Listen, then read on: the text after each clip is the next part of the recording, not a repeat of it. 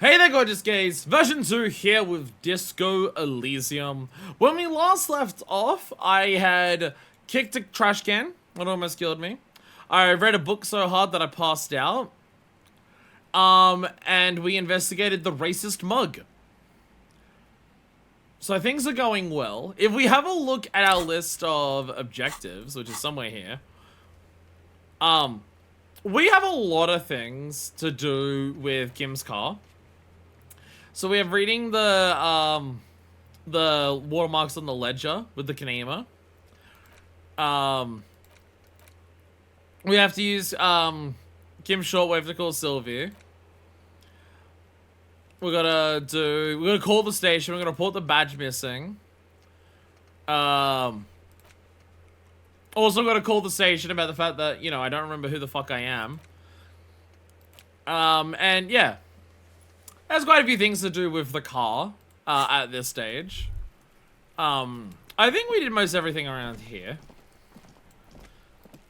I remember we looked at this, but I don't think anything happened with it. An inconspicuous pile of the roofing material, Eternite. Okay, yeah. Yeah, so, yeah, look, yeah, this is a white check, so I have to come back if I get enough skills to actually do that. We investigated that. We literally can't look at the body. We're gonna not worry about the kids. So let's just head back to the car.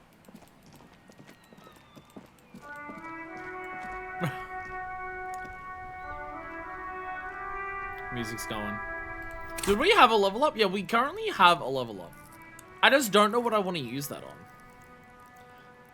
I'm not sure what I want to use my level up on is more so the issue. Let's have a look at the Kanema. Inside, you see a set of steering levers, a radio microphone, a pull-out toolbox, and the soft glow of the fuel preheater gauge. Kim, how do I turn on the headlights? All right. Ready? I turn, you press start. It's next to the preheater. Okay, so very old fancy car where we're gonna, like, do it like it's more than just putting the keys in the ignition. Alright, press engine start. The dashboard lights up with orange glow. The rounds per minute gauge jumps, and the engine of the Caprice Canela comes to life with a whiny growl. What? What? What was that, narrator? I couldn't hear. The rounds per minute gauge jumps and the engine of the Caprice Canela comes alive with a whiny growl. Press the button labeled headlights. The lights unfold with a little click, casting electrical light onto the ground before the vehicle. There we go. There you go. I'll turn them off from the remote once you're done. We just need to stand in front of the machine now. There we go.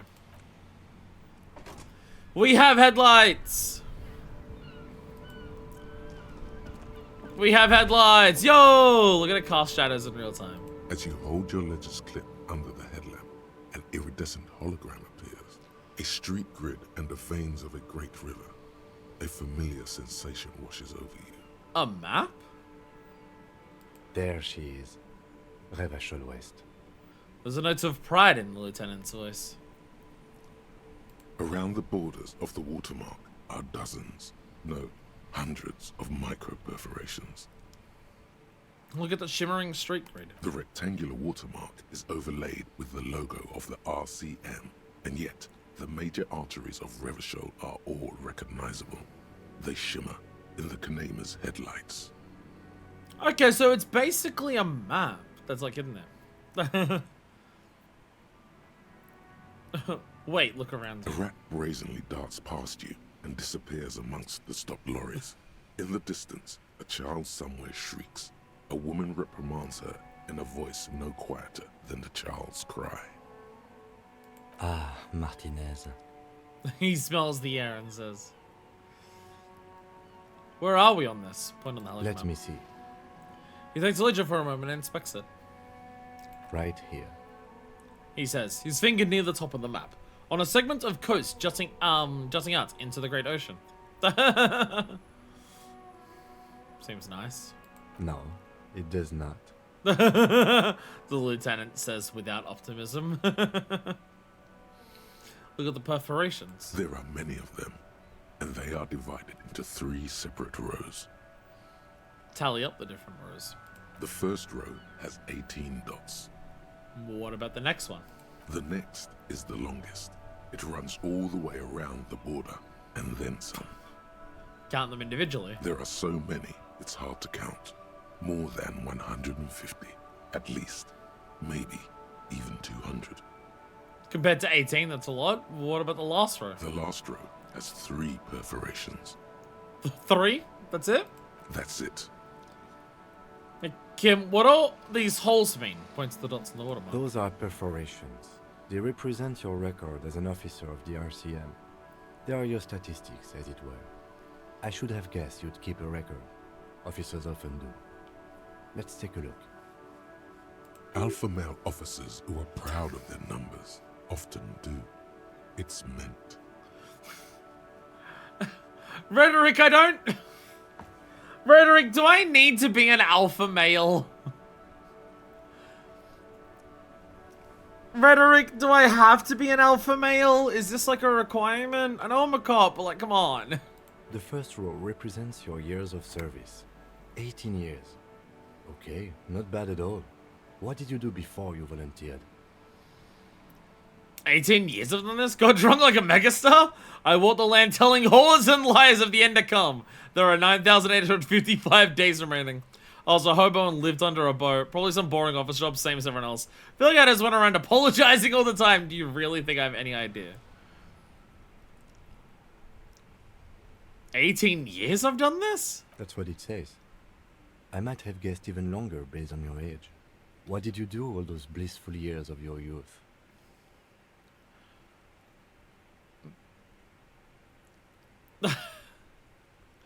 Knowing our character?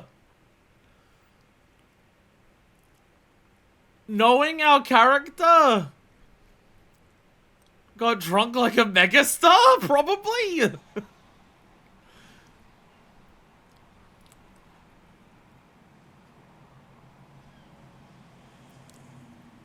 Like, so here's the question. Oh, also I worked out, so you know how that's HDB, right?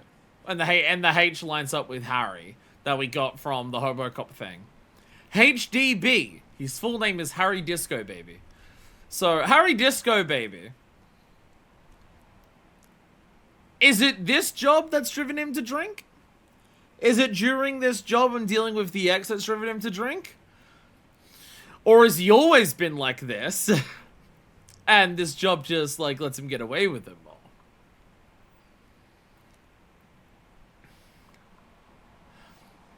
Based on... I'm gonna assume we were probably drinking a lot. Got drunk like a megastar? Yes, that does seem quite likely. Your youth coincided with some heady days for Revachol. But let's move on, shall we? Your youth coincided with some heady days for Revachol. Given that we know we're under occupation now, I wonder if the occupation is, like, within Harry's life. This next row, the one that wraps all the way around, is your number of closed cases. Closed is good. It means finished. You've got, let's see... Wow, more than 200. Is that a lot? It's quite a lot, even for someone who's been on the force for nearly 2 decades. Usually, clearing more than 10 cases a year puts you in the 90th percentile of all RCM officers.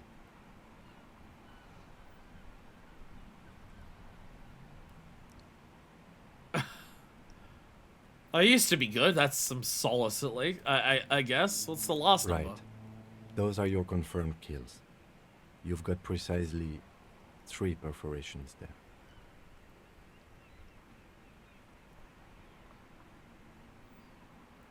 We are a cop. We are a cop. So I'm a killer. For an RCM officer, especially Precinct 41, which is in the Jamrock quarter, it's rather tame. I mean that in a good way. There are certain officers who treat their kills like some kind of ghoulish game. If they do happen to solve a case, it's usually by accident. It's obvious Lieutenant doesn't think very highly of these officers.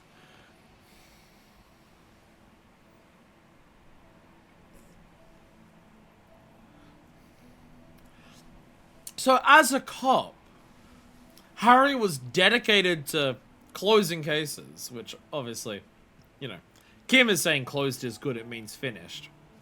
Closed doesn't mean you got it correct. Closed means that no one's looking into it anymore. But it seems like there's some element of, like, Harry used to put a lot of effort into the job, and like, he's not following in the footsteps of other cops of killing a lot of people.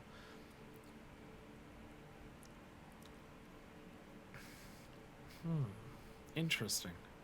But it seems as though you are, or at least were, one of the good ones. So we have that to be thankful for.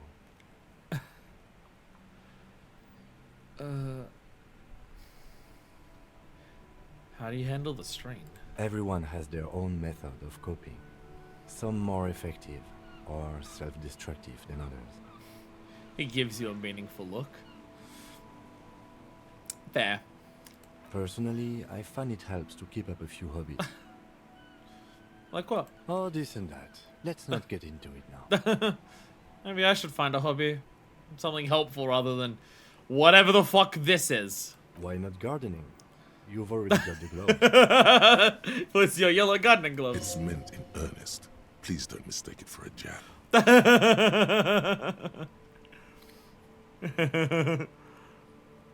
Testing on mobile now. Hey Deku, mobile. Do I ask this? I feel like I have to. Have you ever killed anyone, Kim? Yes. He says, declining to elaborate. Okay. I don't need you to elaborate. I just need to know whether it's a thing that's happened. Thanks for this. The lieutenant nods. Okay, let's go. Right. I'll go turn off the lights. He presses the remote control on the key. You can now see your statistics on your journal page, to the right of the task description. There. There we go. So, done! We read the watermarks, completed, and it does tell you the time. Firefox grabbed both, it's not letting me post any messages. Things are going against subdoodles. Things are, like, hating people sending messages in my trash. Trash couldn't send anything yesterday. I have stats here. I have stats here. I have 1 superstar cop, 0 apocalypse cop, 2 sorry cops, 1 boring cop, 3 communist, 0 fascist, 0 ultra liberal, 0 moralist. I'm curious what moralist means in this sense, if it's alongside the others. Moralism, from what I understand it to be, is not something that lines up necessarily next to these. 0 fascism bog! Good cop, bad cop, 0 honor, 0 people killed, 3 cases solved, 216 years in service, 18. I like how we have different, like, points of different types of cops. Superstar cop, apocalypse cop, sorry cop, and boring cop. I like how there's different rankings of what kind of cop we are. Do these have... Okay, 48 minutes left on that one, and an hour 23 on that one. We have the in-game timer down here, like, what time it is in-game. So I'm assuming that's what these are, not just, like, gameplay time. And from what I've seen, the time in-game passes whenever you do things. Like, basically anything that, when the dialogue boxes come up, basically anything that does that, I think, passes the time. From what I can tell so far. And then, yeah. So I'm halfway to another level up. I am halfway to another level up.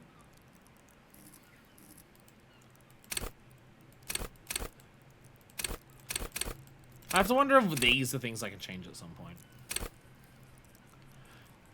Because it's also just noticing that, like, these have got, like, 3 points here. And these have 2 points. These have 4, and these have 4.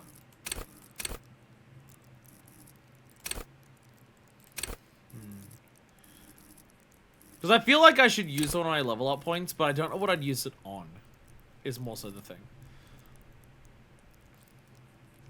Because, like, everything in intellect, I don't need any of that to be higher than what it currently is. Some of them are already getting in the way with how high they are. For intellect. I don't want any of them to be low, but some of them are already getting in the way. With where they are.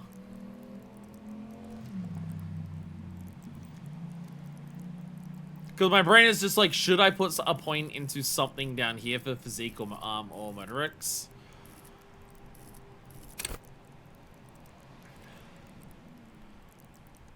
Because, like, my pain threshold is bad, but I worry about that getting high, but also I don't think it's going to get high considering it's only at 2 right now. Endurance is, like, literal health. Like, endurance is actual health points. I made it! What's up, Kanamari? Like, because everything in Psych and Physique I'm okay with where it is currently.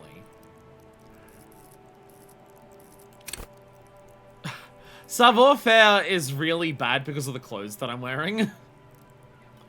I guess because I'm dressed like a cop, I can't be, like, it's harder to be, like, subtle and stuff like that. I don't want any hints. Don't do that. Do not do that. Under no capacity in any, do I have any interest in what people suggest I should do with my character. There is no, I mean, don't get me wrong, don't get me wrong. Shivers is one of the things I'm considering just because I don't know what it is. I don't understand it the most out of all the skills. So it is something I am considering.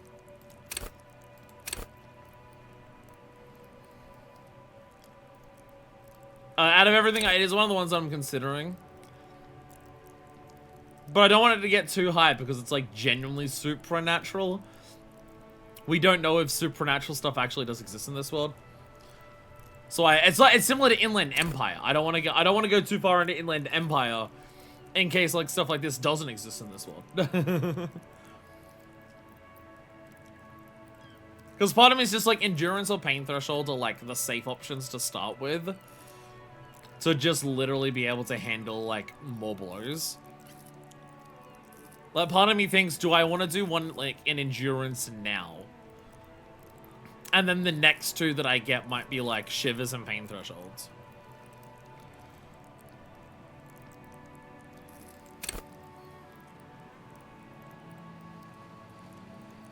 Although, would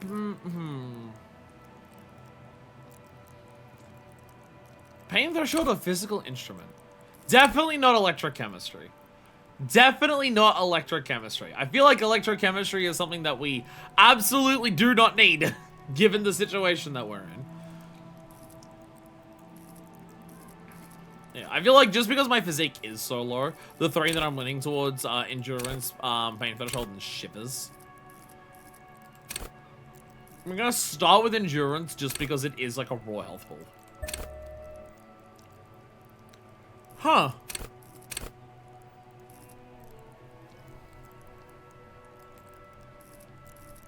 It getting a point colored it in. Even though it's only at 3, giving it a point colored it in.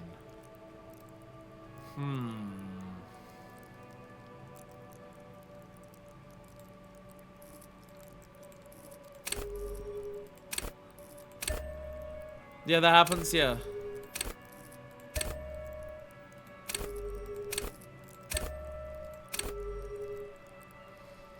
Huh. Because Volition's colored in, because it got an extra point from Signature, which gave it the little blip here. Just more physical health. Just so I'm not on 2. I think that's a safe first option, but I think next, physical instrument and shivers, probably. Pain threshold's probably also a smart one, but there is more to do with the car. You see a set of steel There's actually a lot to do with the radio car. microphone, a pull-out toolbox, and the soft glow of the fuel preheater gauge. Tap on the preheater gauge. As you tap on the gauge, the indicator pin jerks as if startled. It's in the large orange sector, indicating the engine is warm. Next to the gauge is a red switch labeled heat. Now, That's enough fun with the foldable headlights. I know they are mesmerizing. They're also fragile. I'm not going to turn it on for you again. That's fine. I was just curious how the car works. Pick up the The radio. frequency tableau lights up, and the green button labeled Prime Line glows like a feline eye. And then you hear something. The soft purr of electrical kittens, radio waves cast far and wide over the metropolis. A woman's voice greets you through the static. Why is the radio so cat-coded? The radio has a button that glows like a feline eye, and it's soft purr of electrical kittens. Why are cats on your mind, Harry? This is Precinct 57. Hello, Lieutenant. How may I assist you?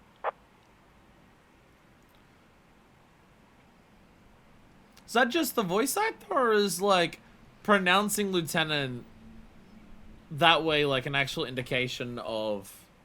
I mean, just based on where we are, like, has some level of, like, French inspiration in some capacity. So is her saying it not as Lieutenant, but as Lieutenant? Hello, Alice. Please assist our colleague from the 41st precinct here. I'm putting him on. Coming Delta 10, this is Firework. Copy. Hello, Alice. This is the officer from the 47th precinct speaking. Nice to meet you. This is Officer Alice Demetri, Precinct 57. How may I assist you? A voice replies in the radio. Ah, the French! Under the green Prime Line, a yellow saved button catches your eye. You wonder what the lieutenant's default radio station is. We'll worry about that later, interfacing. Time and place.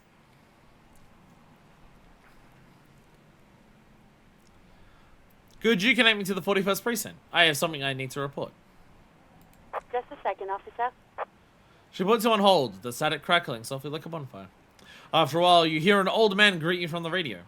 His rattly voice is oddly familiar. 10-2, 10-5. This is 41st. Come in. Over. You're doing the over thing.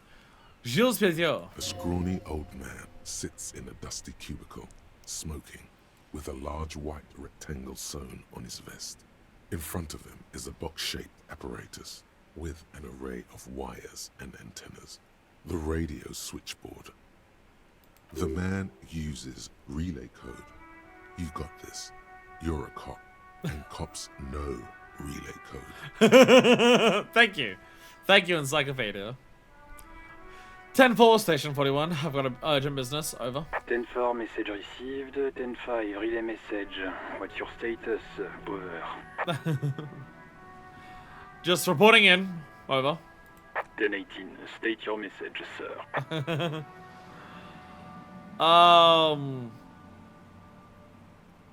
I need to pull my badge missing. I'm in dire...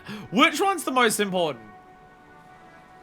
I'm in dire need of financial assistance. 10-4, I hear you. I don't have the authority to grant your request, but...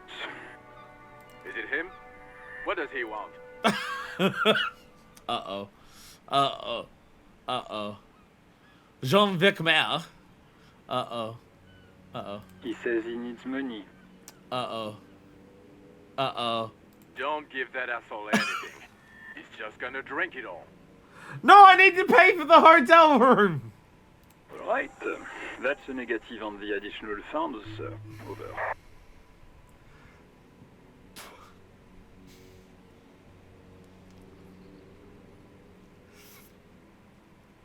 Shit. I need money! It pertains to the case, It's please! important to the case. He isn't getting a red cent. You can tell him that. Request denied, sir. Over. Fine. Anything else, sir? Over.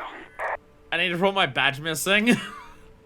I'm doing so well, don't worry about it. But you said... never mind.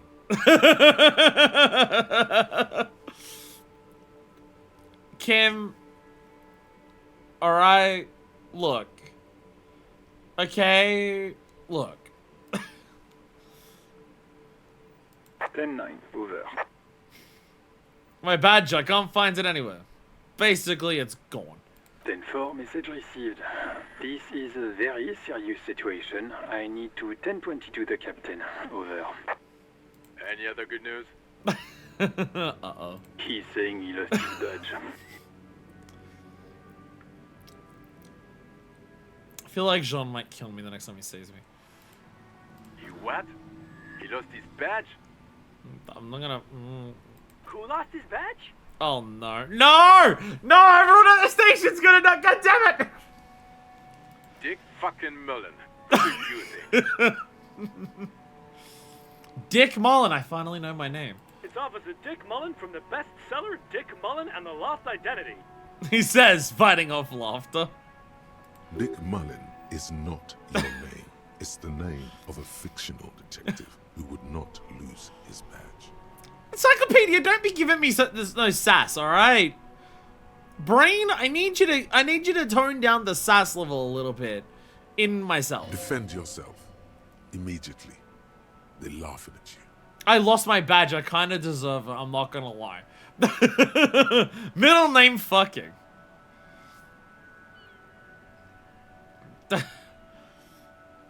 Ha ha, Officer lost his badge, ha ha, like I'm the first cop to ever misplace his He badge. says this has probably happened to other policemen before him and laughs sarcastically.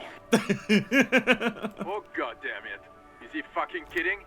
The whole station's gonna be dicked for this. Satellite Officer Vikmar is wondering if you might be joking and adds that this tarnishes the reputation of the entire station.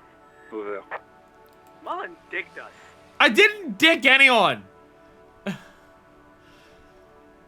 Can we just move on? I just want to report it and get it on. 10-4, I hear you, officer. I'm just going to make a note here that you are in pursuit of your misplaced badge. Over. Okay, sure, okay. I'll look for it. I'll look for it. Fuck me. Mac, come here. You've got to hear this. Dick Mullen lost his badge. Like fucking assholes! I work with a bunch of dickheads. What's going on? For fuck's goddamn it! Super Cop here lost his badge. Shut up! He lost his what now? Shut up! His badge. He lost his goddamn fucking badge. Could you please all just stop saying lost his badge for a He asks moment? you to please stop saying he lost his badge. Why? Did he find it? The fuck off! The room at the other end of the line erupts in volcanic Sergeant laughter. Orson was wondering if you found your badge yet. Over. No, fucking. What do you think? What do you think, Jules? You don't have a comeback. Sorry. It's hard to think like this. God damn it! Reaction speed. I need you here. He's not replying. Looks like he's still looking for it. You can hear laughter in the background. They're all just crowding around board Jules's fucking cubicle and just like yelling shit at him. Enough with this. I have other things to discuss. 9, come again. I didn't get that. Over. You had a mad conversation at the back. It's making it difficult for him to hear you. New heights even for Captain Sober. Shut up, Chester. Ask him. Ask him if he's lost his gun too. I'm not answering that. Sergeant Orson wants to know if you lost your gun too. Over. I'm not answering that. Check your pockets.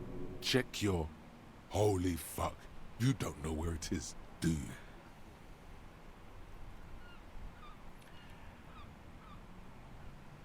Oh god, it's not here. Okay, it's gone. Your gun is most definitely gone. Fuck. 10-9, come in, officer. Did you get my question? We were wondering about your gun. Over. It's fine. It's fine. I totally have it. Even before you can get the words out, everything gets scrambled in your brain. No, of course I didn't lose my fun. Gun! Fuck it! I didn't lose my gun! He says he didn't lose his gun. Or his fun, whatever that means. I fucking... Ask him to describe it. His gun. Not his fun. Just the gun will do. Gun-shaped! Satellite Officer McLean requests a description of your weapon. Over. Oh, request a description, huh? We'll give him one. Inland! Fly the plasma gun.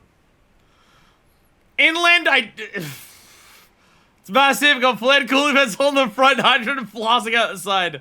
Again, what do you, it's like going as a regular goddamn motor weapon, you know how they are, bang bang. Again, what are you back? It's a single-shot kill A9. An armistice, to be precise. A single shot armistice kill, kills A9, over. Says it's a kill 9mm armistice. Armistice? What, is he a fucking... Clearly he doesn't have his Villiers anymore. Uh-oh. Dear God, he lost his gun. oh my, I can't. This isn't really a laughing matter. Uh-oh. Mac can face a giant of Coco Nur by himself. But Disco here made him piss his pants.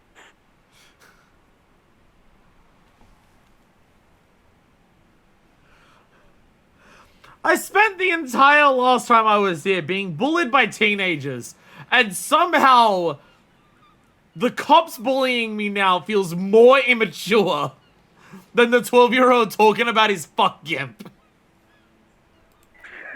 Oh, I can't. Fuck. He lost his ass, but he still got his wiener. You're the one who sounds like you lost your wiener. You just said you can't fuck. Maybe you're the one that doesn't have a dick, you fucking asshole. I'm not going to. Ask him. Fuck off. Sergeant Orson here is wondering if you are still in possession of your genitalia. Over. I left that at his mama's after I fucked her ass all night. Tell him that. That's I'm not going to say that. Over. What's he saying? Share with the class. He, said he sodomized your mother.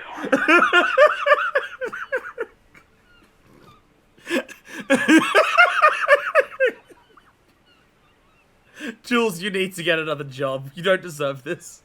The prick ate Mama's vanilla waffles at the captain's birthday party. Some nerve he's got.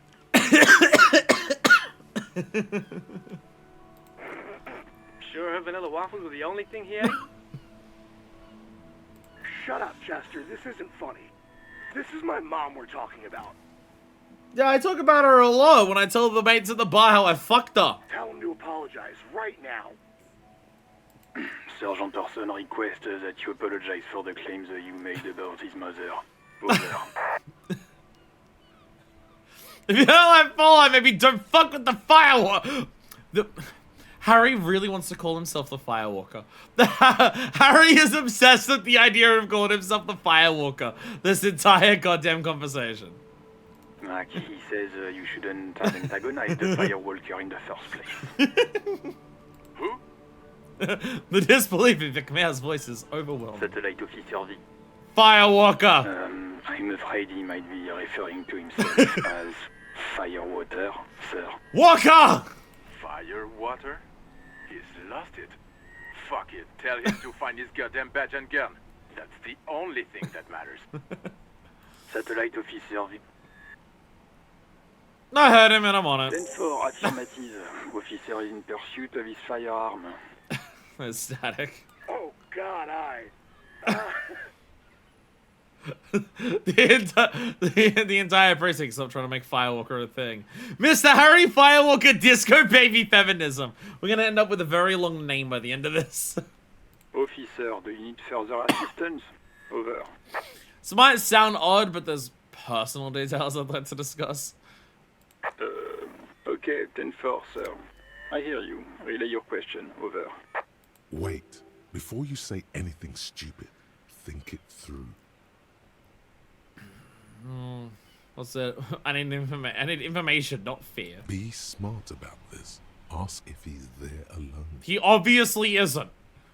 10-4, sir. I'm not hearing your question. Are you alone in the room? I need some confidential information about myself. That's a negative, sir. I got 10-12 visitors present here. Over.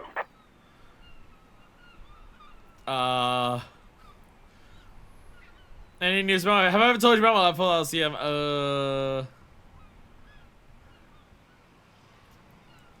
I wanted to know if you got my badge's description right in your report. Could you read it to me? Name, rank, and date of birth. Look at my address. I don't know where I live. Please press me my full name in the future.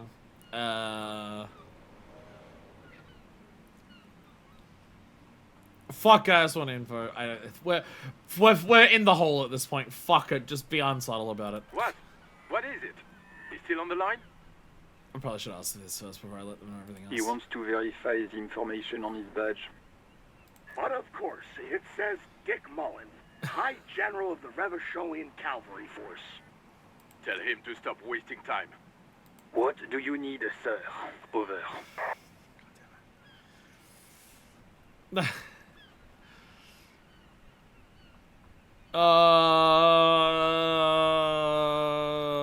Fuck it. Fuck it. Fuck it. What's the worst that could happen? Fuck it. For your address? Fuck it. Hold up, Jules. He doesn't fucking know where he lives. Did I hear Fuck it. right? How could it's not gonna get any worse? Seems like it, sir. No, fuck him. Don't tell him anything. You understand? He's been hellbound for the gutter. Let him have it. Fuck you, Vic now. Fuck you. Sorry, sir. Anything more I can do for you? Over. Refer to me by my full name. I don't think our boss is a fan. 10-9, repeat message. I didn't get that, sir. Over. Stop calling me sir and just use my record name, will you? What? What is it? What can he possibly still want from us? For his opinion of you cannot seem to get much lower, so fuck it, let's just try our best. He seems intoxicated and keeps asking me to call him by his name. Mullen's drunk and emotionally aggressive. That's new. Wrap it up. Don't indulge in his drunken antics. Fine, fuck it. Understood, sir. Over. 10-10, over. Roger that. 10-10. Over and out. Assholes. Fucking assholes. Pick up the radio again. This is Precinct 57. How may I assist you? Can you get me to station 41 Lazarus? It will take just a moment, officer. Thank you, Alice. Her voices fade out into the familiar radio station. You're not an asshole. I mean, to be fair, neither is Jules. Jules is an asshole either.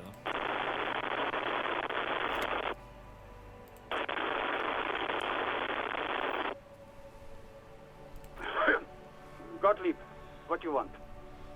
Hello there. He's carelessly chewing on a piece of hard candy. Just a routine checkup. Oh, it's you. No.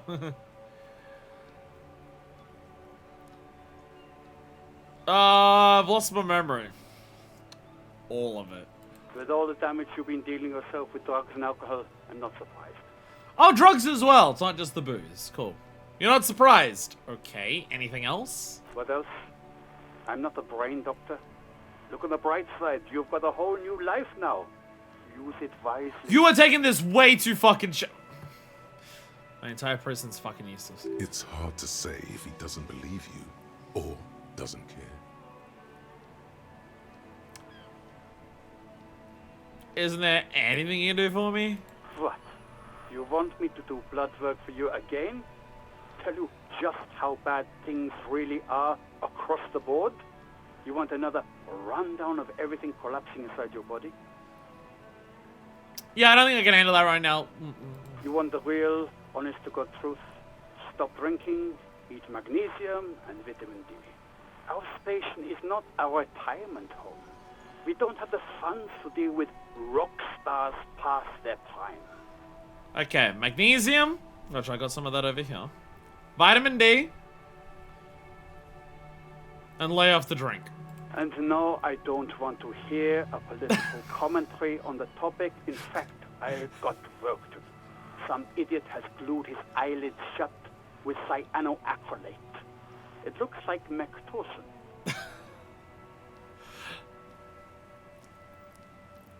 So I'm not doing that badly compared to other people down there.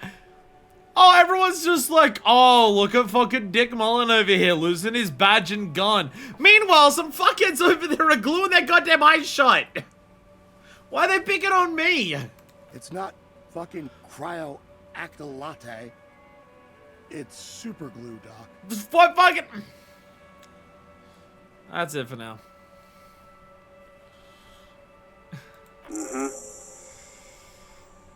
Suddenly you hear the already familiar voice. Anything else I can help you with, officer? A lot of things happening down here.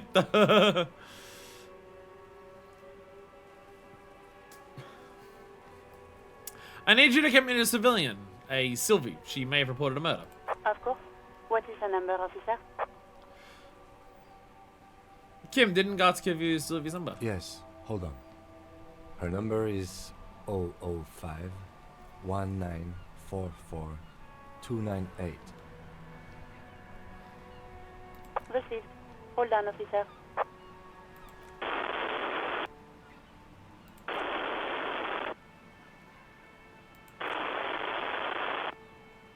Start slapping him much. Oh, just wait. Lieutenant Kitsuragi slowly begins to tap the little rhythm with his right foot. Quite a lot of time has passed.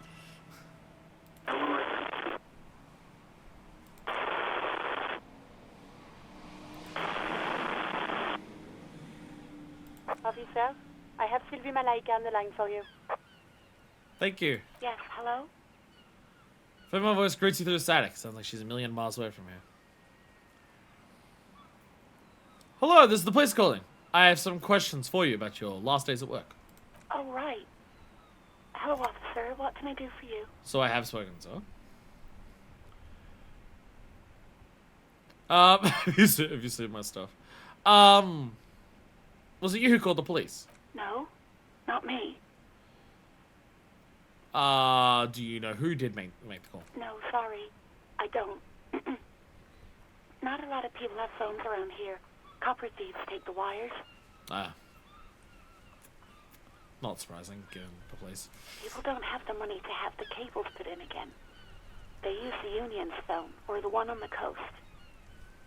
So the Union has a phone, and there's one further down the coast. Got it. It was someone else. We'll find them sooner or later, officer. It just might take a while. Yeah, go on. You quit your job at the Whirling. Why? You mean, why did I leave the bar? Honestly, I'm not really comfortable discussing it with you, sir. I hope I wasn't. Why not?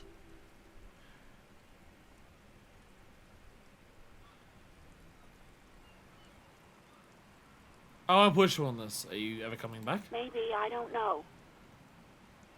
I just know I have to take some time off right now. Fair. Do you know who put the victim's clothes in the trash? No, I don't know. It wasn't me. I haven't been out there since. I was terrified of the stench and the corpse. Fair. I don't need to ask this woman about this stuff. I don't need to ask her about this stuff. It's not her problem to deal with. I think I got everything I need. Thanks. I do hope so. Please, don't call me again. Bye.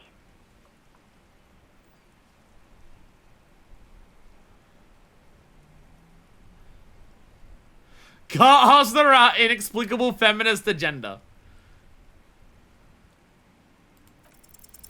Yes, you have obviously done something to upset her at the Whirling in Rags when she was still working there.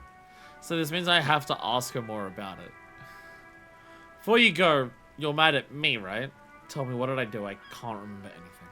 I'm not mad. It's just you were so drunk and so emotional all the time, and then the skua thing happened. Just made me want to quit. Skua thing? The stuffed bird, the great skua. You threw it against the wall while screaming, "Fuck that bird," and laughing like a maniac. I think you said it had been giving you shit ever since you got there. Bitch, bird, go! I was coming to her!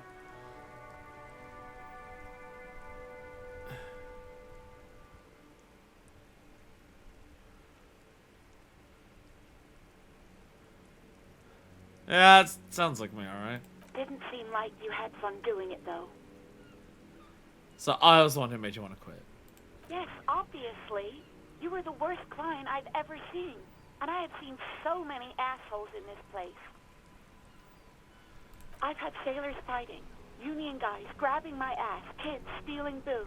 Once a guy was glued to the karaoke machine every night for 2 months. But you... Go on, I want to know what I did. Well, you were worse than all of them. Honestly, you were getting borderline aggressive. Even about little things like not turning down the volume at 3 a.m. I even liked one of those songs you kept listening to on repeat.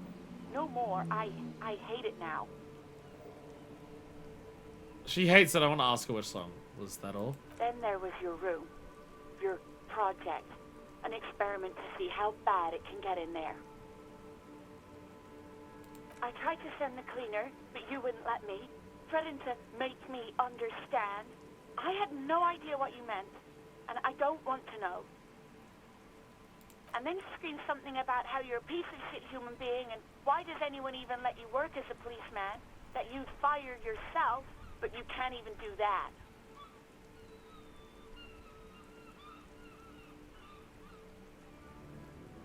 Sounds intense. And then I had to deal with your toilet. The one you clogged with police documents, causing water damage downstairs in the kitchen. I won't even mention you waving your gun around, harassing customers, threatening to sing karaoke, threatening to kill yourself.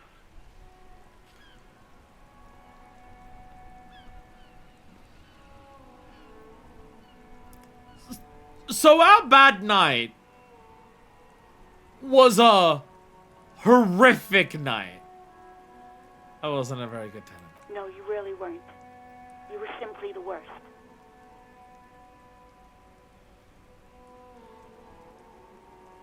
Bad 3 nights, yeah, it has been 3 nights.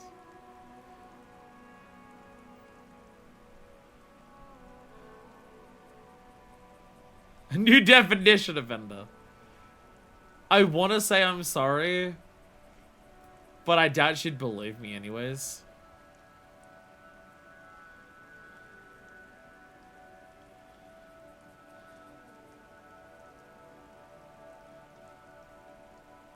Really sorry for everything, Sylvie. God, I knew I shouldn't have brought it up. Just try not to call me again, and let's pretend it never happened.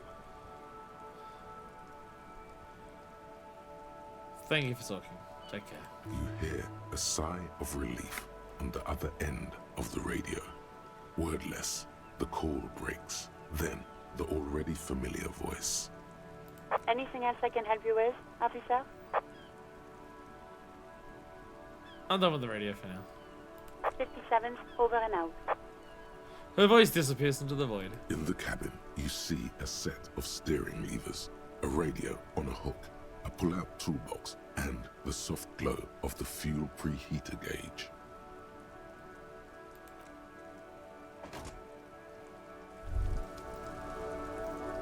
Yeah, so that night that we had, fucking hell. Fucking hell. Inexplicable feminist agenda. There is something you need to see, sir. We found the remnants of an ancient artifact lodged in your hypothalamus. It is a cylindrical object, piss-weathered and smelling of liquor.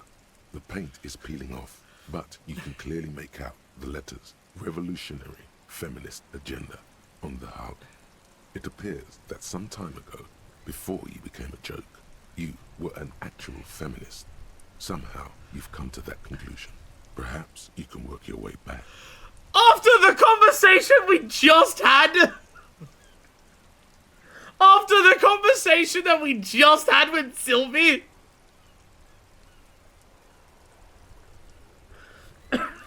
That's when we realize how much of a feminist we are.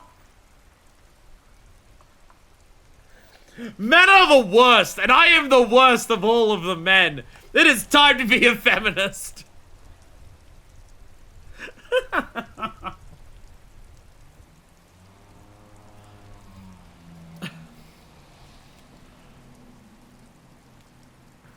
like how it's like something shoved deep in the recesses of your brain. Talks about a revolutionary feminist agenda. +1 empathy could evolve into RFA. -1 electrochemistry would have to quit drugs to get there.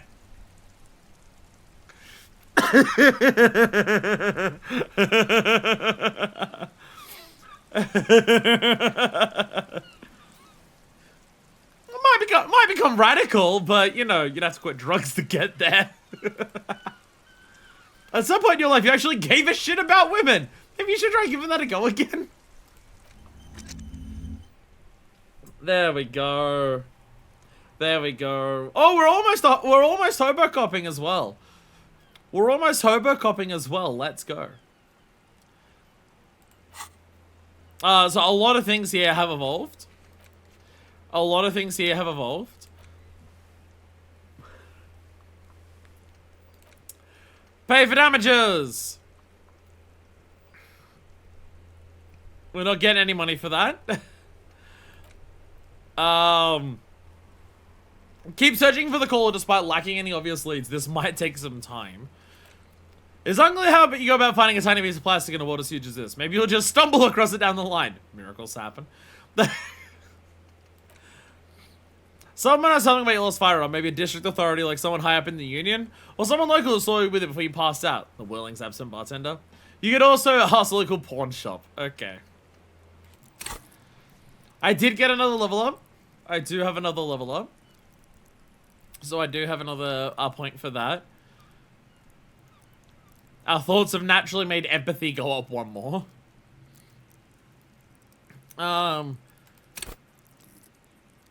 So empathy is like understanding others, whereas Shivers is like understanding the city. Which I don't know what that means, but I am curious about it. Maybe we tune into the city, it'll help us realize where our badge and gun are. Fuck it, I'm gonna go for this, because I want to see it do stuff. I want to see it do stuff so I can learn more about it. Learn what it is. And out of everything that I have, it's the one that I'm by far the most unsure of. I did have asked the gardener about gardening in March.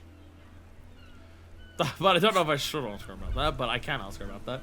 Not the worst logic. I want it to level up so I know what it does, because it hasn't really come up yet. It's raining again. Yeah, one looks up at the overladen sky. It was clear just an hour ago. Tell me, what exactly have you been doing in your greenhouse in March? Well, this might be the last snow we get. At least I hope so. Snow has nutrients in it. Helps everything green up in the spring. At least that's what my grandma always told me. She smiles shyly. Yes, think about the cute grandma, not the weird snow. The grandma is a bit too much. What nutrients? Squint your eyes and look at her intently. What does that mean? What does squint your eyes and look at her intently mean? Visual calculus, what does that mean? Stop looking at her. Look around. What do you see? Traffic jam, the plaza, an entrance to the yard. Calculate the woman. I've calculated the woman. An entrance to the yard? That's right. And the canal, the bookstore, the harbour gates. This is a great vantage point for keeping an eye on you. Noted, but I'll keep it to myself. Glad to have been of service. Now you know the locals are keeping tabs on you. Fair. I have to run.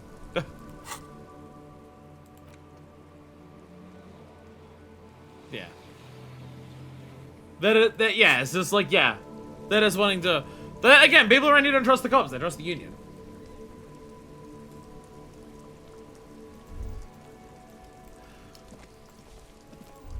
Oh, there's this person down here. Hello there! I am a gander and a hunter and a gatherer.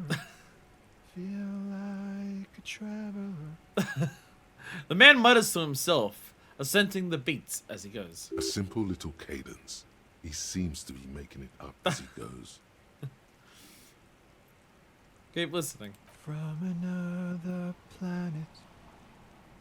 Hey there. Hi! What's going on here?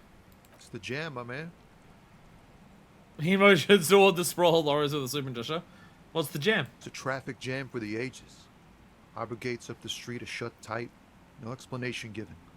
Workers on strike, scabs agitating. All around clusterfuck. Ah. That's the commotion that's been going on. Workers are on strike. Meanwhile, we're all stuck here in long haul limbo for days upon days upon days.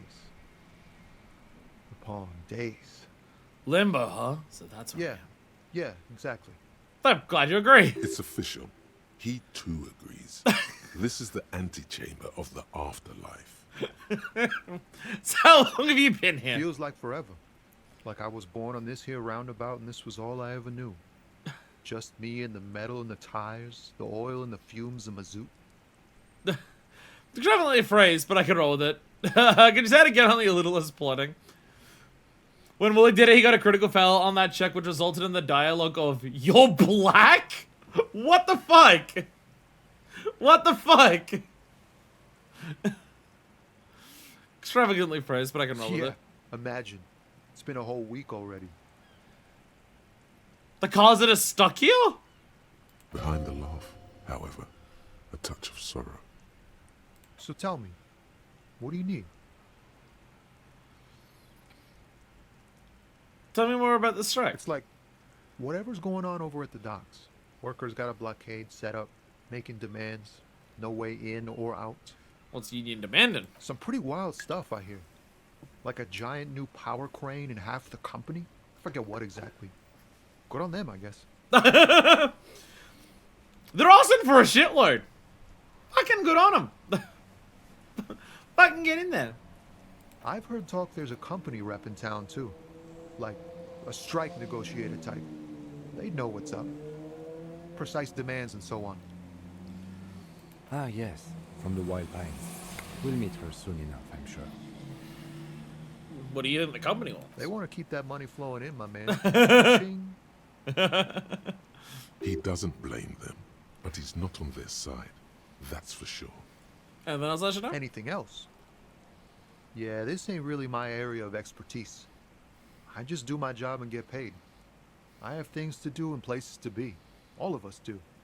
All of who? Us lorry drivers. Camionneurs.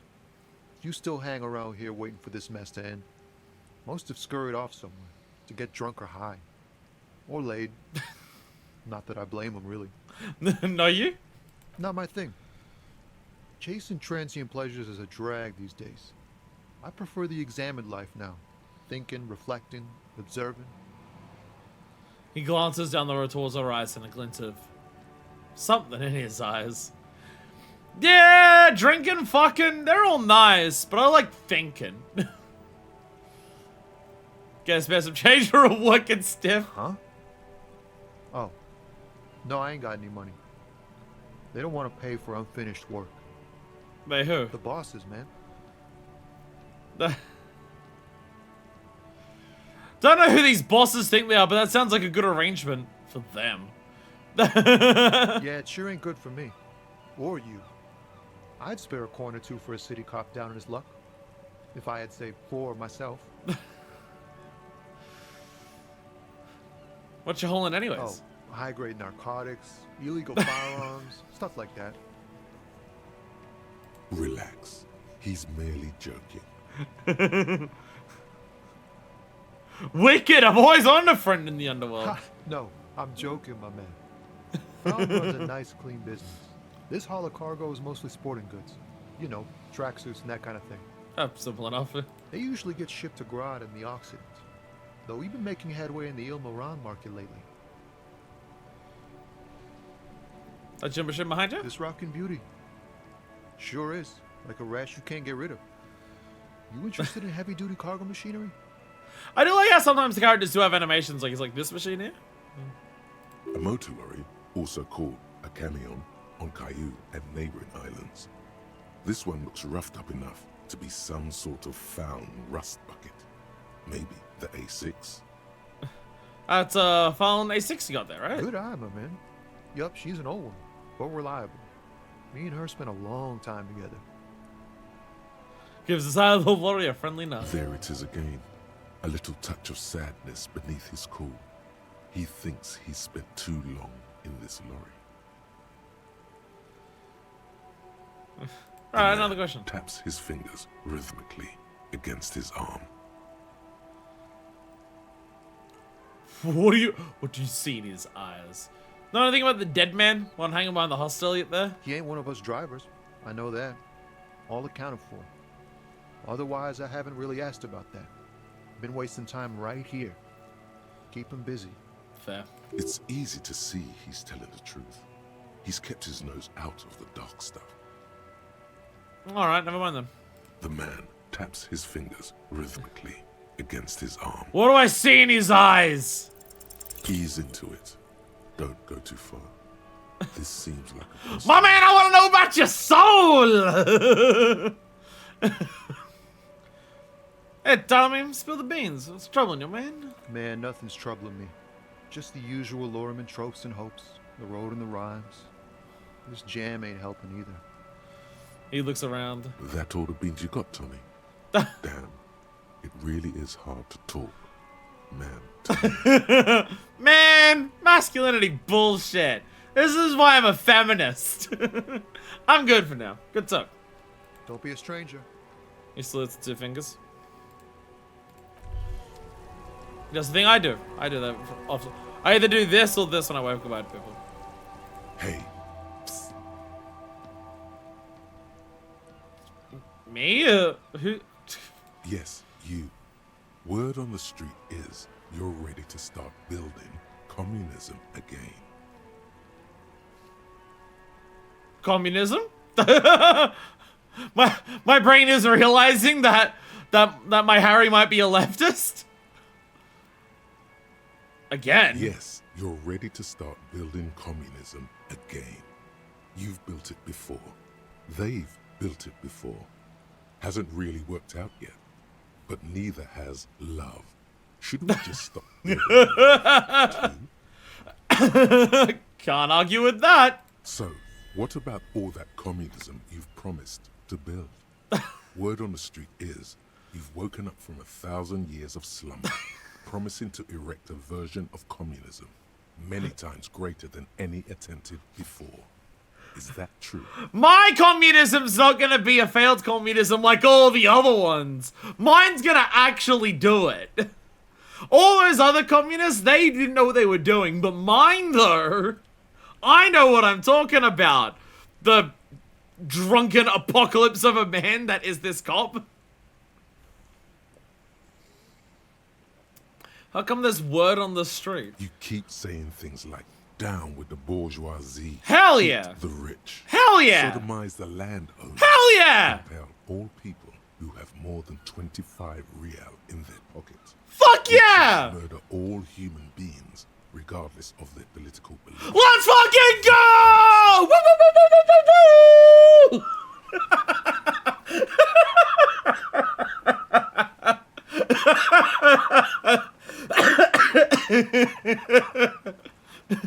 Yeah, that sounds like me. Funky style. Very funky. So tell me, do you have any questions before we fire up the big communism builder? Or do we get right down to it? Wait, first, what's this communism even about? Failure. It's about failure. Failure? Failure? It's about failure? Yes. Abject failure. Total, irreversible defeat on all fronts. Absolutely vanquished. Beaten. Curb stomped and pissed on. Until you came along. You will reverse the fortune of the workers of the world.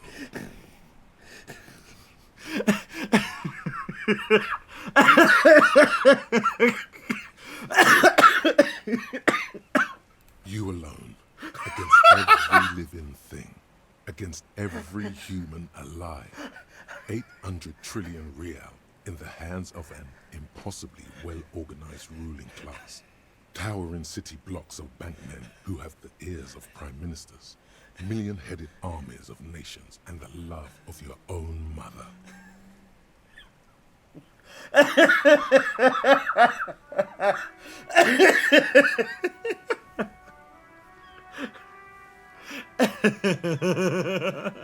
I alone will solve communism. You against the atom, the charm and the spin, where the whole world failed. Matter failed to bend to human will. Human will failed to get out of bed and tie its laces. You alone, single-handedly, will rebuild the dreams of the working class. You are the last communist.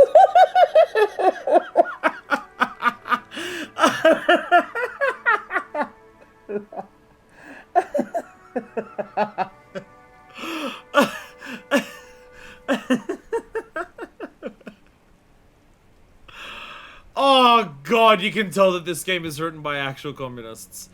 Because no one, fucking no one but an actual person who believes in communism could so thoroughly just knife in the heart of another communist like this.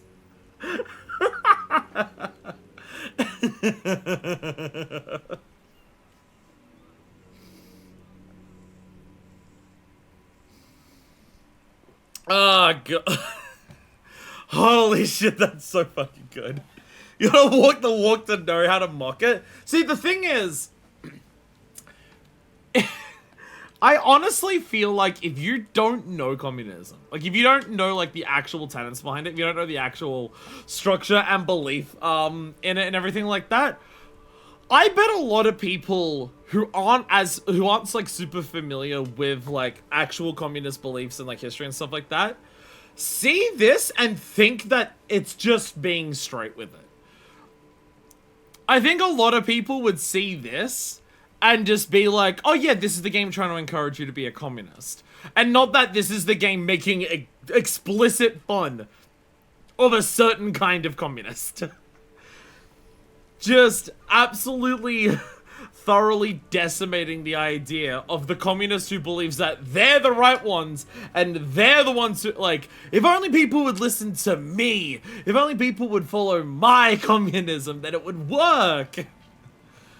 Like, just, like, the type of communist who ignores that the entire point of communism and socialism is the, you know, communal aspects, that it's the group of people working together for the greater whole and everything like that. The type of person who believes in leftist ideology but ignores all of that and says, but I will be the one to solve it. I'm the one better than everyone else. I'm the one who can fix it. So fucking good. I have met so many people like this. I have met so many people like that. I have met people who like, cause I think some people who aren't familiar with communism would think this is a straight sell pitch of communism. And I've also met people who would call themselves communist, who would read this and legitimately take it as intensely inspiring of, yes, that is me. I can be that person. Now get to work. Holy shit. This is the second episode. This is the second episode, by the way. The second fucking... You know, when people were saying... again, when it comes to video games, I don't expect, like, intense progressivism or anything in video games. So when people referred to Disco Elysium as the communist game, I wasn't sure to what extent people actually meant that. I'm now experiencing, in the second episode, this. Roll up your sleeves and start building communism. Oh yeah. Get the firing squads and the animal wagons ready.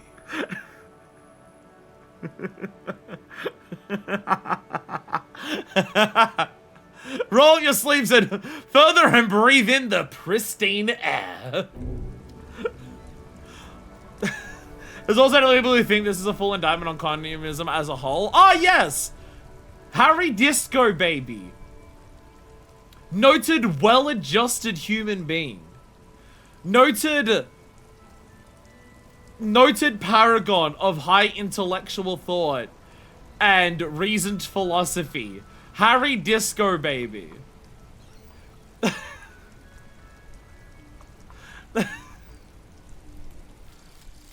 Hobocop. Hobocop! Technically, you wouldn't be a cop anymore, but a hobo. That would mean game over for the cop chapter of your adventures. But who knows where the hobo part takes you? To the bar? The old L'Assommoir? To the pier or the sewers? To Le Royaume, where for 300 years they interred the dead. You could plunder royalist crypts for long-forgotten triple malt bourbon, then fight the Aramakan beast that lurks the bottommost sepulchres. The secrets of the city are all yours at last. Time to start exploring the city as a Hobocop. Reveals extra special collector's edition tar bottles on the map. More money from selling tar. Learning cap for Shivers. Raised to 6. Hobocop leans into Shivers because it's reading of the city itself. Hobocop and Shivers want to work together.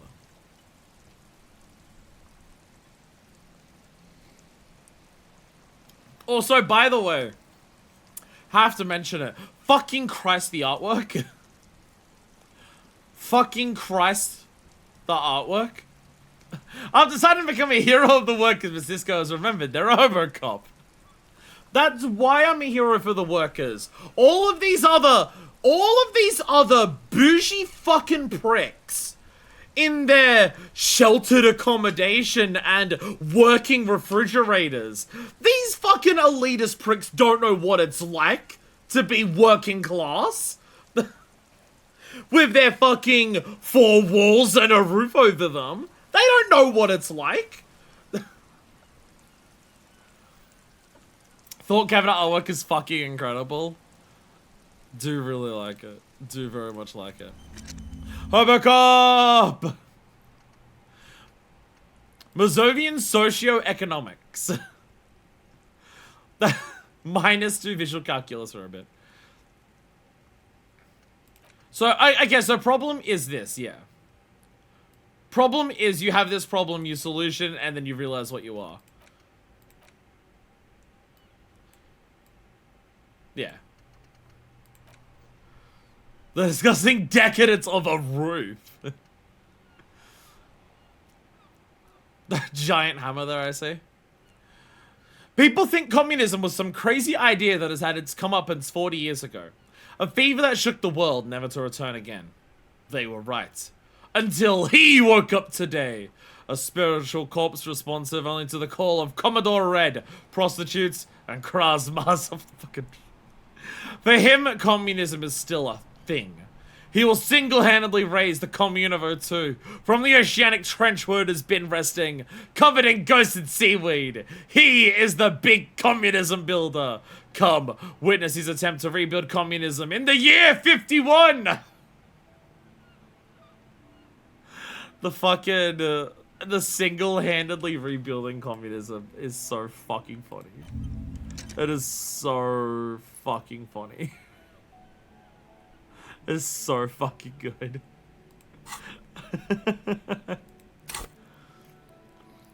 That's what I mean, is that like the game has to be written by people who like actually understand what communism is to so thoroughly just shoot a heart in its like a dagger in its heart.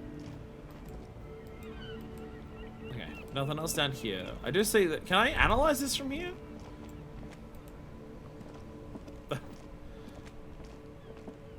If I click on something, Harry's gonna work out how to get there. Whoa! Whoa!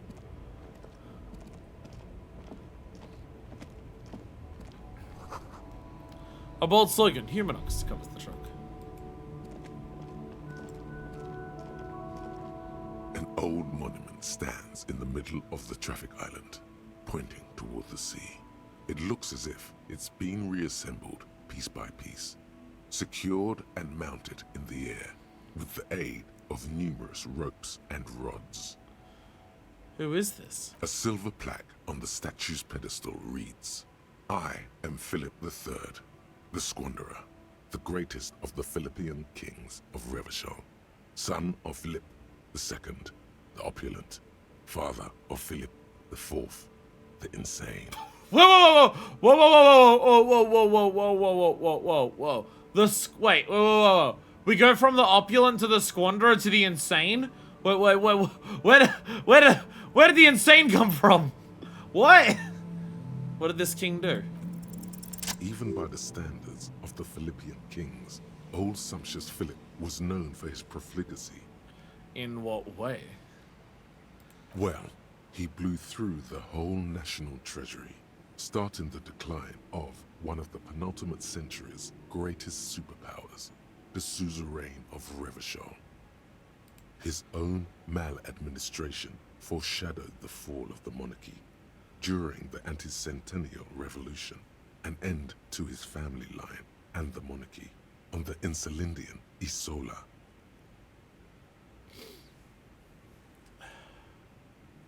The anti-centennial revolution, was that the proletariat revolution? I feel like we've heard that before, but I'm not certain. Because, like, it would make sense to go from, you know, kings to a revolution that is, you know, proletariat-based. And now we're in occupation. How do you manage to blow through the entire national treasury? Stories have it that he had his bedroom converted into a treasure chamber, where he stored unfathomable wealth. Krugerrands, bars of gold, ornate weaponry, armor, and various chalices. He called it the Sol Auron. It was obscene. There were whispers he slept on a huge pile of gold-dipped feathers, like some obese dragon, instead of a bed, like a normal person. I'd like to sleep on gold. Hustler style. This is the king and he can do anything. A deplorable farce. No wonder everything went to shit. But wait, you haven't even heard about his fabled cocaine addiction. The what now? You see, old Philippe wasn't just good at squandering the national treasury on gold and ceremonial weaponry. He was also a prodigious snorter of nose candy. What's nose candy? Cocaine. Ah, of course. This is a lot to process. His Majesty's courtiers said it helped him connect with the higher realms. So he's addicted to nose candy. A bloated druggie? That's what the revolutionaries said 150 years later.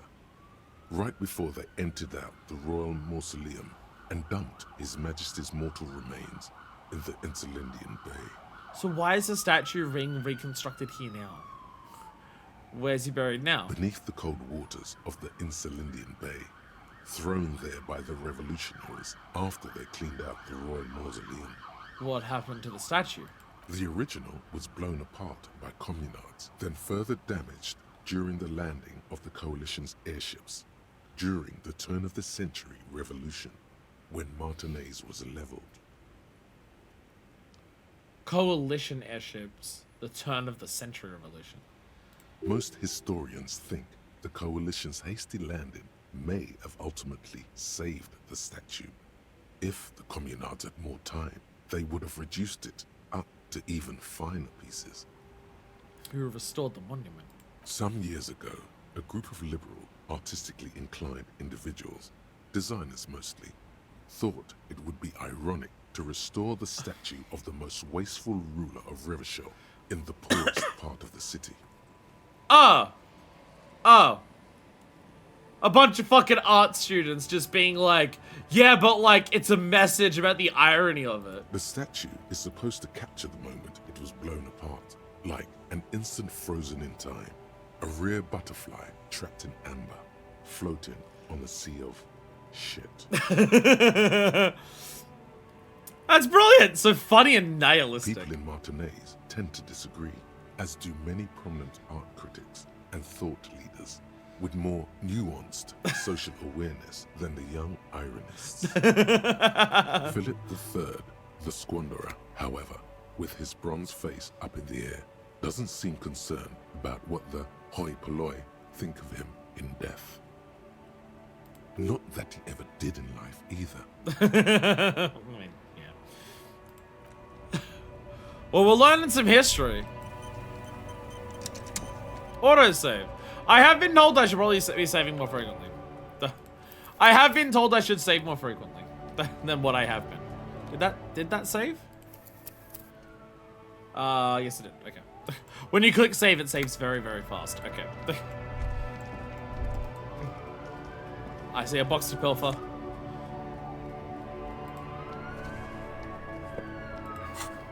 Cool. White tank top! Tank top! Gym vest! Reeking of sweat! Shirtless shirt is best choice if you're not afraid to show off your masculine upper body and that hairy chest.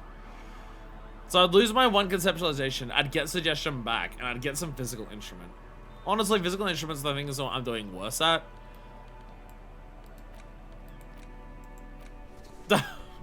Yeah!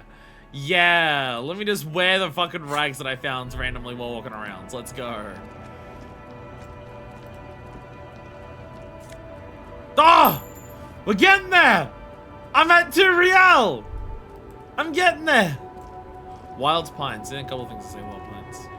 The small, wrinkled woman does Hail not driver. greet you. She nods along to something on her radio. A photograph is clutched in her hands, and there is a warm smile on her face. The photo, an ambrotype from the turn of the century, as golden as her smile. It's the warmth of a winter night's fire. Maybe she could give you comfort and shelter. Some cigarettes and food money. Maybe she's your... Inland Empire, why the fuck would this random woman be my grandma? Excuse me, ma'am, I'd like to ask some questions. No response. Wherever this woman is, your words fail to reach her. Grandma? Nothing. Her smile just keeps widening. Her hair is gray like lead. Hello? We'll test up so we can snap. She's just a distracted old woman. Better to leave her alone. Why? Why? I just told you why. Fine. Fine.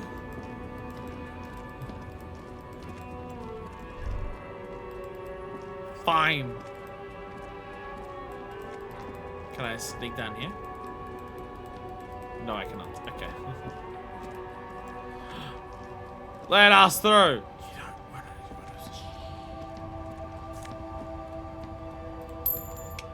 Hey. Something big going on down here, it seems. The lawyers probably still fuel here. Now, they still booze.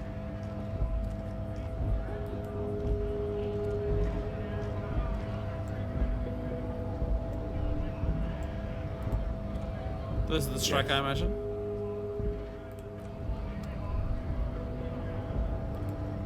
Why fucking come down here? I have a family!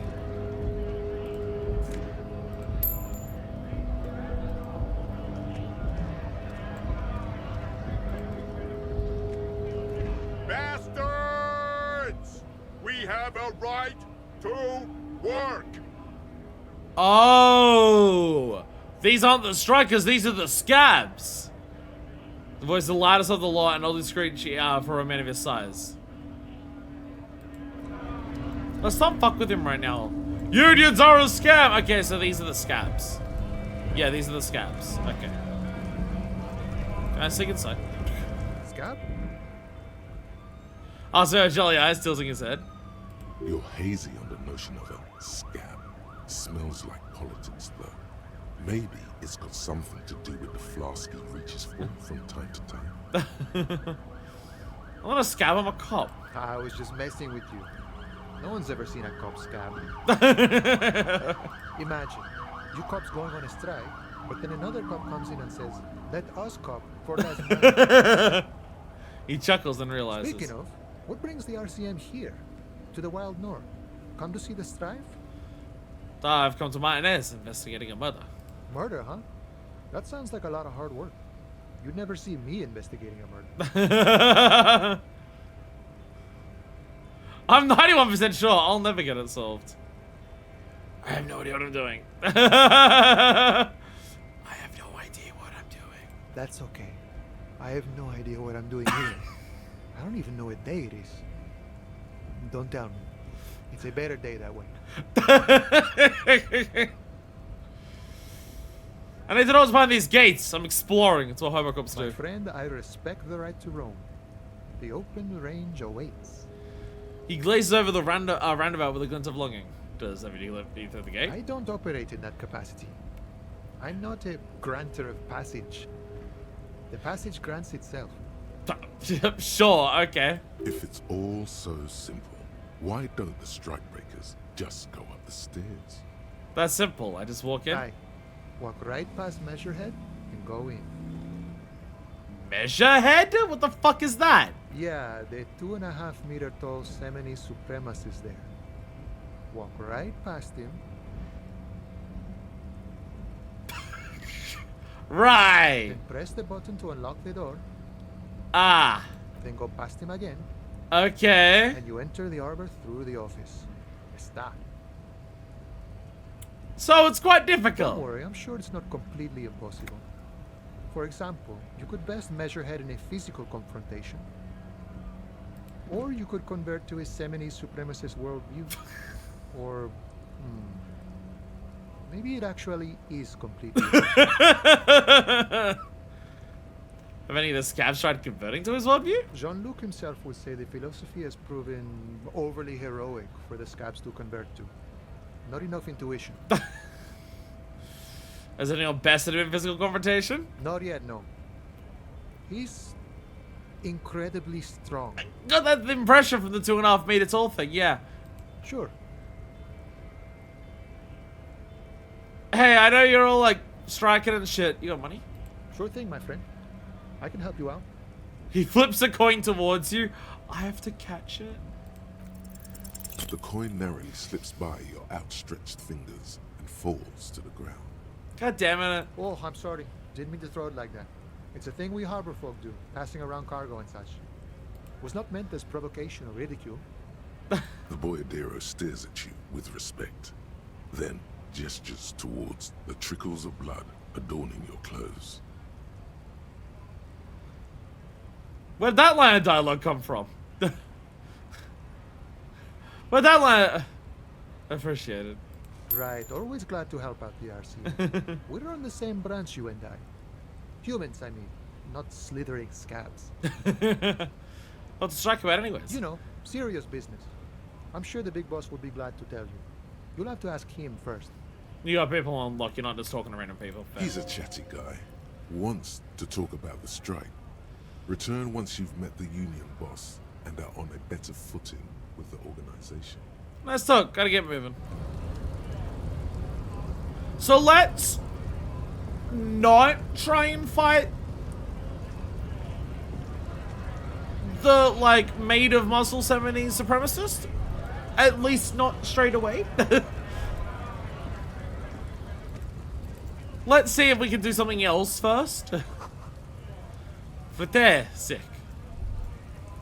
Happens sometimes, again, twice the number of words is War and Peace. So I forgive the occasional misplaced VC. Hobocop! Hobocop time. Magnesium! Hello. Welcome to Rivachol.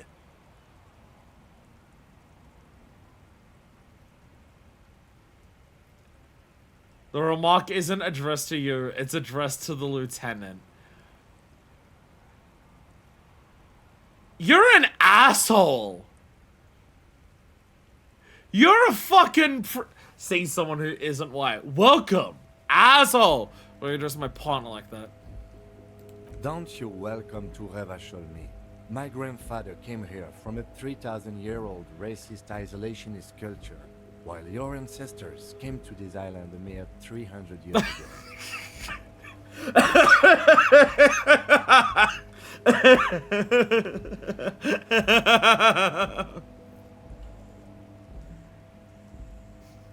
Every school of thought and government has failed in the city, but I love it nonetheless. It belongs to me as much as it belongs to you.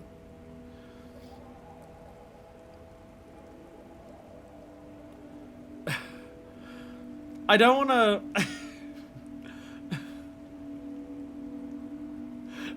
Do I do the supporting? Do I do the supportive white guy thing? Why's my name like going to be a racist? Maybe the welcome to Ravishol that you started with. Do I want to do the supportive white guy thing?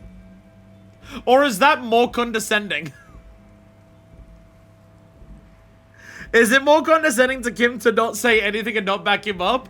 Or to do the supportive white guy thing and just be like, yeah, you get him, Kim. Oh no. Chat, I don't know how to be less racist. Chat. Chat, what's the least problematic way to be racist here? I need your help. I says this again, out racist yours any day of the week. Don't try me. I mean, that's what Measurehead is, right? That's what Measurehead is up there. My ancestors have been racist since your ancestors were in their racist diapers. Dumb. It's men like you who keep Ravachol divided, making it that much harder for everyone to climb out of this post-war limbo. What he means is, fixation on the Revacholian nation makes it harder for Revachol to actually attain self-determination. That's what it does. So we are in limbo. Rhetoric, it sounds like you're just wanting me to be the asshole, but like, well-meaning but condescending white guy again. Come on, man. I just said, welcome to Rivachol. It's a lorry driver thing. Oh, fuck you. Don't try to, oh, I wasn't trying to be a racist. This is what we say out of this now, you prick. I know exactly what you meant. You think my kind doesn't belong here. That I should watch myself and behave. But you see, I'm an officer of the RCN. It's actually my job to make sure you behave. I would advise you to remember that. Jesus Christ, Lieutenant! My God! Silence. The air between them becomes tense. Kim knows how to shut down a fucking racist. Let's go! Your partner needs backup. Now's your moment to shine. Fucking A, Kim, I got you back. Give the lieutenant a punch on the shoulder. So...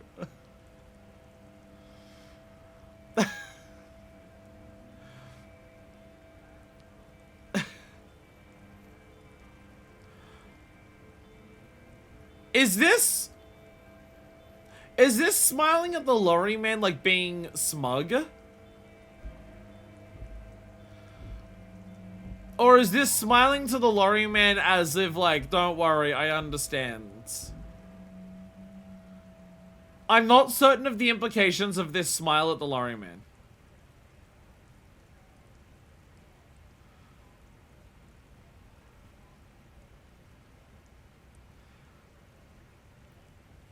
Because this is just well-meaning, but dumb-headed white guy. But I don't know if this is like trying to be like, don't worry, racist lorry driver, it's okay. I don't know the implications of this one. Can I save mid-conversation?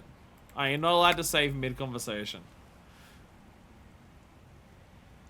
Because I don't know.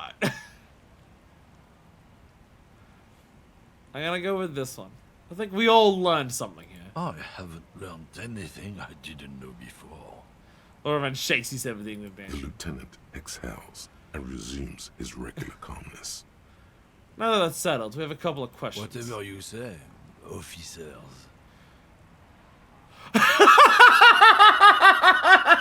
I found this mug in the trash! Yours? Oh man, that's great. Look at that guy go. I haven't seen anything that funny in a while. Is it yours? God damn. Thanks for that, but no, it's not mine. He doesn't live in Martinez.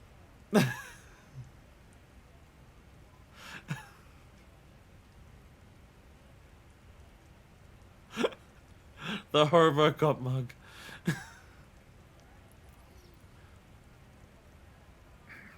What was that argument all about? It's about biological determinism, natural law, the sorting of the races.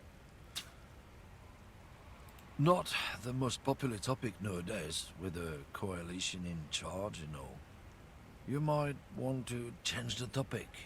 That is, bury your head under the sand like common sheep. Oh, so you're just a racist. Makes sense. I'm not just racist. Look, I've read books. Huh? The science of racial theory has all been proved, even if some people don't want to accept it. I'm not, excuse me.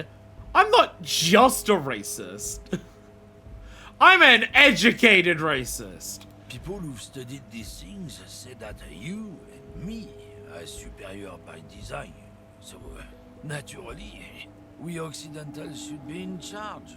Obviously, you can see the merits in that. I've read the racist books which say I'm right.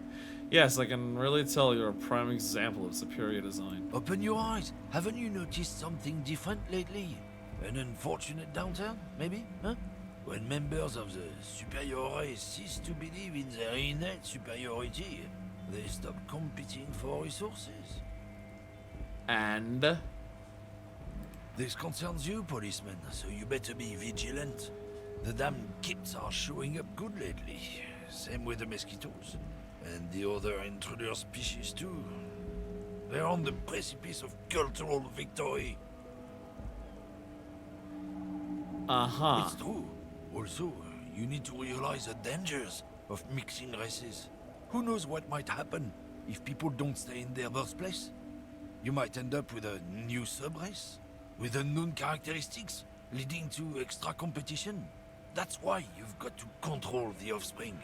Yeah, I'm not down with this. Why don't you just go fuck yourself? Don't push your luck, runt. Alright, you're on my shit list forever.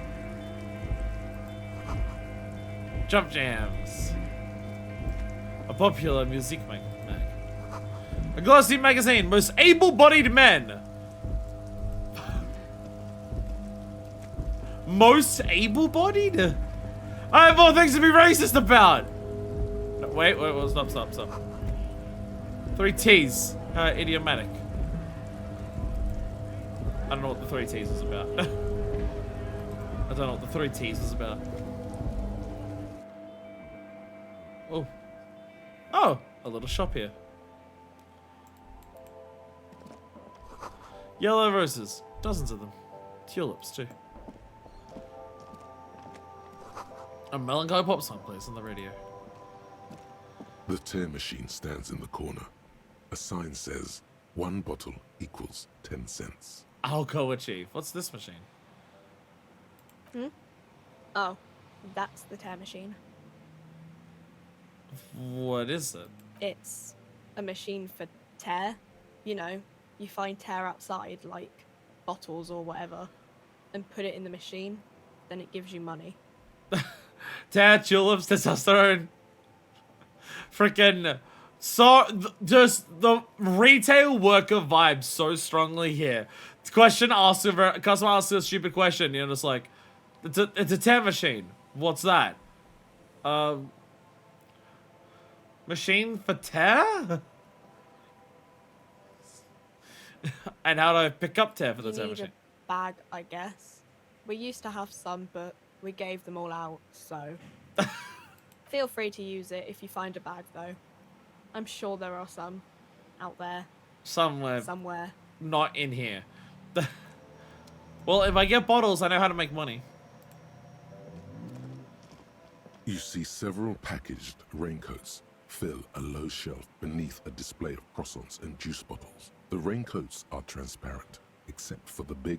Hello, underpaid ways to work. How do my hands work?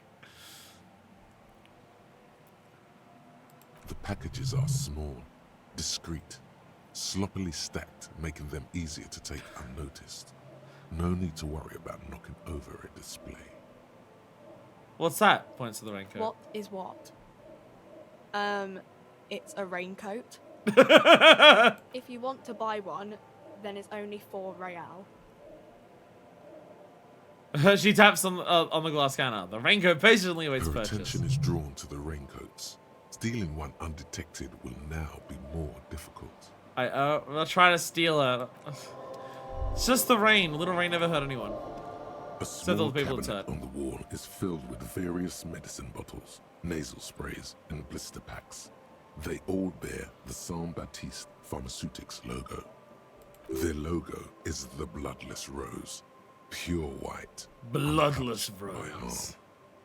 harm. Just ask me if you need anything from Saint Baptiste. We don't stock prescription meds, but we do have Nosafed, Duramine, Magnesium, and Hypnogamma. +3 morale. Duramine is 3 health and Nosafed is 1 health. Okay, so these are so we can actually just buy health items.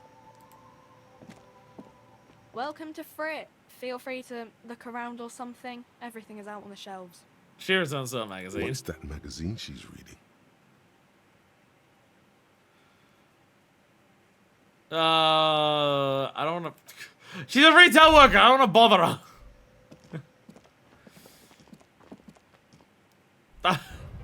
I will bother the working class when I have to. If I don't have to, I will leave the working class alone. There's the whirling.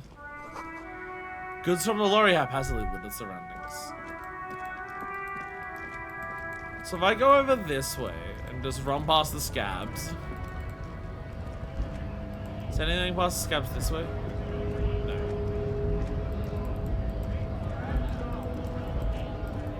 So is there anything else this? Oh. A lorry stuck in the traffic jam. This big, heavy Grad-made machine is well kept for such an old machine.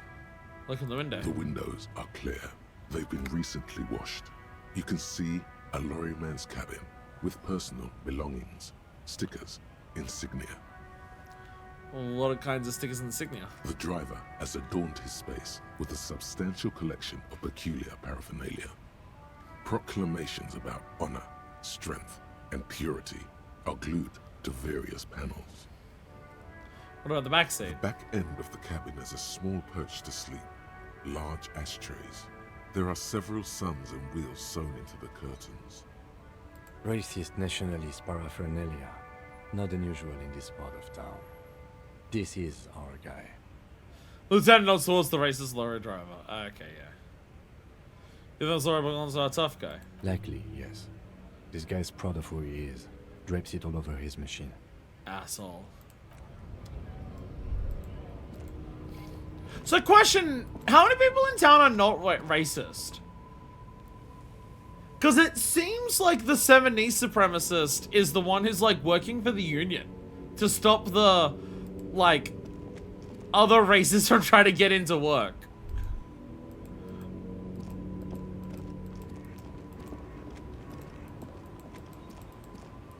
Chat, I'm worried about the potential future in this game of a race war. Everyone's full of snow. No one lives here anymore. Don't let it go down there.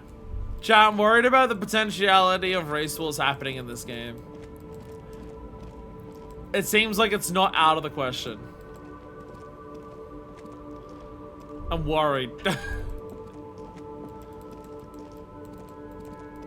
I just came down here to explore. I didn't realize there'd be so much racism down there. What about the what about the tree? Ancient fountain. Doesn't want water anymore. There's a tree in it. Fucking look at the park here, just like completely destroyed to shit. Tire tracks leading onto the roof. Slush and rains. Watch them all stuff. Explore the racism.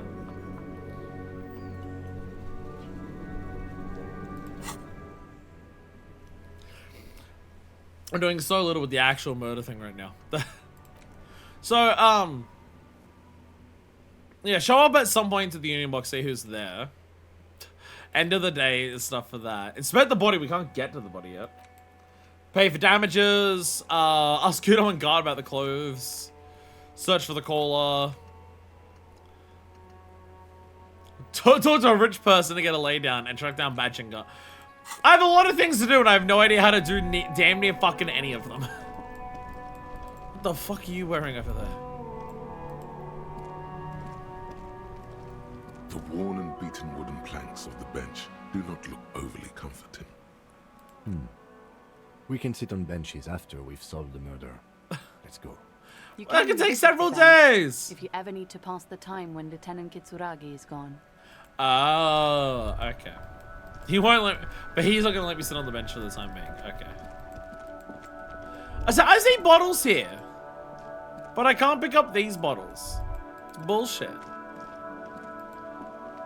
Crime, romance, and biographies of famous people. This book has a rose pistol and a half-naked dame on its cover.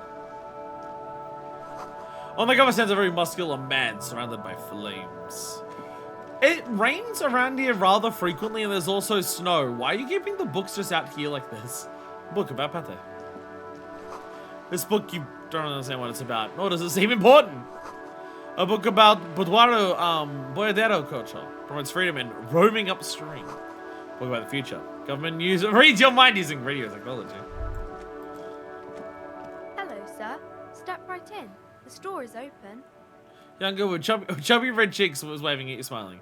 Her nose is also red from the cold. Stop saying I hate a lot of people. Hi. Are you interested in a new and exciting book? She stumps her feet to feel warmer. What kind of store is this anyway? It's a bookstore, sir. We sell books, postcards, and some board games. It's Board called games. Crime, Romance, and Biographies of Famous People. Whoa, whoa, whoa, whoa. Hold your horses, little girl. Encyclopedia, you failed me! Encyclopedia can tell me about, like, the specific history behind certain car makes and all of their stuff. But I ask Encyclopedia what the fuck a book is, and Encyclopedia's just like, nah, I'm out. I can't help you with that one. That is a book. They have stories inside them. It's like someone told you a story in a really long letter. What's a postcard? A postcard is a small cardboard picture. You can She write a observes few you for a words on the moment. other side and send it to your friend or beloved. Uh-oh. Don't mention beloved. She is unfazed by your questions. She would consider it impolite to point out any What's a board game? Board games are like little games on a table, made to pass the time. There are several different ones, but sailors here mostly buy cards. Thanks. My pleasure. Anything else you'd like to know?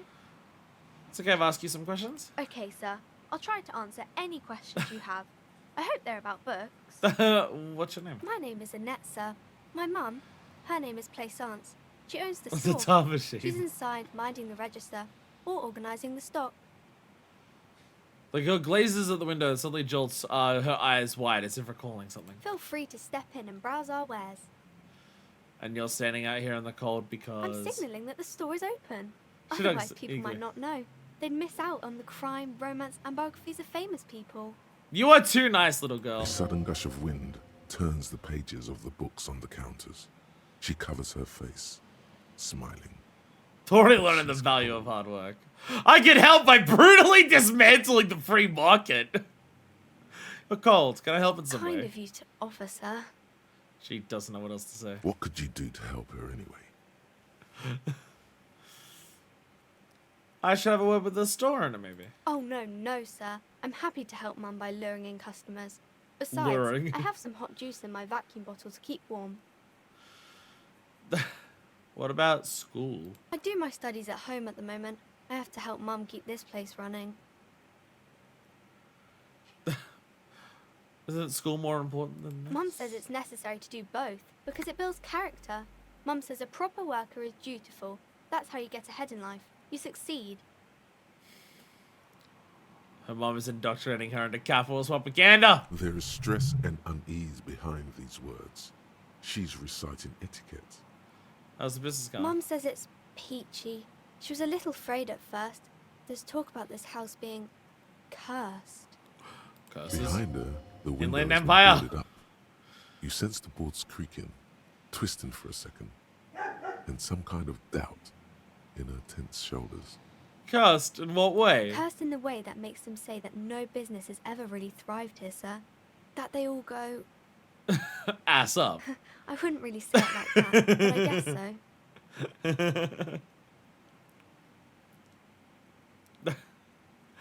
This sounds rather serious. I should probably look into this. Narrow your eyes and look through the creaking boards on the window. I'll give Inland Empire this one. We can go into the bookstore and ask about the case. But I don't see much more to look into here. Lieutenant makes a note in his Yes, notebook. please do look at our wares inside. The postcards and board games you asked about are also there, sir. Enough about the curse for now. How does the curse manifest itself? It does not manifest itself in any way. It does not exist. I liked it better when we were talking about whether it's appropriate to stand out in the freezing weather. But Kim, the plasmic manifestations! No such thing. Anything else you want to talk about, sir? That's alright. Enough about the curse for now. Maybe I can tell you about some of our books instead. What's this crime business? Crime fiction is about murders or burglaries or things like that, and the work of a policeman or a private detective who's trying to solve a crime and catch the criminals. Wait, not crime fiction. I need to know what crime is.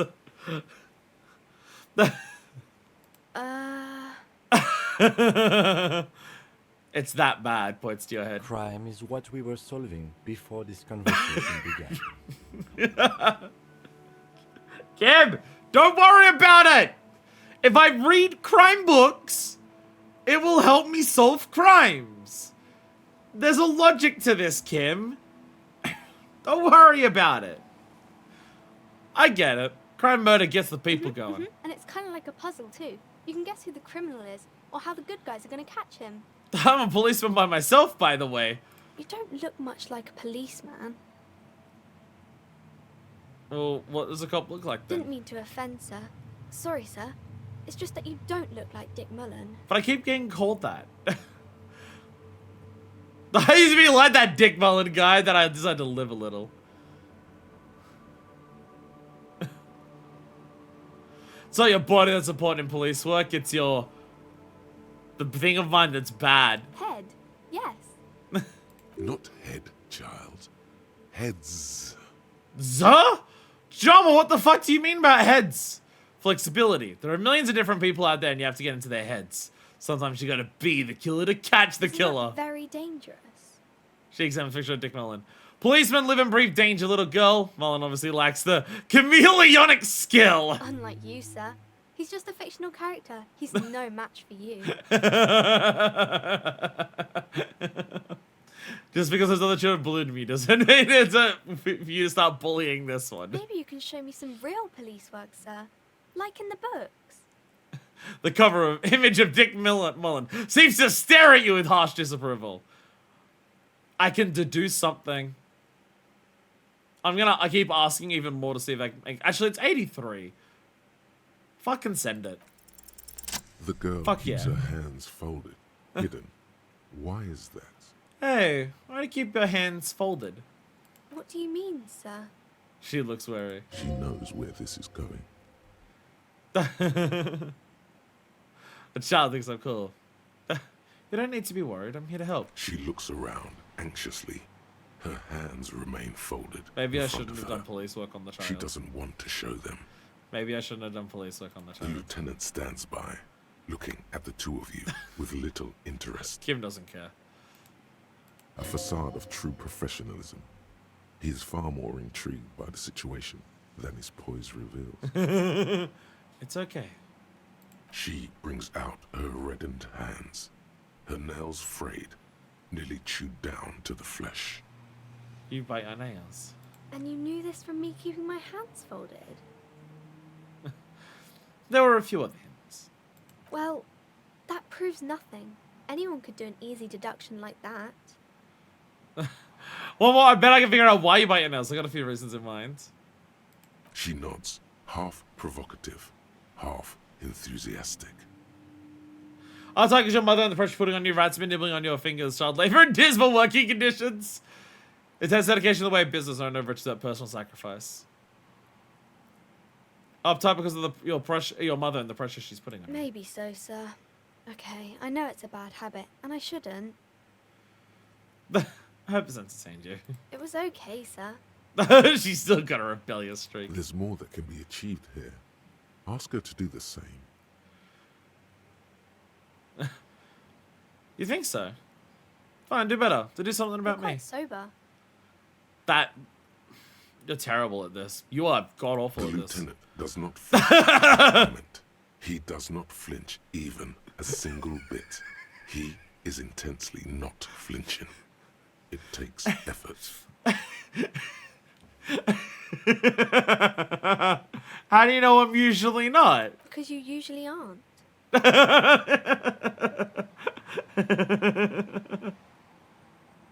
And I'm having a grand time. Sure hope you are, sir.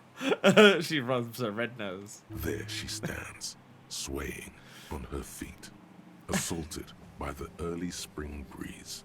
She smiles at you. The whole situation suddenly feels familiar, somehow. There's something you're missing. Why does this feel familiar? I don't know. Every time I remember something familiar, it's horrifying. No. What is romance? It's the type of book where there's a rich lady and she has to choose between the good man and the bad man. She smiles at the thought, perhaps imagining herself in that Or there situation. could be a story about a poor lady getting a rich man. It's about man and lady business, sir. What about the poor man getting a rich lady? It happens, but usually the guy gets rich in the process. Or should actually be rich himself, but has lost his family property unjustly, like during the revolution or something. Which one?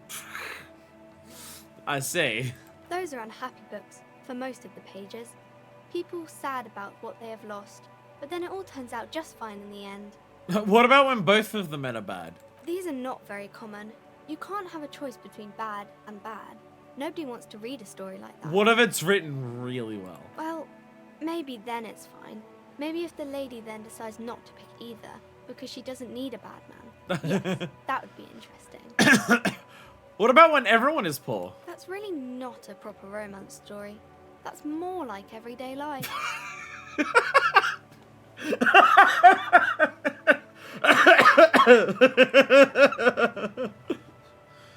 Stories about everyone being poor. That's... I look out the window when I have that. Why do I need a story about it? Sometimes you have to write about real life things. Not in romance books, sir. These are about nice and pretty people, and everyone is happy in the end. What about a book where the man and lady business doesn't work out at all? I haven't read many of those. Maybe you should ask Mum. No, I don't want to. No, I'm not asking about that. Maybe I will. I'm sure she can help out. Anything else you're curious about? That's enough romance. Maybe some about other books? Who are these famous people? Oh, kings and queens and generals of old, or artists and writers, or musicians, those kinds of people. There's usually something extraordinary about them. She scratches her cold reddened cheek, then continues. I think that's why people read them, to find the secrets of their fame. Seems like most people who read those books fail to get more famous from reading them. Reading those doesn't make the readers get more famous, does it? But it does make the famous people more famous.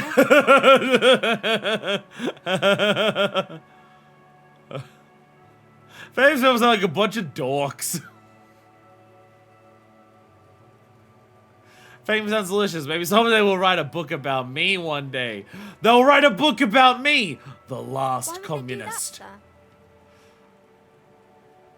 Because I'll be a superstar cop in the papers and everything. That'll show them. So cool. Maybe they'll make you a book cover picture and everything. Standing over a dead body, holding a gun. Well, the dead body's going to be one of the bougie capitalists, but yeah, you're on the right track. What's familiar about this situation? This is a horrible thing. They did write a book about you, Harry. It's called Disco Elysium. Because you know each other. She's been talking to you so openly because you've talked before. I guess it is right next. We are right next to the Whirling. So you know me. We've met before? Yes, I stand in this spot all the time. She says back and forth. You've been running around all week without your shirt on, sir. Apologizing to everyone. I don't really understand what you've done wrong. Did I ever talk to you? Of course, you've stopped by a few times. You certainly look better than the last time I saw you. Thanks. I'm trying. Yeah, I can see.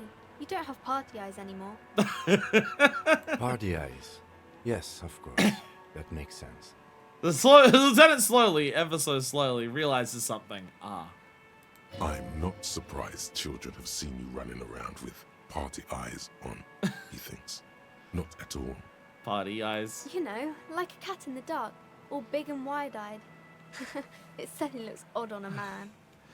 So, I have this sneaking suspicion I should probably stop apologizing to people. I should probably not apologize to people much anymore.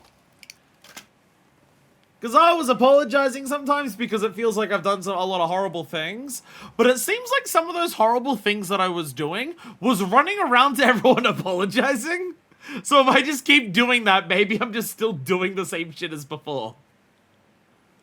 Just maybe. Just maybe.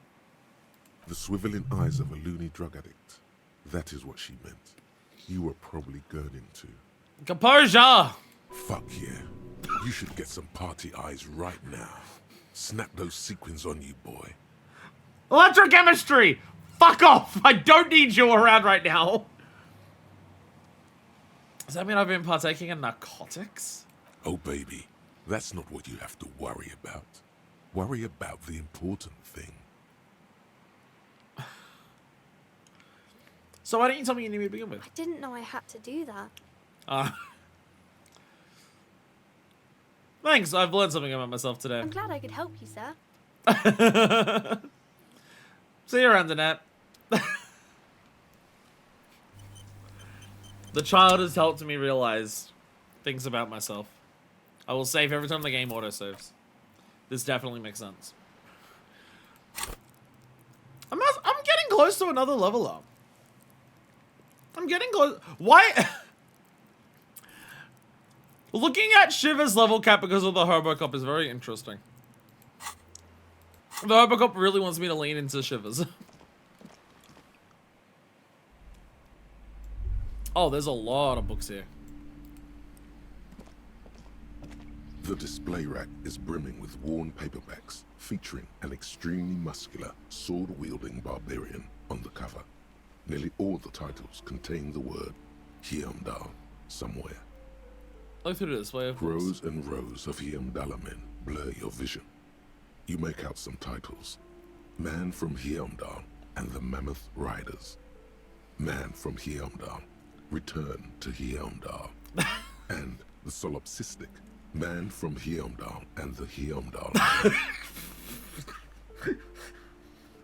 Good God, how many are there? Maybe 100.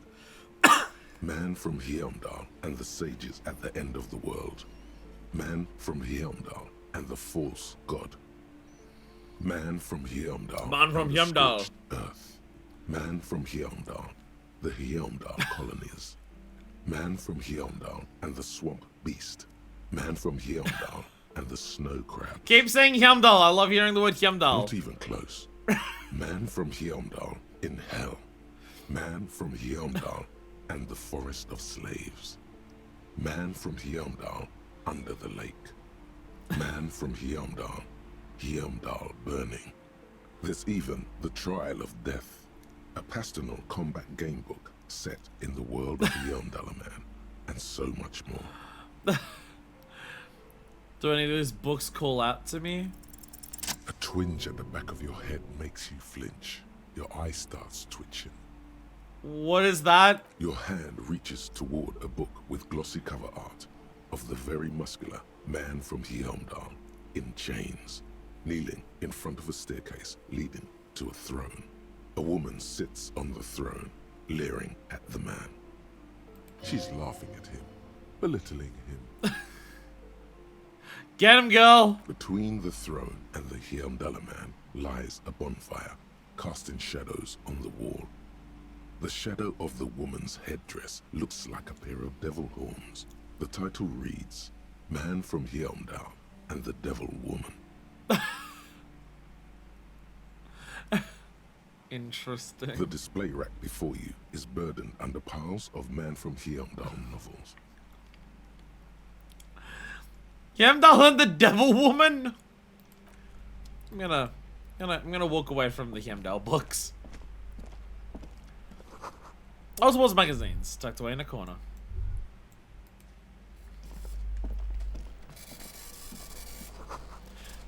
Book lists the natural recipes of Ada. They're all about lake trout. What's this stand of here? A small mountain of colorful board game boxes. Yo! There are TTRPG numerous Lego! types of games for all ages. A lot of shelf space seems to be taken up by Wirral-related merchandise. Look through the Wirral-related An items. endless variety of source books, lore books, and codices litter the table. The topmost book is titled Welkin Compendium, 2nd edition. Yo, we can play board There's games. also a large hardbound tome with intricate cover art, The Hunters of Katawak, Boreal Creature Compendium, and a Pick Your Path adventure game book titled Tales of Wirral, Cavern of Velkrag. How much does it cost to buy these? Books in a board game section? Who wants to read books? Conceptualization, what the fuck? Binoclod? And then it really catches There's my a eye. box that says Wirral, 3rd edition Mega Setting Supplements Module. The side panel notes, a fantastic adventure board game, new maps and miniatures. A sticker on it displays 25 reals. That's so expensive! That price is steep, but then it's the 3rd edition Mega Setting Supplement. That does make sense. It is the 3rd edition Mega Setting Supplement. That does make sense that it costs that much when you consider that. That does make a lot of sense. Welcome to Crime, Romance, and Biographies of Famous People. My name is Plaisance. The clerks extends a greeting. Be welcome, and please take responsibility for the energy you bring into this space. Can you give me some money while she's at work? Are you the owner? I am the proudest owner of our little shop of culture. Her voice, high-pitched, sounds familiar. You've talked to her before through the doorbell. Oh, when I rang outside. Your daughter's one staying outside the front of the shop, right? Annette, yes, my daughter. I hope she wasn't slacking off again with her nose in science fiction. Tell me, was she at her post, doing her job like a proper girl? Of course she was. Wonderful. Did you talk to her? Yeah. Great. On a scale of 1 to 10, how compelled were you to buy books after talking with her? I don't have money. Her opinion of her daughter depends on how well she lured you into the store. 10. She's certainly very polite and helpful. My precious, her dedication brings joy to my heart. If you have children, I hope they turn out as great as my Annette. I'm here to dismantle the free market and abolish child labor. She's a great value add. That's so... The way you're handling her strikes me as wrong. Mind your own business, sir. In our society, people don't get to tell each other how to raise their children. It's none of your or anyone's business. Denial is the way she copes with criticism. Makes her really anxious. You know, she's been showing her nails. God, I've told her not to do that. It's disgusting. And I told you to mind your own business. Clearly, you have no idea how hard it is to raise a girl in this economy. This economy is a mysterious force, like cosmic weather. Mysterious and harsh. I don't think she can do anything about it. She can, if she has enough willpower. This is what's called growing pains. Life isn't easy. Life doesn't give breaks. I hate you. Come on, ma'am. It's obvious she can't do anything about it. You are placing an unnecessary burden on a young child. Totally super having kids to chew their hands off. What you're doing is wrong. Even I know that. And I usually don't know anything. She stands stiff and severe, silently fuming. 10 or so seconds pass without change. She's looking for one, but there simply aren't any good arguments for being an asshole. Fucking get him, Rhetoric! Fucking get him! Oh no. Hold on. I need to invite her inside and apologize. She must be freezing out there. There. I don't know what to say to you. My husband, he tries to teach me business lessons. I have what my mother called a dull mind. All this stress. It sounds like both the husband and the mother treat her the way she treats Annette. You're like a net to your husband. Good night, Kanamaru. You're like a net to your husband and your mother. Oh, well, my mother was horrible, of course. Absolutely perverse energies around that person. But my husband... My husband is completely different, of course. She told me she doesn't go to school anymore. She's been too busy helping me here. So she studied at home this trimester. This is a temporary solution, of course. I assure you, I of all people understand the importance of education. She will be back in school the moment the store takes off. And hell freezes over? Never mind. It's not a good topic to get into. Is this husband Annette's father? Yes. My husband is a successful entrepreneur east of the river. If only he were more involved in the business we're running up here. No matter. Soon we'll both be off for Grand Couronne.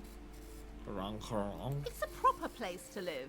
One of the most peaceful neighborhoods east of Jamrock. You may know it for its massive housing projects. Most of the buildings are empty at the moment. It's a great opportunity to get ahead of the crowds. Better times ahead for sure. And your husband's also involved with the bookstore? He made the initial investment. Since then, he's been what you might call a silent partner. So no is the answer that we're looking for here? Super silent. Almost inaudibly so. Is she an only child? Yes, I'm afraid so. A real treat she is. It would be nice if she had... No, we couldn't have afforded more children, really. Not in this economy.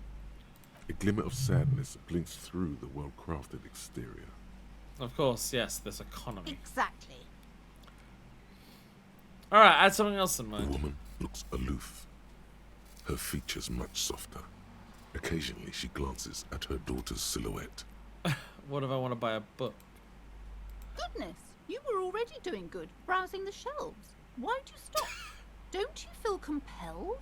Go, go. You were looking at the books. Why do you need to ask me about that?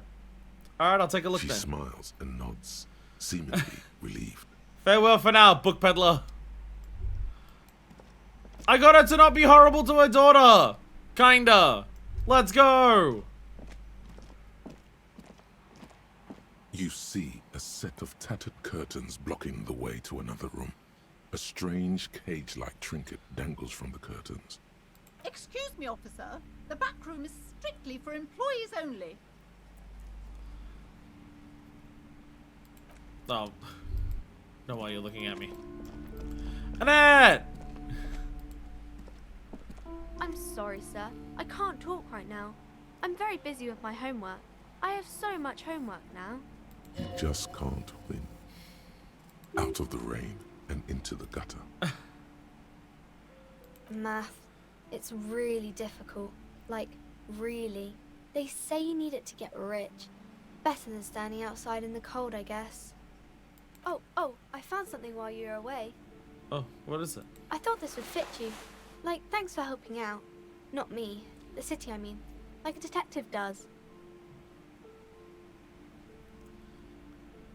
A detective hat? Yes, just like the one Dick Mullen wears all the time. You'll look way more serious with that. Aww. Right, I have to get back to my homework now.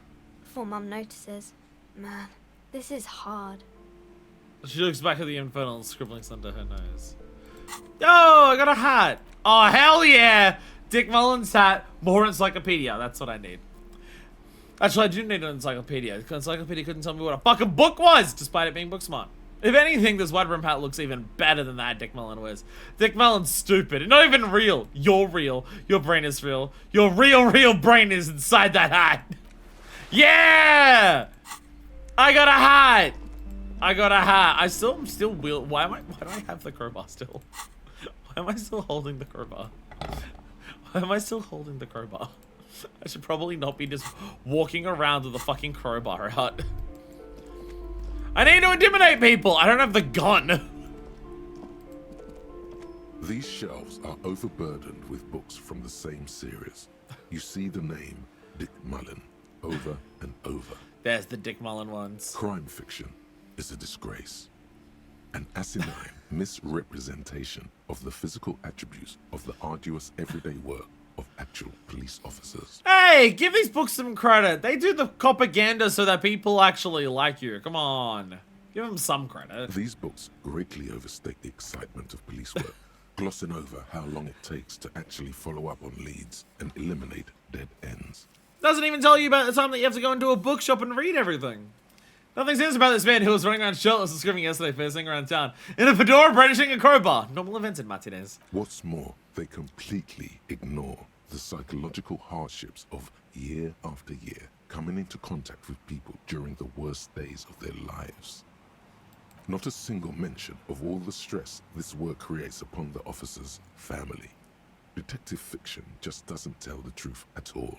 Now, would you like a list of all the books found on the shelf? No, I'm good. Shelves filled to the brim with crime novels featuring the supposedly stalwart Vespertine detective, Dick Mullen. No, I'm good. I don't need to know more about that.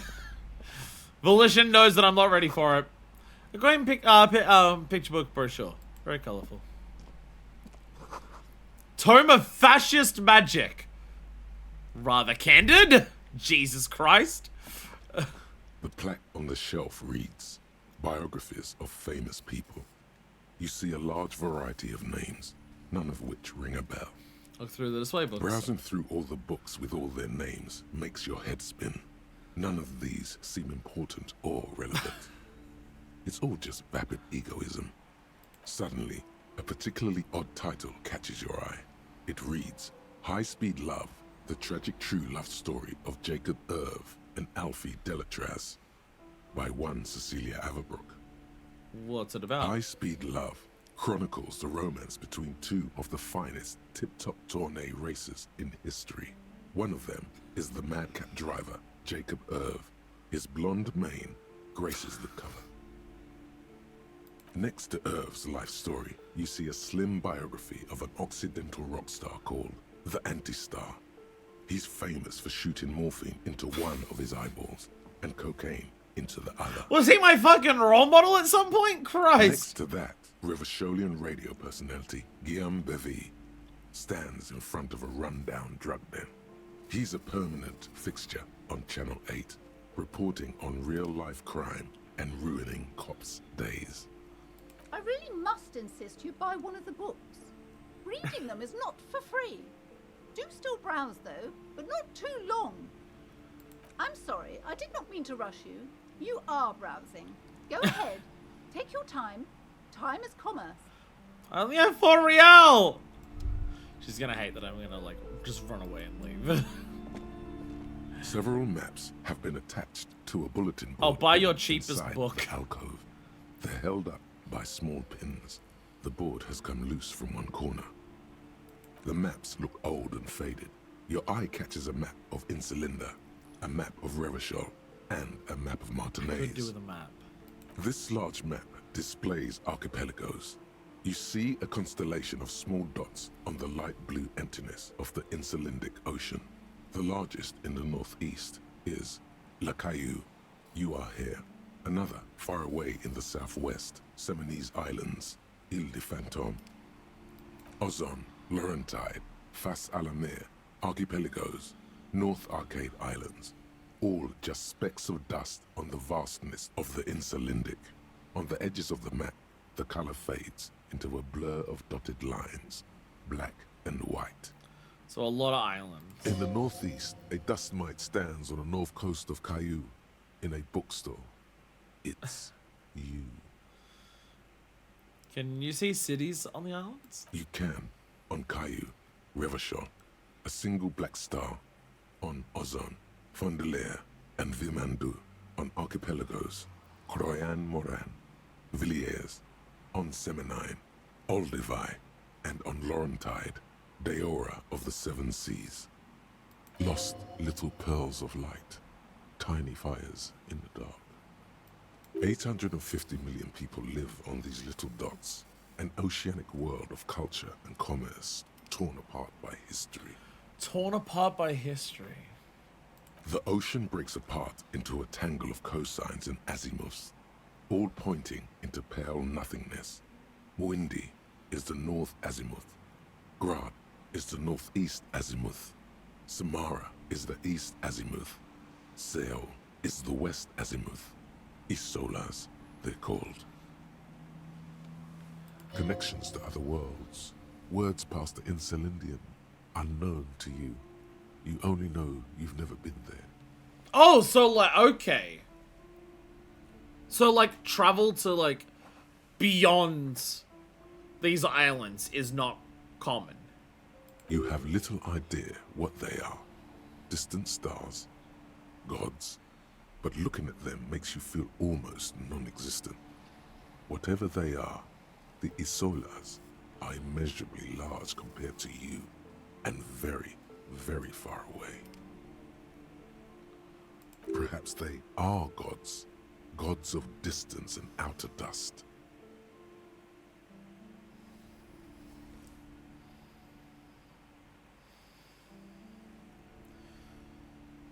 Like, it's a big series of islands, and we've never gone past that. Interesting. The north coast of a verdant island is shattered by the delta of a river. It is the River Esperance. Countless bridges put the shards back together, connecting city blocks to river islands. La Delta says a great artificial heart in the center, teeming with life forms and construction. To the east, rolling hillsides, Le Jardin, Stella Marie, the suburbs of Saint-Baptiste, swallowed up into the megacity. They sound rich to you. This is Rivershell East. And to the west of the river? Hudon. It's somewhere to live. Not bad. Then there's Jamrock. It's bad. People shouldn't live there, but they do. Then Forberg. It's almost as bad, and much larger. Then Coal City. It's the worst. And Martinez? It's so small you can't even see it on the map. No, wait. There it is. North of Jamrock. The strip of coast next to the Greater Rivershell Industrial Harbour. It looks downright despondent. It's almost Coal City, to be honest. No, this is somewhere to be. This is all you have. But it's still something. Streets and sodium lights, the sky, the world. You're still alive. Volition coming in with the don't let the existential dread get to you. Doesn't matter how big the world is. You're still here in it. What about the map of Martinez? It's not really a map. It's a tourist thing. A picture postcard with buildings on it, drawn from an isometric perspective. A date in the upper right corner says 48. Still, it's detailed. Could be pretty useful for scouting ahead. You see the jagged boxes of an industrial harbour, even the whirling in rags there. So you're gonna buy these I'm maps? sorry, officer. The map of Martinez is the only one available. The other two are not for sale anymore. And besides, you could scarcely afford them. They're quite valuable, though they might not look it. The map of Martinez is 90 cents, though. Why is the one of Martinez so cheap? That old thing. It's an out-of-date map of a tourist location that never was nor came to be. From when some design studio people tried to spruce the place up 4 or 5 years ago. They also renovated the horse statue. Oh, it's those coin-operated viewers and designed the new street lamp. The same fucking liberal arts students. The place does not look like a successful tourist trap, does it? What happened then? They didn't get that far, for some reason. A shame the project never got going. Would be nice if someone fixed Martinez up. All these ruins are bad for business. I don't have a map. So even one that isn't accurate, I want. Always good to be informed of your surroundings. I will buy the map. 90 cents is not much. I can't, like... What I need, however much real I need, 90 cents I'm not gonna notice missing.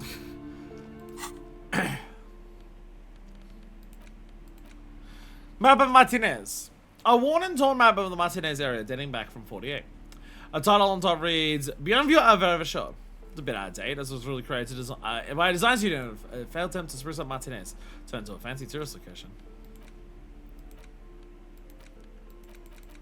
Oh, the worn map features the patchwork grid of the streets of Martinez, with directions to appropriately touristy locations. Year 48 resides on the upper right corner. Trace a path through the grid. Your finger moves through the various streets, across Rue de Saint-Ghislain and Rue Saint-Cypar, over Saint-Brun and Martinez North. Finally, coming to a halt on the spot where you are currently standing, although the map gives no such indication itself. For a more detailed view of the map, go to your journal and select the map tab. Let's go! Map! Let's go! We have a map! It's not a great one, but it's something! That's where we are right now.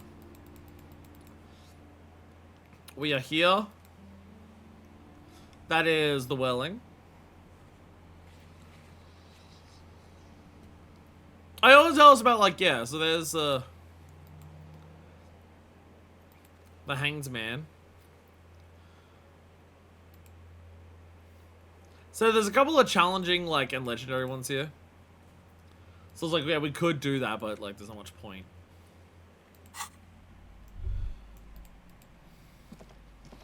This bookstore is not strictly about crime, romance, and biographies of famous people. There's also a wide range of paranatural literature. Paranatural? Amidst the various books, you find one written by someone named Matthias W. Dundas. It's about wholeness, unity, balance. These three things are very important to the working class mind. The unity part? I'm the last communist. Does it need to be? The point of the book, and many others on this shelf, is to give people medicinal advice in situations where they don't have access to paid health services.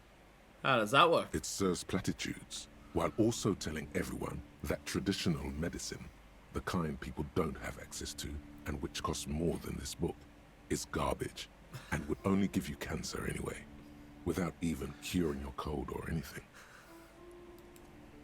Wholeness, unity, balance, on the other hand, can basically take care of anything. Though it is important to note, what's important? When it's up to your mind to heal yourself, then it's because of your mind that you're ill in the first place. Does the book say anything else? The book features chapters on topics such as how to find magnesium. It even lists plants you can harvest magnesium from.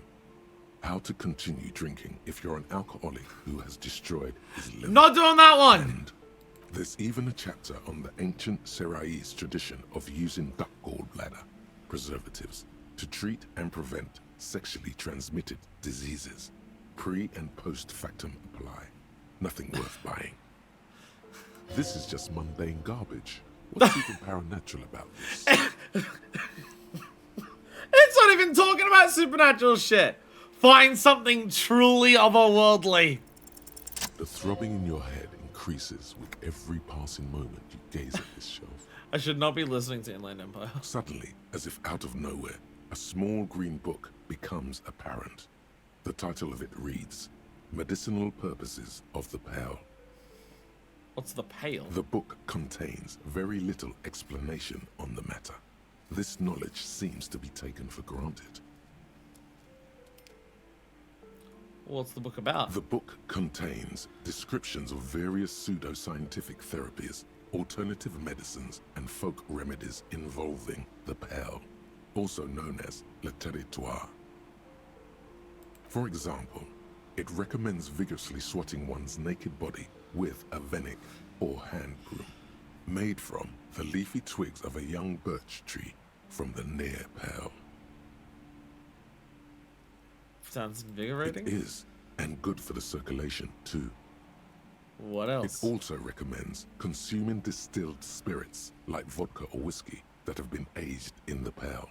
Readers are instructed to cover these jars in a shallow hole just inside the pale and leave them there for 30 to 60 days, depending on the potency desired. What does this pale age liquor do? Among other benefits, it is alleged to restore a damaged liver to perfect health. That seems improbable. How is that possible? Is it any more improbable than anything else that human beings put their faith in? Fair. For general health and well-being, readers are encouraged to take regular strolls through the Pale. Though a sidebar cautions readers to limit each stroll to less than an hour. What the fuck is the Pale? These strolls promise to cleanse the mind of worries and the body of toxins, especially if the perambulator performs this ritual in the nude. Nudity figures prominently in a number of these prescriptions. This is exactly what you need. Inland! Anything else of note? There's an entire section devoted to cures for men who are struggling to perform their marital obligations. I don't need that. You close the book and return it to its place on the shelf. The fuck is the Pale? Another boring book just discarded here.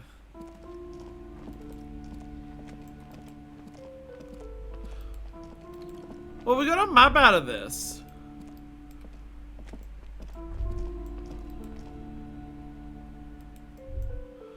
We did get a map out of this. We also helped the girl no longer freeze. So that helps. It is 4 p.m. It is 4 p.m. How far down does people go?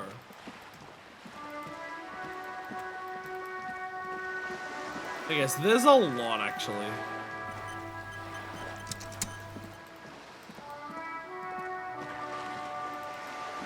There's still a lot of people and a lot of things down this way, actually.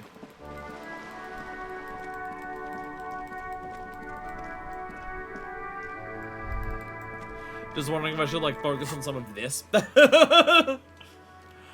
Union box, body. We don't know how much I can't remember how much we own. Oh, the clothes in the trash.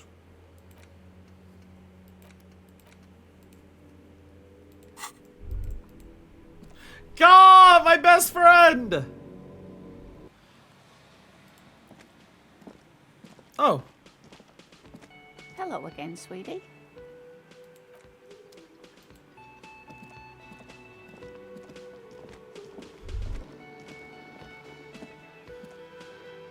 It's all about the money, you know? Yeah, spend money to make money. Sugary black rum stain on the counter makes you teary-eyed with joy. It's almost touching how syrupy and sticky it is. How long have you been up already? Not now. Oh, excuse me. Do you have something better to do than lust for sweet syrupy rum and lemonade? With a twist of lemon? Maybe lime. Maybe who cares? Just rum. Electrochemistry, go away. No. No. No, no, no, no, no. God, my best friend. How are we? Can I help you? Here's your trash Kazana key. Thanks. I hope you found what you were looking for. I found the victim's clothes. How strange. I certainly didn't put them there. Could someone on your staff have put them there? Sylvie had the keys before I got here, and I can vouch for her. I can vouch for all my staff. None of us would tamper with the crime scene. So who else would have the keys? The trash collection service, CS Municipal. I don't see why they would put anything in the trash, though. Ah, the elusive CS Municipal. I doubt we'll be able to track down who was sent here last, and when. This will have to be one of those little threats that solves itself down the road. We'll worry about it later. Anyway. Thanks, let's talk about something else. So about that money I owe. Yes, have you got it? How much do I owe? A lot. A lot. For the room, drinks, and broken window, 130 real. Like what? I was rarely enjoying talking about the money you owe me. I saw another thing on the Another thing. Great. I love those. Yes? No, we're actually good. I'm good, God. Don't worry.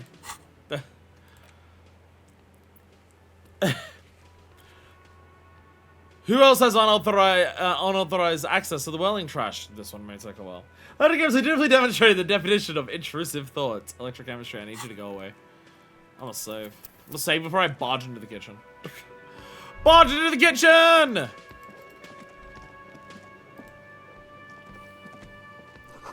The dishes are drying. The smell of chemicals and pine trees. Wild pines? A thin man is smoking below an exhaust hood, occasionally sipping from his mug. This must be the Whirling's cook. You are either gonna get the worst or the best food of your fucking life when you see this is the cook. As you step in, No middle he ground. nods toward the table and says something in a completely foreign language. The only words you can make out are Garancy and Kubek. Possibly his name. Okay, it's definitely not his name. Whatever you do, please don't call him Garancy Kubek. Please, it's not funny. Hello, sir. Got time for a few questions? The man puts his cup down and replies something, his left hand drawing arcs in the air. He smiles and bangs his ladle against each of his pots in turn. Impressive pots! It's almost like music, especially with the sounds of assorted dishes boiling and simmering on the stove. Stay masculine, my guy. Helpful. You see a heavy steel door with a prominent dimple lock. It's painted blue. You immediately feel drawn to the color. Blue is for mystery. Inland Empire, I swear to God. Touch the door. The cobalt blue surface feels rough to touch. The stainless steel door is flush with its frame on every side. Old cobalt paint, rough on the fingers. 40, 50 years since this was painted, maybe. Long time. Try to push on the door. The door does not budge. I wonder where this door leads. You do? It's a door in the back of the kitchen. Why do you care where it leads?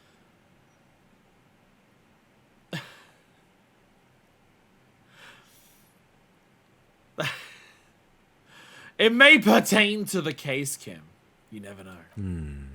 Yes. I suppose it's worth seeing if we can get in. Just to be thorough. As a side investigation.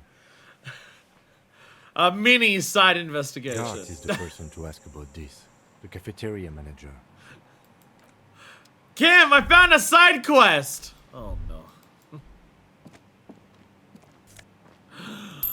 Yeah! I got my map money back. Let's go.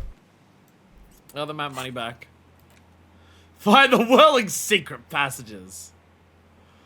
The hostel cafeteria's forgotten corners.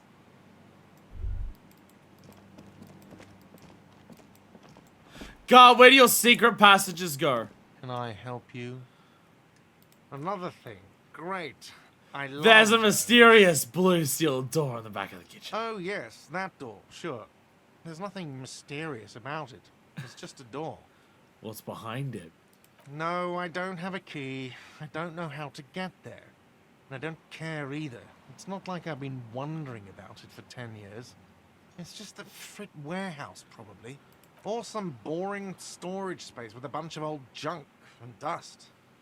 Junk and dust. You know, this being across the Atlantic, but He's attempting to maintain an air of indifference. It's absolutely not convincing. I think you'd like to know what's back there. Fine, okay, a little. But my job doesn't leave me time for wondering about one locked door in one of the cafeterias I manage. But it's a mystery, God. We must find out. So, I haven't opened it. I have cleaned the whole place 100 times over, though, after the animals. And I haven't found a key, so good luck with that. Okay. Yes? Bye, God. So glad I'm best friends with God. Really grateful for this. How close am I to another level, by the way? Very close. 15 XP away. I'll be honest, I feel like I'm at a point where I actually don't know what I'm meant to do. Other than explore, I don't know if there's like an action, like, I have objectives. I have no idea how to complete, like, any of them. I have no idea how to finish any of these.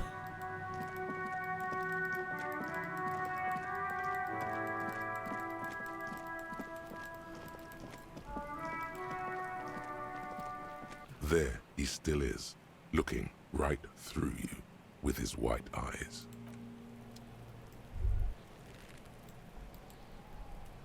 Yes? What do you want to know? You mean like a brief? Do you want me to brief you again? I'll wing it. There's no reason to wing anything. 3 days ago, during that time, the victim had been stripped of his belongings. The caller did not identify. Okay then. Was good.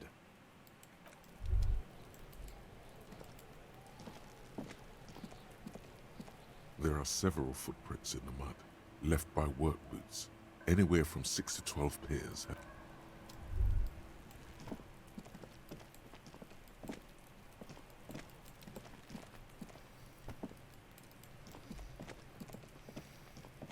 Kuno, the pig's getting pretty close to me. Come to snuff my shit out, I think. Take one step closer. Looks like it's time for me to go, Kuno. Pig's come to take me in. I just wanted to ask you some questions. I'm going away for a long, long time, Kuno. Going away for life. What's going on there? Fuck are you trying to pull, pig? You there behind the fence. You don't want to fuck with me. I got my hands bloody. I'm not here, pig. You're not seeing this. You can still see the top of her hat from behind the fence. You're right there. I can see you, Kuno S. Squeal, pig. What a strange words you use. I come from the woods, good David. You don't want to go there with me. You don't want to see what I've seen. Don't be traumatizing her. Get the fuck out of here. I'll die before I squeal. Hey, kid. What's this kid shit? Fucking mind games. I'd rather die than squeal. Get the fuck out of her face. You got done. Talk to me. I'll die before I squeal. Child, converse with me. Murder was the case they gave me.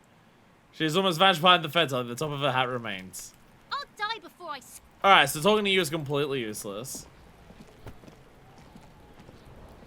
Look, see? It's the fucking war pig. Try not to knock yourself out. I have case to solve. You belittled yourself before the Kuno. Now you must seek his forgiveness. Jesus. You're on my crime scene. I can't have uncooperative civilians here. Whoa, whoa. What's this psycho shit? You're gonna pretend like nothing happened. He's trying to forget it, Kuno. Don't let him forget it just like that. Reminisce with Kuno. First, you try to fiddle this, then you punch yourself in the face. What was up with that? Yeah, Kuno, what was that? How are you gonna make Kuno forget that shit, huh? Make truce with The Kuno. material offering is implied. He wants stuff. Only stuff can make it okay again. What can I offer you, Kuno? Please don't waste time on nonsense. Kim, it pertains to the case. Shh. The lieutenant does not approve of this at all. I don't care. Don't listen to the blind fuck, piggo. You're doing the right thing here, trying to get Kuno to like you again. It forces the thing. You can pay tribute to Kuno with drugs, or cigarettes, or some wheels. No, no, Kuno and no. could use some wheels. Motorized carriage shit. Alright, never mind then. Fuck Kuno. What are you doing?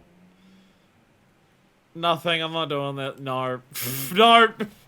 Absolutely not. No. Man from Heimdall. Do you want a book? Do you want a Man from Heimdall book? I don't have money. I need to find a way to make money. I don't have cash. Okay, so if I go to my map. Well, I've been over to here. This is where they're striking. Yeah, so I basically have like this little section here and then down to like this. I don't really have much else to like explore. Kim wants to investigate the case so fucking bad, but he doesn't seem to have many ideas of what to do either. Not gonna lie. He seems lost as well. Roundabout North is down. Cape Side Apartments, Martinez Pier. Oh, it does go all the way over. A lonely cormorant, suffice to say, indifferent to your approach. A bird. I see a bird.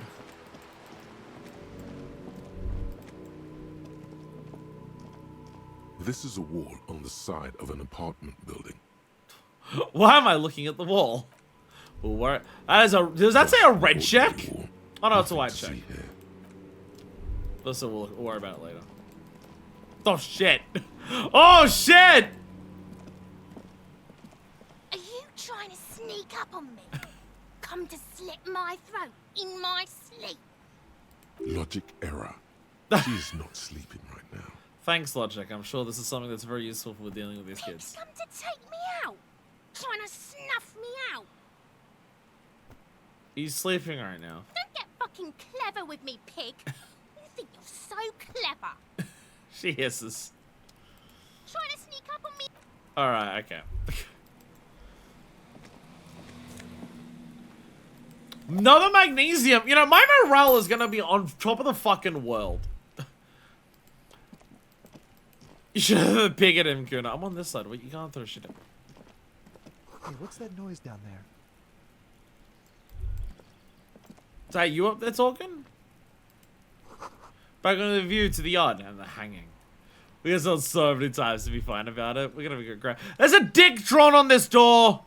There's a dick drawn on the door. It's been a week and now they show up? Chairs and tables eaten by rain and rot. So yeah, that like other people are like straight up wondering why the cops only here now. Orange bum hat, extra reaction speed, less rhetoric. No Zafad, we have some healing items back. Let's go. Let's go. Here's a barrel, it's half full of rainwater. I want to get up there. That's not the jacket. Just a closed door, but you look at it suspiciously. Swing up there could be a witness. Talk to him. I'll work it out how to get to him. I cannot get to the door.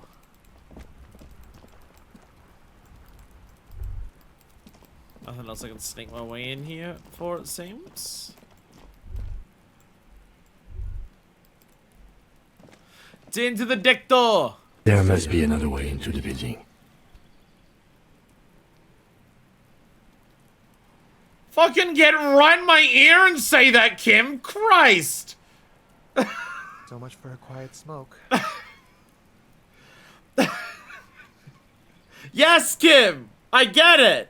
We'll find another way in!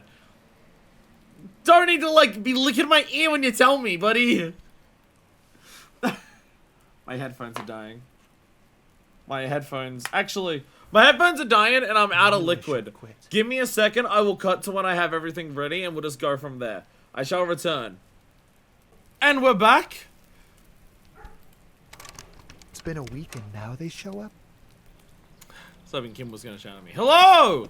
Can I yell at you from here? You see a young man on a balcony nursing a cigarette. His eyes have been following you for a Yo! while. Kill this guy! Not looking for any trouble, officer. He says in a quiet voice. Despite the cold, his shirt hangs unbuttoned on his frame. No trouble from me. I just want to know what's going on here. I don't want to be seen talking to the gendarmerie if that's okay. I just want to finish my cigarette. Don't let him go. This could be your witness. The balcony has a great view of the Actually, whole the thing. gendarmerie really needs to talk to you. Is it really that important? There's a dead body here. Like a nervous cat, he keeps stealing looks at the neighboring windows. All right, but make it quick. Once I finish this cigarette, I have to run. Looks like you got a good view of the Welling's backyard. Can you tell me anything about the hanging? I'd even go so far as to say that the view is a little too good, my dear gendarme. Do you have an estimate of when the body will be taken away? We will remove the body as soon as possible. Now tell us, where were you last Sunday? Oh. You already asked me that, didn't you? Wait, is someone else investigating the lynching? Did I? No, not you. Some more muscular type. And when did you speak to this more muscular gentleman? Is it people from the Union? Last week? I don't know. Look. What about our chairs and dead houseplants lit at the same time? He's an actor declaiming a soliloquy. See how you hang on his every word.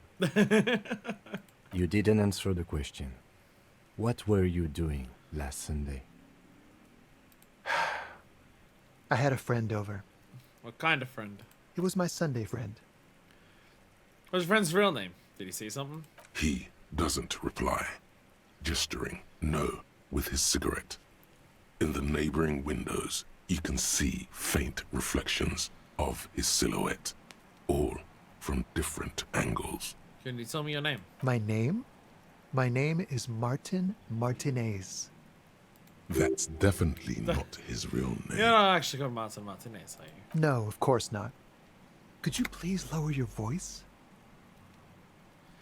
You see his courtyard, sound like the bottom of a well, every sound captured and reflected back. Fine. No. We won't. Takes one last drag of a cigarette before stubbing it out on the balcony. Now, if you'll excuse me, I really need to get going. This isn't the place or time for questions.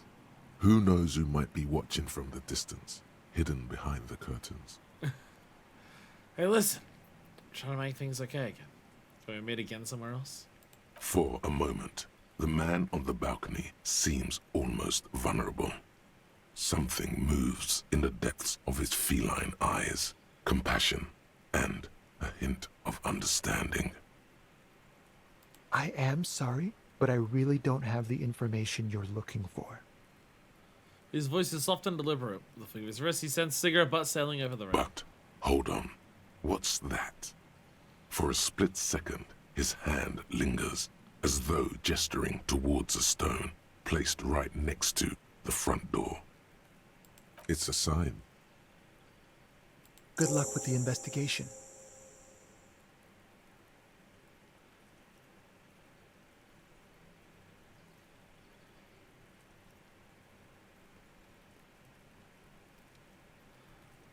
Stone place right next to the front door. He's gone. Should run after him, see where he went. No point in running. Tenements like these often have multiple exits. If he doesn't want to talk to us, then he'll know how to hide himself. He probably don't have anything important. He right? could be a witness. Him or his Sunday friend. Either way, we need to look into that muscular type who's asking about our case. He did leave us a sign. Did you see that? He wanted to draw our attention to that stone right over there. Lieutenant nods towards a small rock on a soggy patch of grass. If we find a way inside the building, we can ask around for his apartment. Great, let's do that. A stone, like any other, lying in a whirl of sleet and mud. Maybe there's something under it. There's a key beneath it, rusty from the dirt. Hey! This must be for the front door. Pity doesn't have the apartment number on it. This building has many apartments, and the man can be in any of them. How are we gonna find the right one? We'll just have to go in and see. Sure. What's this? Or is that just like a mural thing?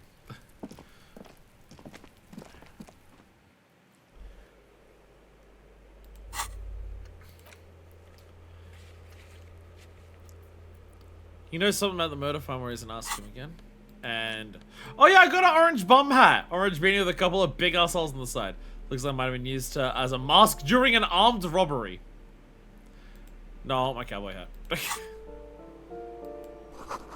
Vic should notice some missing pets are plastered on top of each other. Box filled with cleaning chemicals. Smells of laundry detergent.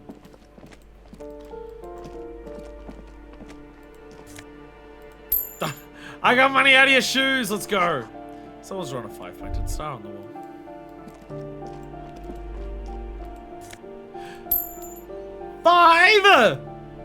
$5 real. Oh, I'm fucking swimming in it. Postcard, Boogie Street 46.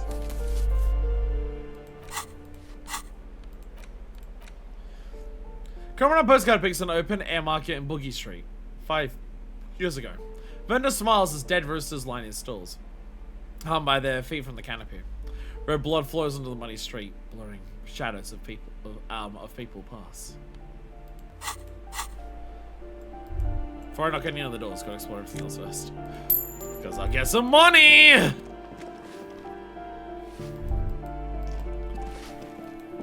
Although they're clean. of balcony entrances.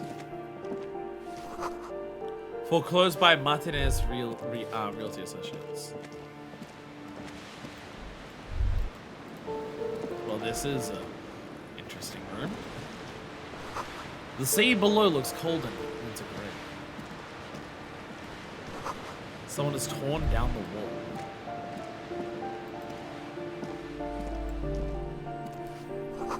No, goes through this on the same and checks.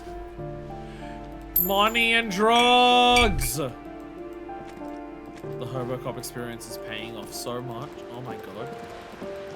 Oh my god, Hobocop experience paying off. Give me a moment. Elderly woman is leaning on her broom, her knuckles white as bone. She has difficulty breathing. The cold never does any good for my bronchitis. So it won't take long. Only have a few questions. Go ahead then. What do you want to know, policeman? She's the cleaning lady. She knows the floor plan and the residence. Looking for a young male in his mid-20s, dark hair, skinny build, smoker on the balcony. Yes, yes. I know who you mean. The scrawny boy who's always smoking like the devil, right? She looks at the other end of the hallway. Somewhere in the building, a child starts crying. You hear a radio tuned to a talk show and someone taking a shower. So you can hear things easily in here. What's he in trouble for? No trouble, I want to talk to him. Do you know where he lives? We're a cop, we're gonna lie to people. If we tell them anything like this, they will stop talking to us. Oh. We're a cop, we have to be a cop. Even that she doesn't believe. What was so funny about that? He lives upstairs in room 28. Go to the balcony. It's one of those doors there. He's usually home in the evening. Thank you. We should go check out his apartment on the balcony. See if he's home. Who are you? I'm no one. Just an old woman who cleans these hallways. You live here? If you can call it living. I have a little room upstairs right next to the coal room. It's barely bigger than a closet. But I don't complain, no. I have my bed and my aching bones to keep me company. And that's all I need from this world. She hasn't spoken to anyone for a while. Even her sentences feel rusty. Ask away, policeman. You know who lives in the foreclosed apartment? The hell am I supposed to know? Another nut job, I assume. What about a hole in the abandoned apartment? Some lunatic lost his mind. All kinds of morons pass through these halls. With how small these rooms are, wouldn't you want to break the wall down?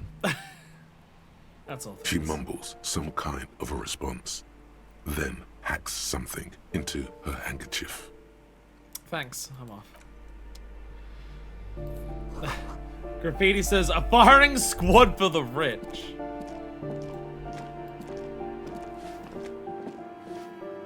Oh, so this takes me fully outside. Okay, it's fully outside. No, you get no sounds. The mailbox is overflowing. Locked door. You hear someone walking around inside, rearranging the furniture. The number on the panel says 10. Hello? The walking stops abruptly, but no one comes to the door. You can feel tension on the other side. Hello? A poor communard, from the looks of it. The room is barely bigger than a closet. Not quite the right line again. It's the police. Do I have to open the door? Yeah, the clacking of heels against the other side. Walks right up to the door. Turns down, getting an Do offensive. you have a warrant? I'm not obligated to open the door if you don't have a warrant. Yeah, fair. Let's go. We don't have a reason to get inside that apartment. It's Fair. generally easier to do things if you have literally Hey, logic! How will I know until I try? This door has been closed with a padlock. A chalk-drawn number on the board says number 11. It's a solid lump of metal, but the shackle is deeply corroded. A solid pair of chain cutters would make short work of it. Hey, Cam. Better whip out those cutters. You won't get very far otherwise. Tool not in hand.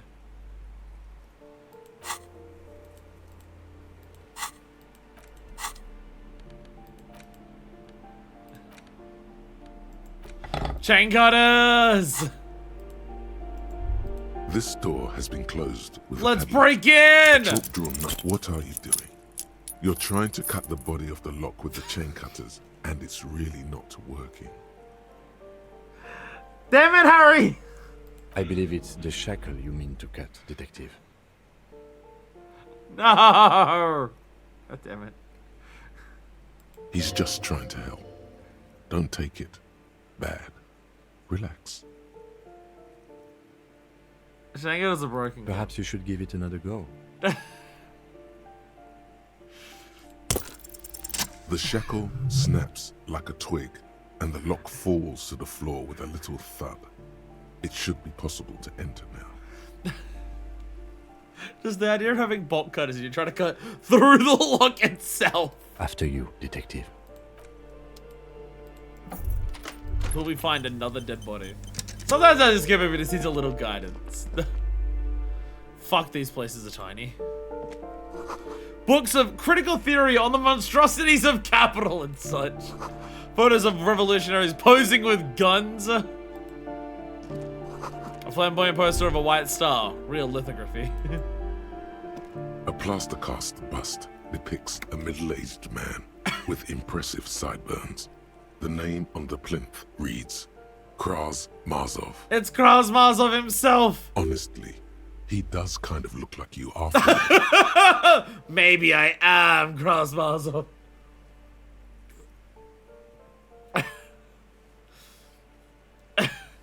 Kim, you have to admit, this Kraz Marzov bears a striking resemblance to me. Hold on a second.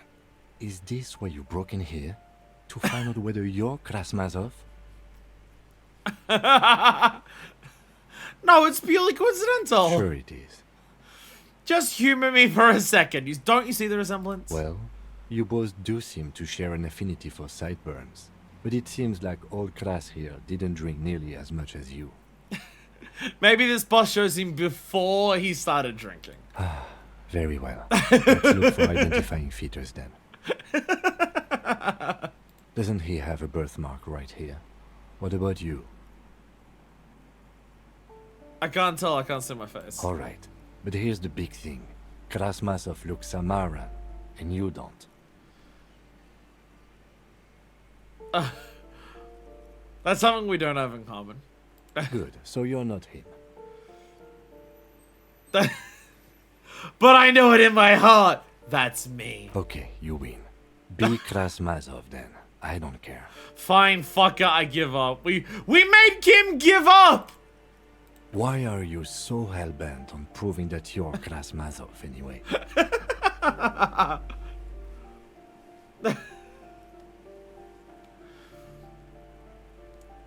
Because actually he wants stability and incremental progress. Totally gangster and a bank robber who went for all the cash in the world, that's me. Because I believe a powerful nation state's the only way to protect the working class from subhumans.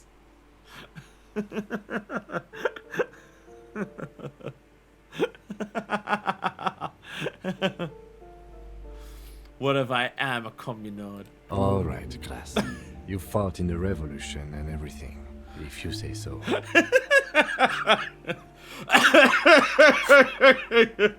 The suicide of Krasmazov.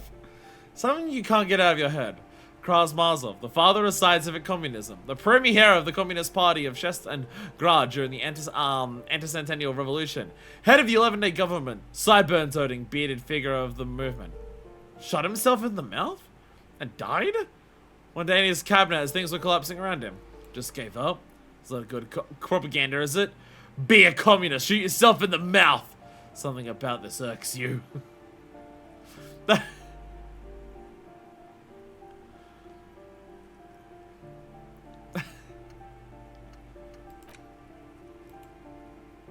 Oh, I only have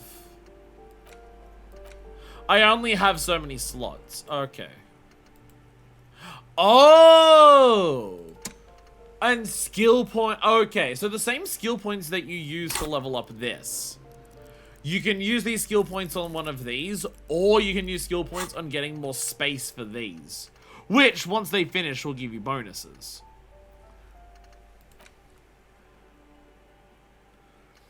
Okay.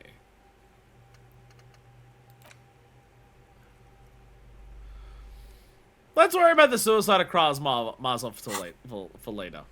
Father Marzov, the hero of the working class. Whoever lives here definitely shares your enthusiasm. He leans closer to insert the photos of revolutionaries on the wall. There aren't many communists around. Not after the revolution. Some youth still keep the ideology going, it seems.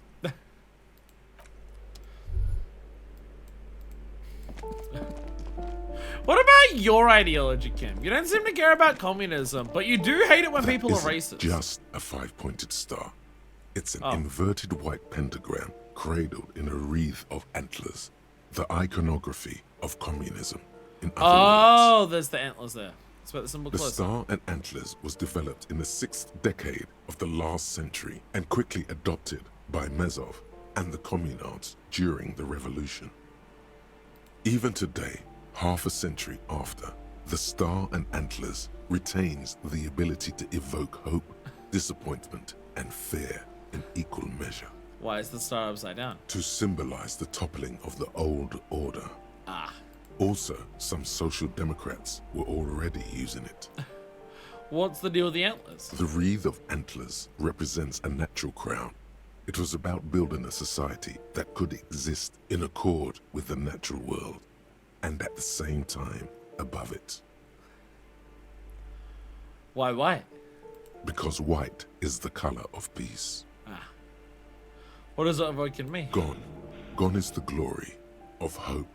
Only the scribblings of impoverished students remain in dirty hallways. You are the big communism builder now. It's you or no one. Right, sorry, I am the person who's gonna solve communism forever. I forgot about that part. There's a cabinet here. I didn't check, I don't think. A bullet? Samarazian lounge jacket. Extra conceptualization. Revolutionaries love to pose with their guns.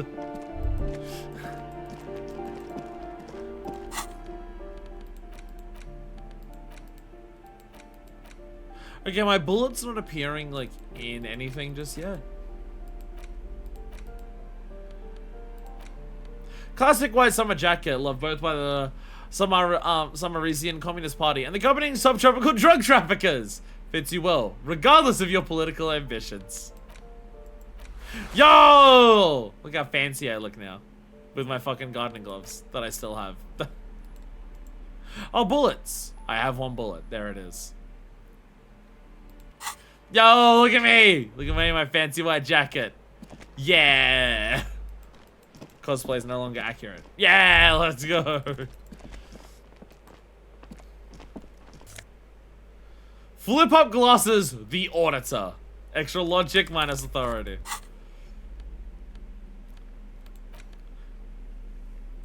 Gotta update the cosplay now.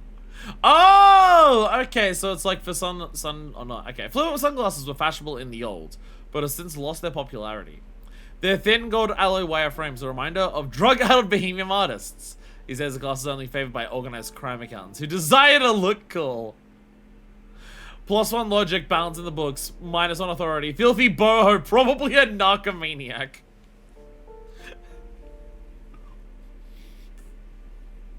Man, I'd wear them if it made me look like a filthy hobo, but a filthy boho?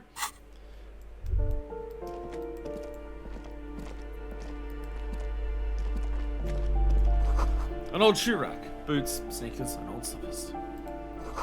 Apartment 12, a loud rumbling snore comes from within. Oh. Communal bathroom. More drugs! Extra physique but minus morale for alcohol. I'm taking it to sell it. I will take the alcohol to sell it. Shower curtains are covered in some form of slime. We're not drinking the booze. We are just here to sell. We're just gonna sell it. Booze in the toilet. Another reason to not drink it.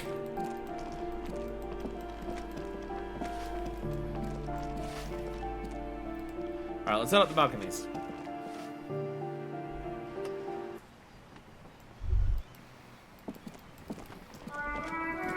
Yes, that is just the ocean. So we're on an island in some capacity. Mazov.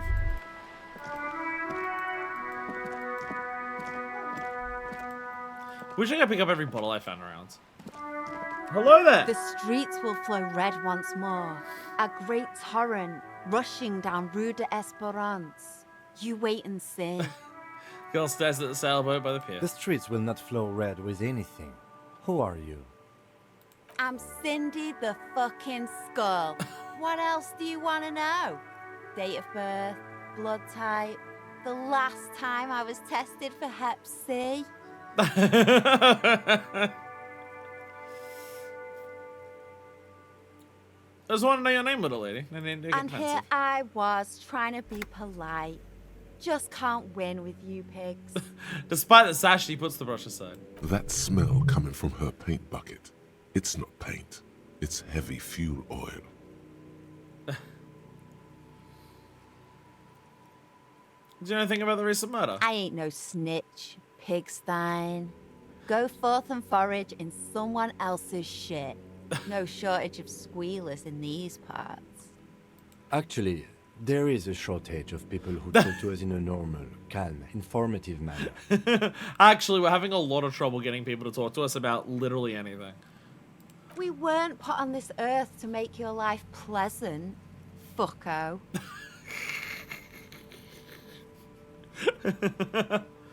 Gaster! Love how technology in this game is so different yet performs similar concepts. It's all very fascinating. There is so much, by the way, welcome to the stream. There's so much about this where it's like, oh, we can like connect things to our world. Like, you know, like, oh, like the politics is like, you know, the proletariats, the communists, fascists, and everything like that. We're experiencing similar problems of just, you know, this place being unoccupied, you know, a strike going on, scabs there. Look, there's so many similarities that we have, but also everything about the world is very distinctly, like, also not ours. Like, even, like, the idea is like, the founder of communism is, like, a new name. It's Krasmazov, and it's referred to as scientific communism and stuff like that. The car that was, like, out the front and, like, how it, like, highlights the headlights onto the, like, the book and everything like that. It's all very good, like, it's all very good at just being, like, this isn't in our world. Like, this isn't just, oh, an alternate setting of a different country far away. Like, this is not our world. This is, like, this is an alternate reality entirely compared to what we have. But, you know, something, even if it's a completely different world, a lot of the struggles that just what humanity is are the same across different things. Honestly, I've learned a lot how I write stuff like technology and architectural history. I mean, if there's something to take inspiration for, this is definitely a good one. Canvas me and how I present a world, I'm taking some inspiration. I mean, stuff like how people can entertain themselves or keep themselves busy. Talking shit to cops and bullying them. If you're a teenager. Completely original setting in all capacities, so slowly and delicately delivered to us bit by bit. It is very, very ooh. Every time I play, it's literally the second time I'm playing, but like every second person I talk to, I learn some more information about the world. I'm looking off to the side. What you looking at? There is also pinball. Brow at another one of your eccentricisms. She nods disdainfully towards the woman performing maintenance on the boat dock near the pier. Hatred, disgust. It's difficult to tell which of the two is more present in her girlish features. The woman on the boat does not notice her staring. Joyce Messier. That is on her. Someone's got to keep an eye on her. A Zon whore? And we're also like learning different names of races. The Ossidans, the Samarans, Seminese, the Ozons. Ozon is an archipelago 2 days travel away from Rivershot. Its moneyed residents, used to posh restaurants and upscale boutiques, rarely have reason to visit Martinez. Who's she? Probably the Wild Pines rep. We should talk to her. She's a professional negotiator, though.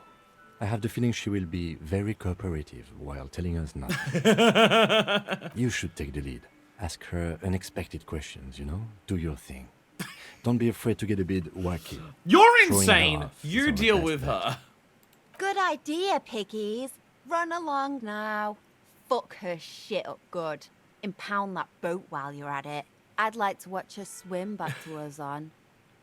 What's she done to the wall? Can't you tell? I'm painting a beautiful mural, an aereo graffitio visible from low orbit. I haven't really started it yet. I'm waiting for the right words. So you don't know what to write? Have you ever tried your hand at graffitio? When faced with a blank wall, most people write unimaginative stuff, like pigs go home and Mono is here. We rarely see pigs round here, though. Just union cats. And my name's not Mona, so... So that one doesn't work. She wants it to be something true and total. I have an opinion on this. Want to hear it? Yeah? I love how we got. Don't mind us. Keep doing what you're doing. Thanks. I'm sure the inspiration will come to me now that I have an official RCM stamp of approval. I'm glad I can help. She means the opposite. You've lessened her desire to defense the building. Is that heavy fuel oil? Red dyed heavy fuel oil, intended for exclusive use in government vehicles, to be precise. He says so in the contents of Cindy's bucket. What did you think I was using? Aquarels? Sucked it out of a cop's fuel tank myself. Back in Jamrock. She really did it. She's proud of it too. That's some clever cultural commentary. You ain't seen nothing yet, piggy boo. Catch you later, Watch Cindy. your back, ungulate. You've got eyes on you. Mazovian. Hey! Talking to that woman made me learn about communism. 0.0000% of communism has been built. Evil child-murdering billionaires still rule the world with a shit-eating grin. All he has managed to do is make himself sad. He has started to suspect Krasmazov fucked him over personally with his socioeconomic. It has, however, made him into a very smart boy with something like a university degree in truth. Instead of building communism, he now builds a precise model of this grotesque, duplicitous world.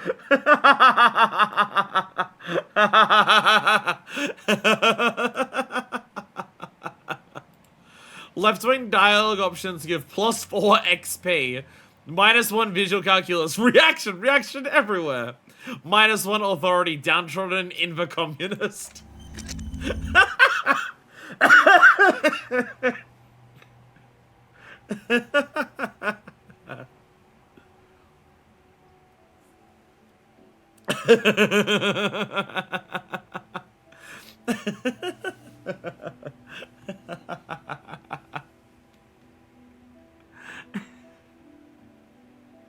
I fucking love this game.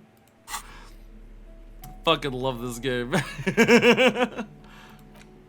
Oh look! Alcohol! Guaranteed to color your lips. Made of poverty, sugar, and artificial taste enhancers. All he has managed to do is make himself sad.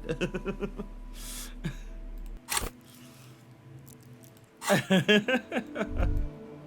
I go this way from here? No, I cannot. Okay. What's in this box? Money! Above, tops flap in the wind. Forgotten hammers and nails rust. Door is locked. You can't get in. Alright. Head back down. Through this door, I think we can go inside the other balcony. No, this is something completely different. This is a coal room. Enough coal to last for several winters. Smells of chemicals. There's a cat there! They used coal dust to put a cat picture on the thing. Where's the cleaning lady's bed? Is it this? Colon.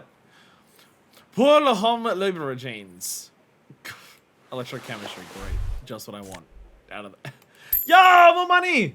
More money! Let go. We have more clothes, though.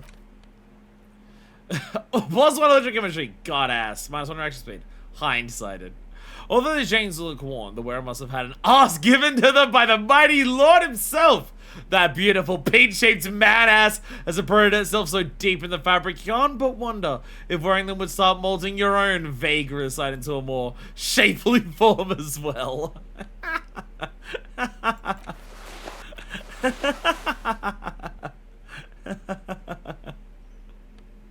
Both of my pants just give me extra electrochemistry and reduce one of my fucking motorics. So that's one thing that we can do with just getting a variety of clothes. Because clothes do have like quite a big impact on your stats. But here's how pants work, Mr. Disco. I'm gonna shake my ass and you can't stop. The pockets of these new jeans are perfect for sticking your hand into. Makes you look cool, calm, and collected.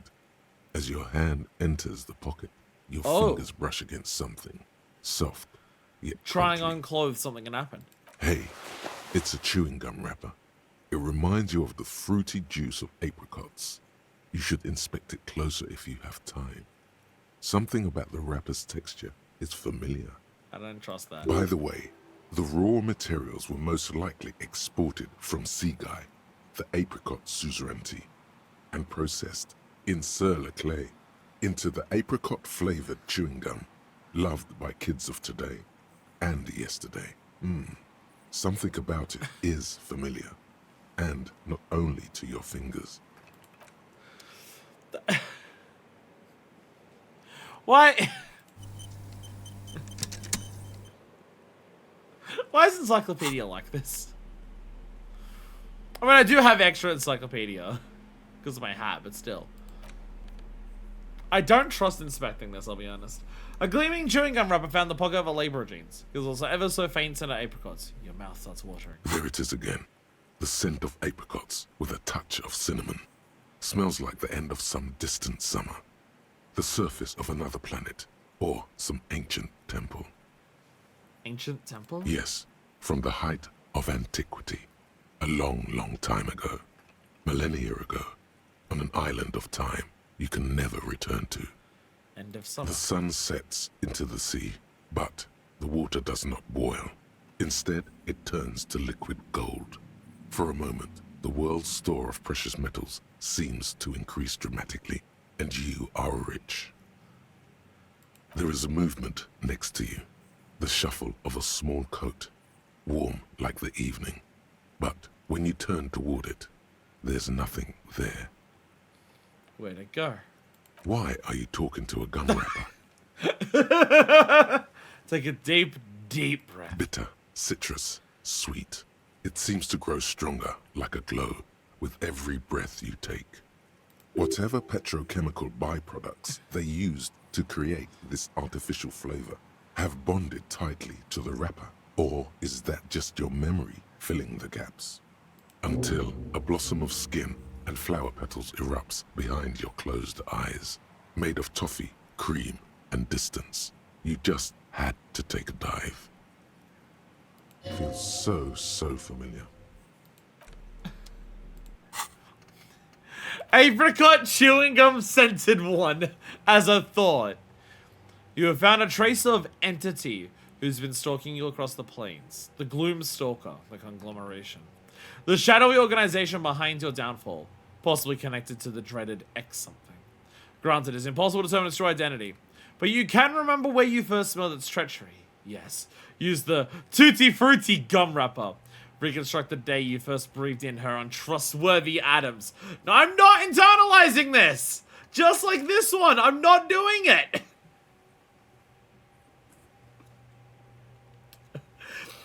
I do like how the game gives you several opportunities to just be like, hey, do you want to wallow in the past? Do you want to keep doing that?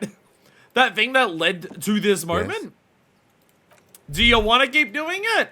We'll let you if you want. We're not going to stop you.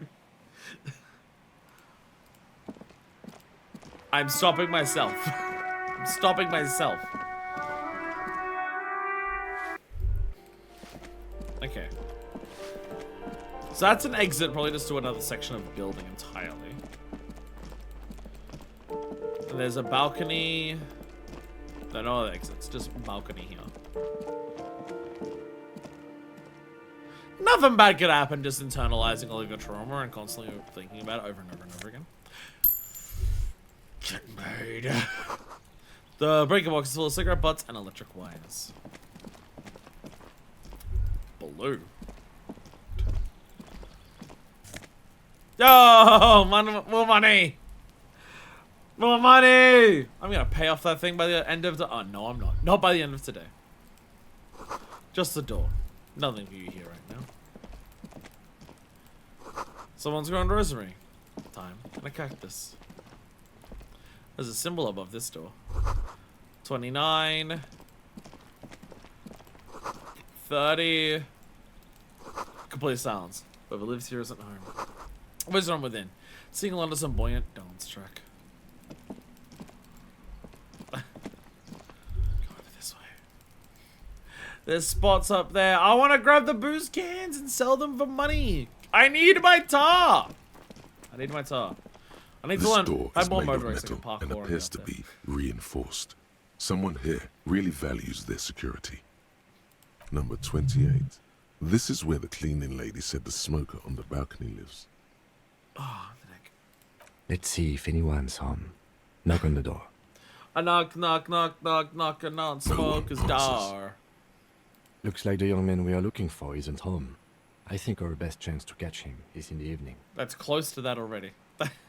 Looks around taking in the cold We should spring. return tomorrow after we have finished with our day's work. How about 9 p.m.? Sound good? What do you mean? The smoker on the balcony. This is why we're here, right? He might know something about the murder. So tomorrow 9 p.m.? Tomorrow? Don't worry. It's mostly all still here. You can remember things. You got this. Tomorrow 9 p.m. That's a while away. Tomorrow 9 p.m. right here. Apartment number 28. Good, let's go. Damn. Turns out it's quite tricky finding someone in a big apartment building. Don't worry. You'll get him.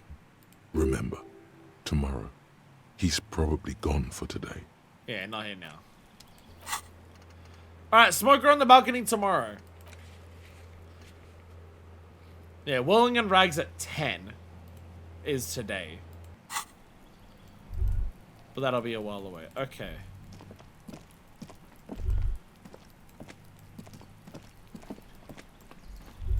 I want to jump up to places.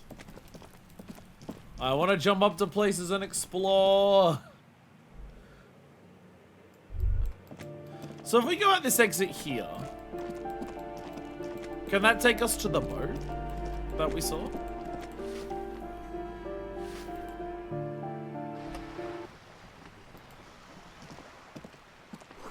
Inside the frame of a motorcycle and repair and use the tools Signal Blue Naval Code. This classic double-breasted coat suits everyone, including you. If you find yourself battling winds at the helm of a ship, then the coat's heavy fabric has got your back. Even if the moss have left a few holes in it. Aye, Captain! Oh, Jesus.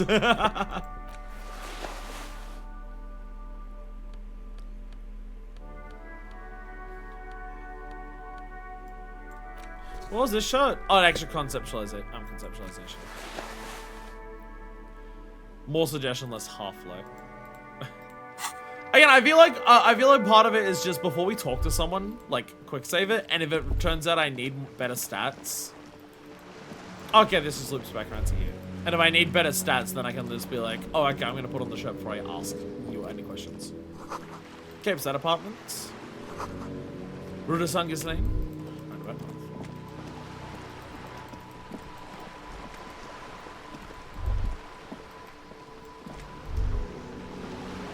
Piles of stuff here. With drugs! I have so many drugs. I have so many drugs. By drugs, I mean magnesium tablets. The belly of this boat shines like it was recently painted. Dogging reserve for residents of Rudasunga's Lane 33A.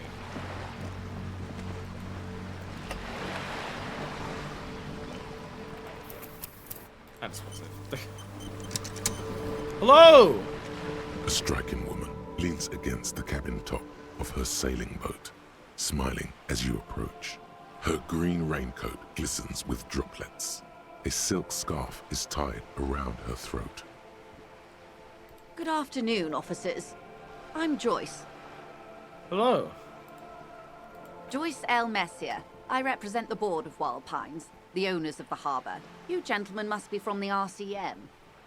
She lives close and holds her hand out of the rigging. Joyce L, what's the L stand for? Peyton, my maiden name.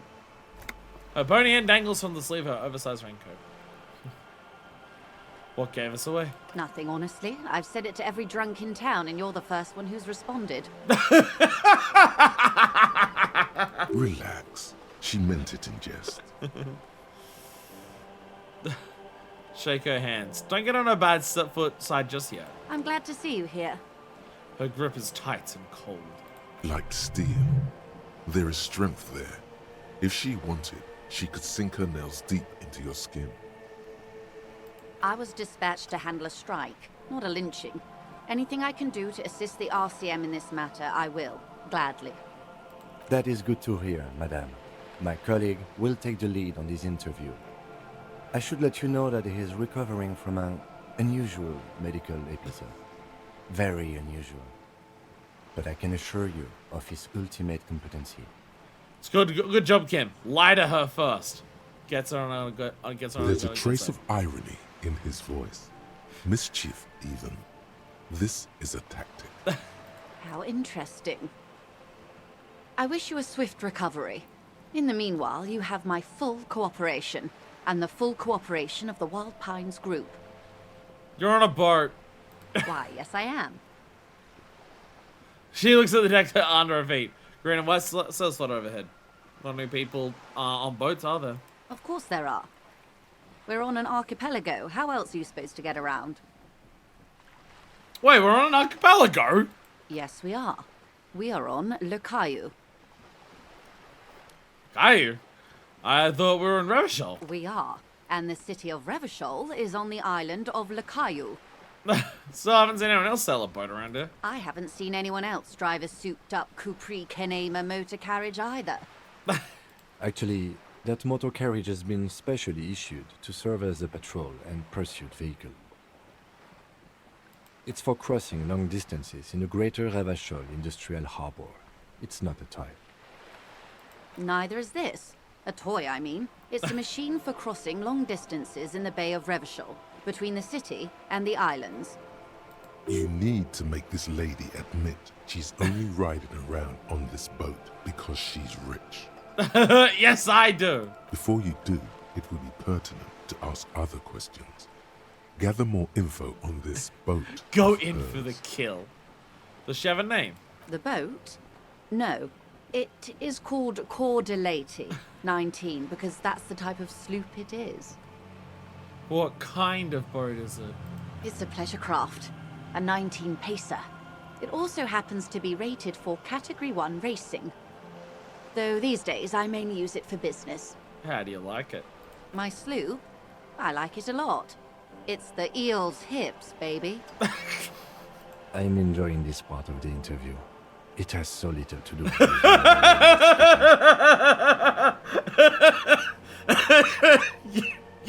You don't know that, Kim! You have a license for the boat? Officer, I assure you I'm a highly qualified pleasure craft operator. The crowns of her teeth are porcelain, white as the boat's hull as she smiles. Her nonchalance might be related to something called the Wayfarer Act, a law that says she doesn't need a license. Sly fox, you're not aggressive enough to harass her further than this. Good. I got going for the kill and the economics of the boat after I ask her if I can have some money. Talking about Wild Pines, what do you do? What we do? I'm afraid I don't speak for Wild Pines as a whole. It's a giant undertaking. There was a touch of discomfort there. She wants to merely represent. So what do they do? The Pines' core competency is logistics. Container shipping, freight, that sort of thing. See those airships there, blinking? Those are the shipping side of things. And that is the terminal. Another subdivision deals with energy, oil and gas exploration, offshore platforms. So a lot. The Wild Pines Group is one of the original Revacholian Indo-tribes. Companies awarded royal monopolies by the king, the suzerain himself, centuries ago. The king is long gone, but several of the Indo-tribes remain. So even after a couple revolutions, these companies still exist. What are the other Indo-tribes? Son Baptiste, Elysium, an unknown entity known as Brightest Star. In good company, it seems. Why, thank you. Shows the rest of the real meaning of the remark. How much money does Wild Pines have? I'm not at liberty to discuss the company balance sheet, but I can tell you that last year, the company booked more than 20 billion real in revenue.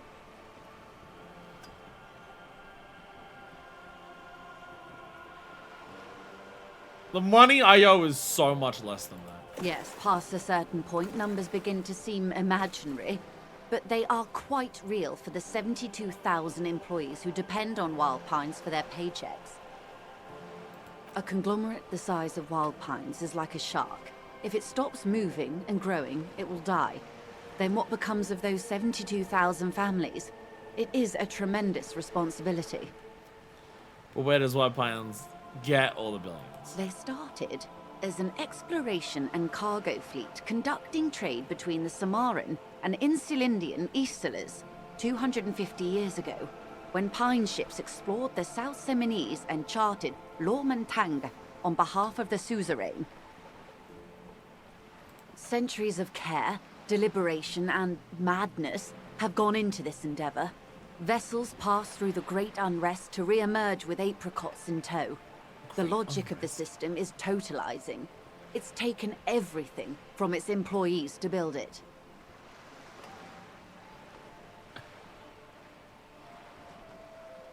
Taken everything from its employees to build it? Odd sentence to hear from you. Probably helps start out with a royal monopoly. You know more than you let on. Certainly it helped, but most of the original Indo tribes have failed or been absorbed. To survive, Wild Pines had to grow and adapt. No suzerain did that. What does a huge system with a place like this? You mean aside from being the terminal's legal owners? Who are responsible for moving 8% of the world's cargo? You don't get moving, the workers do. The company's nothing without them. We built this district. There it is. She owns up to it. All the best parts of it. Rue de Saint-Ghislain, with its bastions. The plazas Meteor and Mosaic. Even some of the old street lamps have been put back thanks to the investments from the WP. She puts behind you where the seawall rises. Before Martinez was swallowed by the industrial harbour, even before it was part of Revachol, long before Terminal B was erected here, the Pines built it as a resort for its Revacholian employees. A company getaway, for a weekend or a summer holiday. Then came the revolution. But that's another matter. I'm here to make sure the Pines can fulfill their responsibilities to the place they built. Okay. With your help, hopefully, says her warm tone. What can you tell me about this track? Everything. Right up to, but not including, trade secrets. What's your role in this business? I believe the official title is Senior Labor Negotiator. In practice, I'm a grocery clerk. I relay the union's demands to Wild Pines and return with Wild Pines' counteroffer. And how are the talks going? They're not. That's the problem. The union stopped all negotiations a week ago, after that awful lynching took place. So the union's like not even actually doing any negotiations right now. They're just like locked off entirely. Now they won't even let me into the harbor. There's a 2-meter-20 racist behemoth blocking the gates. Yes, I've been told about Meshhead. Tell us more about this behemoth. What can I say? The union employs a giant covered in tattoos. A racist giant. I guess that's part of their big tent organization now. How was those going before the lynching? Let's say I was not making the kind of progress I'd hoped for when I first arrived. And when did you first arrive? I arrived 3 weeks ago. Yes, in the middle of February. The bay was still partially frozen then. I prefer to do these things on site, like the RCM. But the strike began in December. Looks like it's nice. I wasn't the original negotiator here. I took over after Mr. Gaumont hit a wall with Mr. Clare, the union boss. Mr. Clare refused to speak with Gaumont despite concessions he'd granted the union in prior negotiations.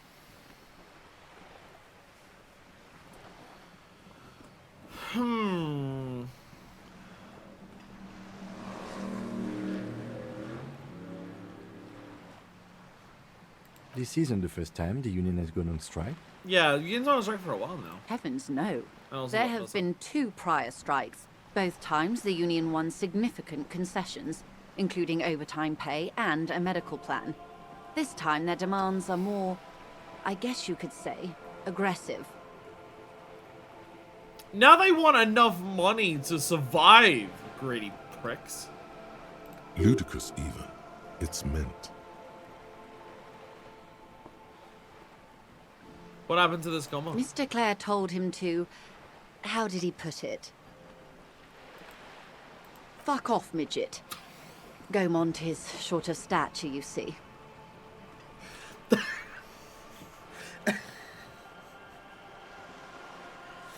Not where I was expecting that to go! Not where I was expecting that to go! Not cool. Keep in mind, this is a negotiator Mr. Clare has worked with before, and who was more than fair with him and the union. What are their demands? There are leaflets everywhere, and banners. What did they say again? Oh yes. Every worker, a member of the board. Most of the workers probably don't know what that means.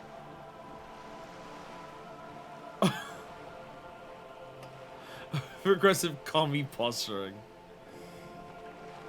I like it. Then you might also like their other slogan. Demand democracy. Not hard communist enough for me. That's a good one. Personally, I don't think it has the same pizzazzo as every worker, a member of the board. What exactly do they mean by it, though? What's the demand? It's quite simple, you see. Every time the Wild Pines group makes a decision about what? About anything, really, it needs the signature of each of the 2,200 workers in its Martinez terminal. Just so you understand, this is but one of 22 terminals owned by Wild Pines. Essentially, not only are they kings of the company, they are also kings of the 72,000 employees of Wild Pines Group. The king is dead! Long live the workers! That may well be. It's not up to me to decide who is king, but as negotiations go, it's not a swell start. What are you gonna do? I'm not sure. Naturally, I assume that was just their opening position, a hard-nosed tactic with a side of mockery. But there's been no follow-up, just the same nonsensical slogan repeated over and over again. And now, people are getting lynched, I hear. Behind the whirling in rags. A disastrous situation if there ever was one. Excuse me, from whom did you hear about this lynching? I first heard it from the boyar at the gates. The one whose very name advertises his aversion to work. I think he said it was, "Call me mañana." Yeah, that's the one. We spoke to him, yeah. This checks out. No, this checks out. Scabs at the gate. Did you put them there? The scabs? You mean the huddled masses of Jamrock, come to plead for work where the Union refuses to? If they were organized by Wild Pines or its affiliates, then it would be a company secret. I could not share it with you. Not right now, at least. It's implied. She's open to discussing this matter with you at a later occasion. Tell me about this Union boss, Mr. Clare. Everard Clare is a man of the utmost integrity. If you can say one thing about him, it's that he always puts the interests of the workers first. Really? Of course not. Everard is fantastically corrupt. I imagine he has a thick, viscous goo where you and I have blood. Is he that bad? He is the most corrupt individual I have ever seen, and I deal with men like him for a living. If there is anyone more venal, more irredeemably nepotistic, then it's his twin brother, Edgar. There are two of him. Yes, Edgar looks exactly like his brother, except for that lazy eye. He also talks exactly like Everard does, and when one's term as foreman is up, the other takes over. It's how they circumvent the term limits, you see, with a funny little switcheroo. While in office, they've embezzled God knows how much of their workers' dues. The Union boss is also corrupt, probably, and if this woman's telling the truth. Yay! What about the Union itself outside the Brothers Club? The Debardeurs Union was once a perfectly normal institution. 20 years ago, anyway. It must not have been easy to establish under the Emergency Act, but they did it. I can respect that. Organized labor at its best, as they say. Then something happened in the local chapter elections. The Brothers Clare came and transformed it into a... how do you say? Don't use the term again. A mob. The Debardeurs are a crime syndicate. Sad as it may be, I suspect we'll be forced to cooperate with them.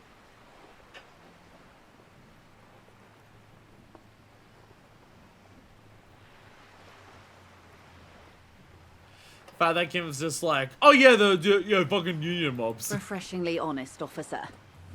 The company has tried appeasing in the past, but I'm afraid our concessions have only emboldened Everard and his brother. And your opinion, detective, if I may ask? I'm a curious and talkative person, you see. Would you say the Debardeurs Union is... an effective advocate for the rights of the local working man, giant leech sucking the life out of Revachol, basically a social mob.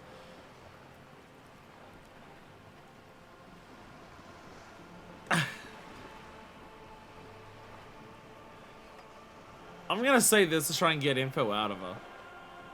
I could just be like, oh, everyone's like taking all of this money? Oh, I agree with you now.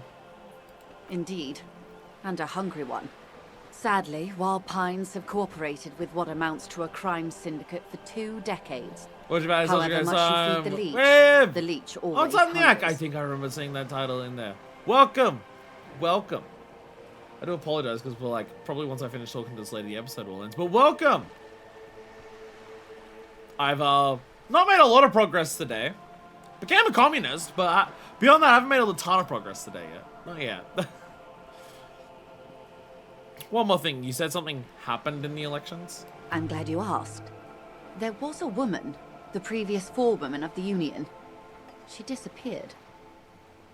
Disappeared? Yes. On the last day of the local chapter elections, her daughter phoned in and said she wasn't running anymore. Or coming to work. Ever. End of story. Some kind of extortion, probably? Indeed. The company suspects foul play, but there's nothing they could do. It was a Union matter. The point of the presentation is, these kinds of things happen around the Clares. Watch out when you're dealing with him. Thank you for your concern, ma'am. We'll be just fine. That's all I need here. Let's change the topic. Of course. How else can I help? What can you tell me about the lynching? Quite a few things, I'm afraid. The information I'm to share with you includes sensitive trade secrets. For the sake of my employer, I have to ask for your names and badge numbers. Oh, fuck. Of course, ma'am. We should have introduced ourselves. I am Lieutenant Kitsuragi from Precinct 57. And this is my colleague from Precinct 41. I'm afraid he doesn't have his badge at the moment. I hope mine will suffice. How curious. Why is that, Detective? Awkwardness washes over the conversation. The woman doesn't like this turn of events. Remember when my partner told you I recently suffered from an unusual medical episode? My lost badge is related to it. I see. So, are you saying you lost your badge during the course of this episode? It's possible I've denied a heavy drink and I lost all memory of my life in the world. Probably don't want to say that as I'm trying to get information. Yes. I can't hear you, darling. Speak up, please. God damn it. I could have eaten it for all I know. I don't remember anything. This world, this city, nothing. Oh dear. Some kind of encephalopathic amnesia. I don't even know how to respond. This season makes you throw away badges. I do believe you, naive as that may sound. I simply can't imagine what you gain by faking such a condition. As I said, ma'am, his technique may be very unconventional, but he is an officer of the RCA. Of course, I sympathize, but I'm afraid I simply can't share anything more until I've seen that badge. We did eat our badge, you know. I hadn't considered it before. It's always possible. Hang on. She's a professional negotiator. She should be open to some sort of mutually beneficial arrangement. Sympathy for amnesia. What kind of arrangement would it be? I mean, favors for favors. A dirty alliance of some sort.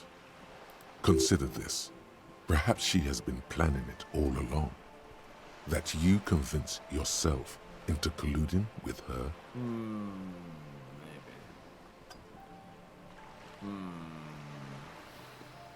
72 on a red check. I don't know if I want to work with her, but I want info. And I could always just, like, fucking betray her later on. if I don't feel like going through with it. Easy. Just offer her a favor. Like I said, nice and dirty. Surely there's some other way to demonstrate our law enforcement credentials. I will be frank with you. If I'm going to break protocol, I need to be able to justify it to my superiors. They're going to want to see something very tangible. You're in, but expect her to drive a hard bargain. Like what? Reports from inside Terminal B suggest it's a hub for the local drug trade. This is an open secret in Martinez. The Union controls the terminal, so it goes to reason. The company has tried looking into this matter before, to no avail. Perhaps someone with your authority and resources might turn over the right stones. They might be secretly doing drugs. Like, dealing with drugs there. And just saying, like, it's all Union info. That's all they suspect. Or, you can recover your badge. Though, if I may be blunt with you, it sounds like that may be a lost cause. Detective, a word in private before we continue. Excuse us for a moment,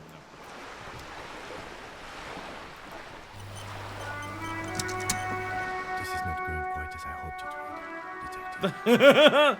What? How'd you have it again? Honestly, I was expecting you to use your unorthodox technique to keep her off balance, and not volunteer us to be her henchman. I thought it was going so well. This woman is running circles around us. She might have known about your misplaced badge all along, or she's simply an adept improviser. Either way, we've played straight into her hands. He doesn't let it show, but there is a limit to how much the consequences of your unprofessional behavior can cost the investigation.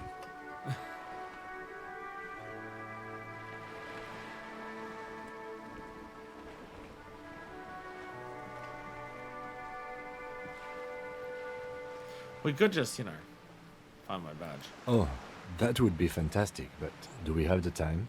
The world is large, and your badge is 8 by 6 centimeters. The situation might have changed drastically by the time you locate it. Time is of the essence. You could request a new one from the station, but that would literally take months.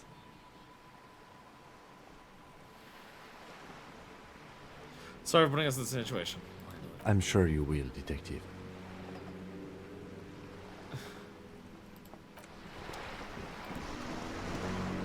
You're back. Good. What can I help you with? You seem smart. I need someone to give me a lowdown on this reality we're in. This reality? She pulls her hood closer around her neck. Yes, reality is your side case. An experimental side case.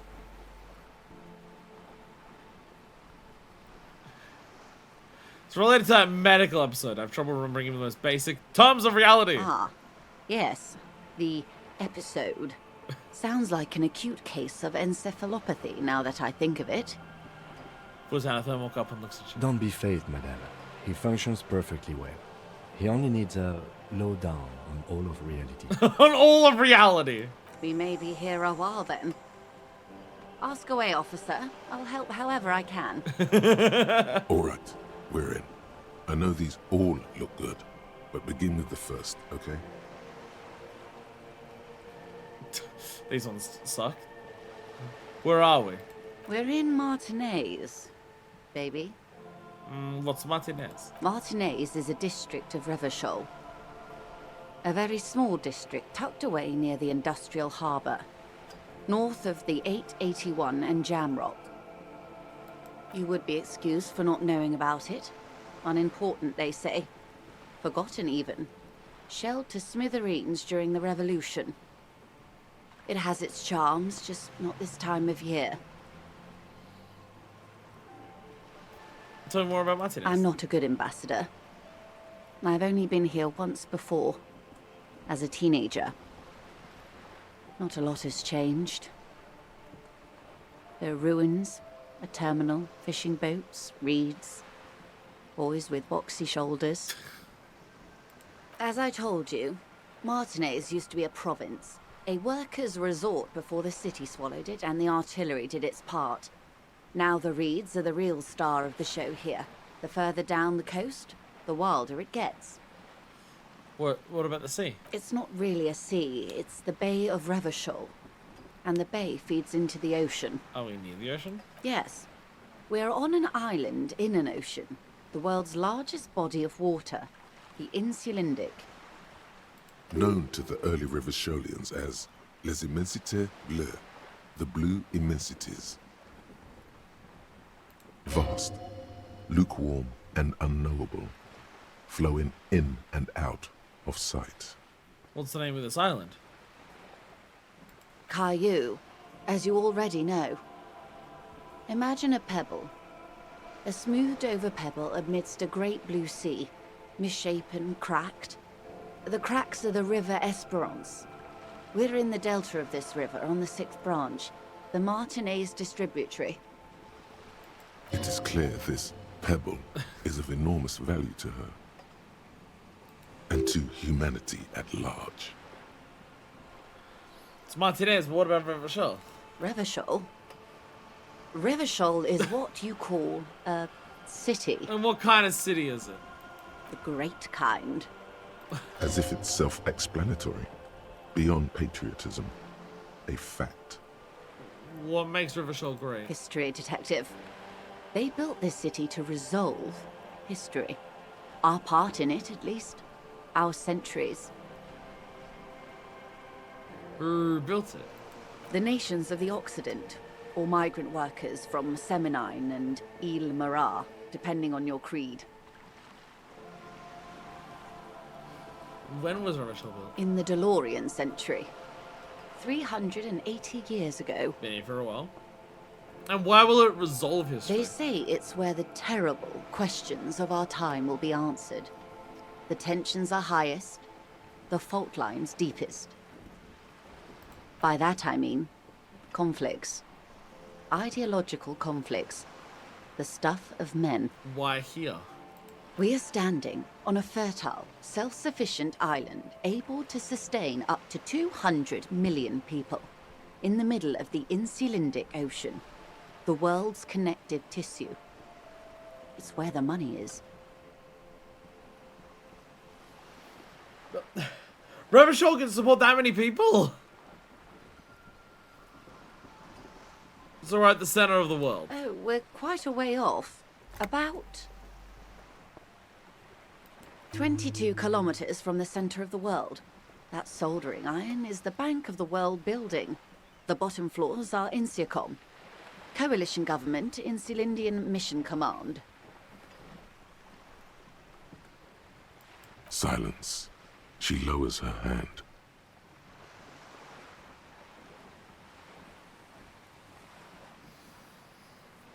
Trying to like get a mental map of the place. It's hard. So many islands and bays and everything. It's really hard to like get a mental map of the place. The water, the light. It's as though you're seeing it for the first time. There is no recognition, only the immensity of the sea and the cold radiating from it.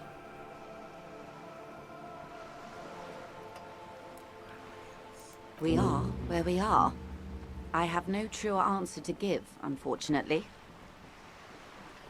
Towards you close as you scan the horizon. This is one thought you need to complete. Where are you? Was there something else you wanted to know? I remember something about a lowdown. On literally everything that This exists. has been informative. Thank you, ma'am. I'm sure my memory-impaired partner has many more questions to ask, about even more fundamental aspects of humanity. Might I suggest not asking them all right now? Ma'am, Messier will be here later too, and tomorrow. Isn't that true, ma'am? Absolutely. My commitment here is long-term. You're right, Lieutenant. I'll come later. I'll continue later. It's better not to eat all your food.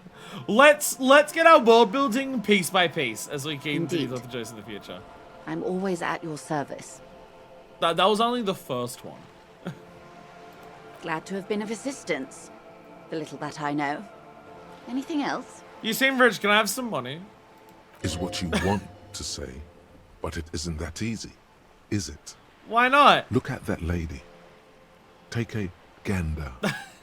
Squint your eyes, bub. What nice fabrics. Why, yes. Tucked away under that sturdy green raincoat. But I want almost money. Rustic in its simplicity. A silk shirt and matching scarf around her gentle throat. But I want money. While dull orange pearls hang from her earlobes, red from the cold. Her light green eyes scan you, full of knowledge and worry. Wealth and all its possibilities. These are the kind eyes of the rich man that seem to say everything is possible. Within reason. Yeah, so? Now look at you. You misery-clad simian. Hey! Barely able to tie your own laces. Hey! Your armpits are lakes. A scythe of booze precedes you. Your hair sticks to your forehead, and your underwear feels uncomfortable. Do you want to chuck a vine boom on each of those while you're at it, Inland Empire? Fucking Christ! Inland Empire hit me with the L plus ratio. Plus you're sweaty, plus you're fat, plus you stink. Like, what the hell? Is this what I get for constantly talking? This is what I constantly get, like, when I get for constantly talking shit to Inland Empire. You're poor. Poor as balls. You can't ask this person for money. You're too... Inland Empire Electric Chemistry, love you. I'm a goddamn working man. I'm not ashamed to shake this leech for some dough. You think your little communism protects you from this feeling? No. The more demeaning it is to grovel at her feet. As I was saying, if there's any way I may be of assistance, please don't hesitate to ask. I want money! Can I have some money?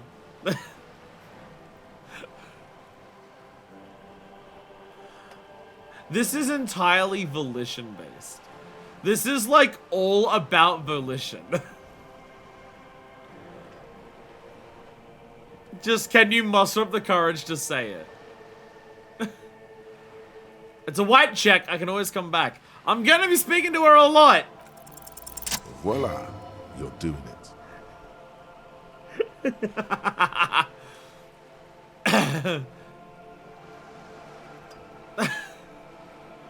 The pity card! Do we go for the pity card? Help me, I'm poor. I need money to keep living. Ah, yes, of course. I'm sad to hear that. How much do you need? She's surprisingly nonchalant about this. Could it be that she somehow knows more about your predicament than she's letting on? 130 is the correct answer. Because obviously no. And this is an insult. About 130 real.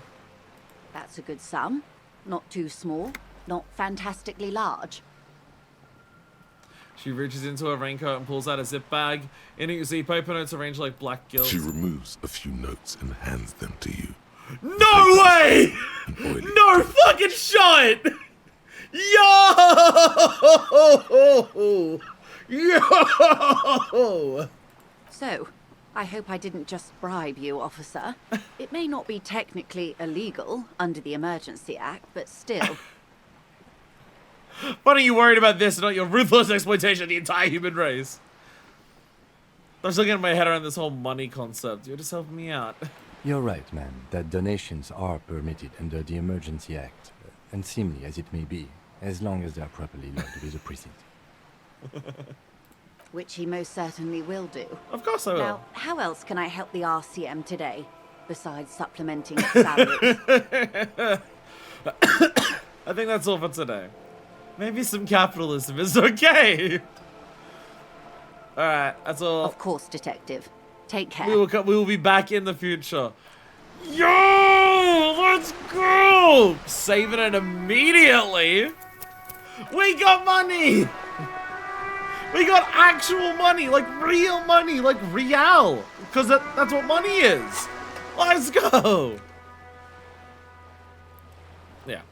So we can keep asking Joyce about our things everywhere. I think this conversation may have given me 2 points in ultra-liberalism. But I got some money out of it! I got some ultra-liberalism points for that conversation. But I got some money out of it, so it's okay. And yeah, we can either do her a favor, or I find the badge. I don't like the chances of most of that, I'll be completely honest.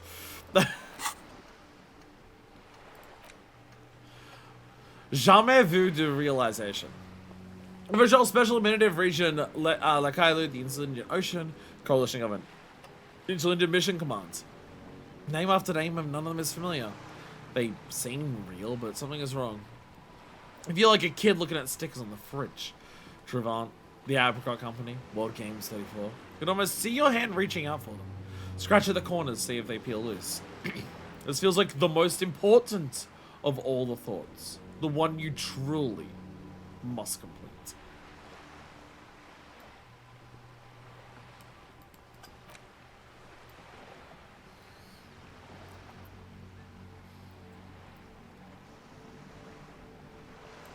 I mean, it's only 3 hours research time. Which one do we push aside for the time being while I try to learn this? What do I push aside for the time being while I try to learn this? We probably won't speak to any women for a bit, so...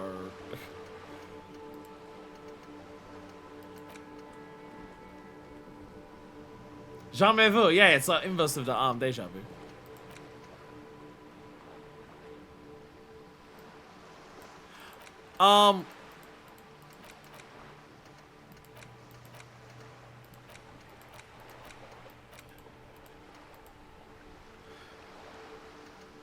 If I forget one of these, do I have to re-research it?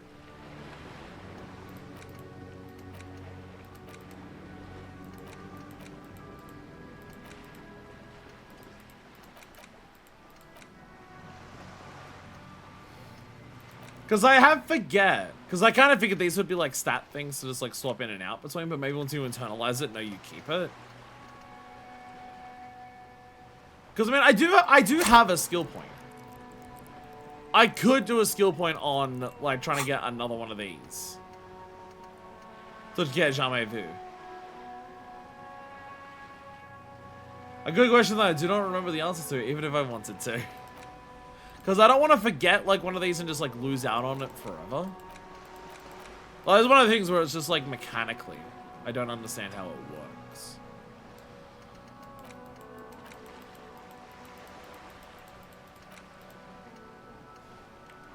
I will save scum this. I will save scum this. Because this is just a mechanics thing that it's just like, I don't understand how it works.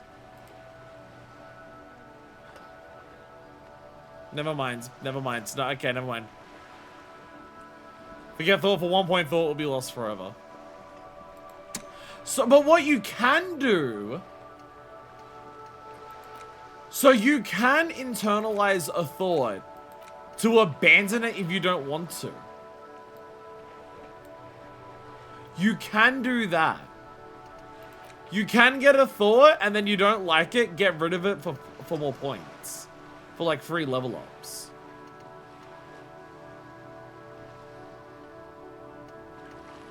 Because I want to keep these 3. I definitely want to keep these 3. These are the foundation of our character. The foundation of our character is feminism, communism, and homelessness. That is the core of our character at this stage.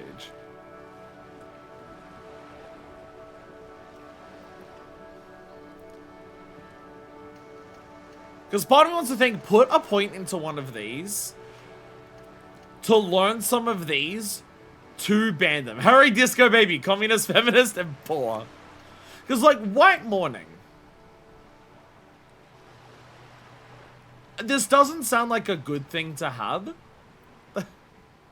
So I could learn this and then just forget it to get extra skill points. So part of me wonders, do I want to spend a skill point to unlock a slot that is designed to be a skill point dump for thoughts that I don't want?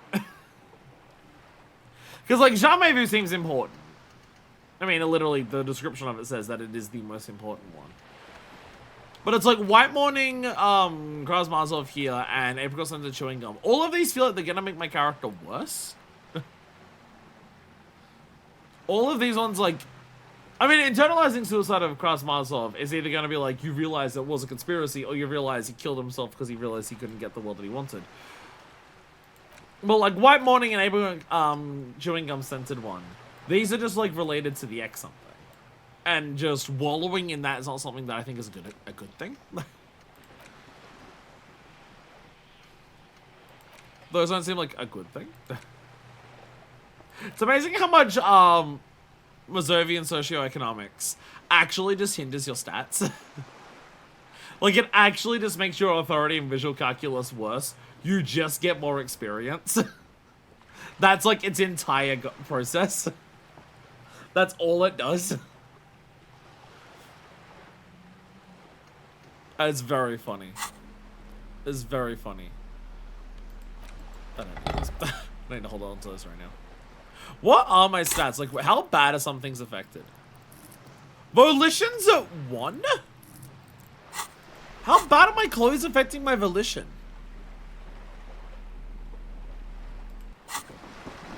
Oh, that... My volition's bad because my morale's low. Helps with communist-based skill checks, as we saw earlier. That is true. Internalizing it did help with that.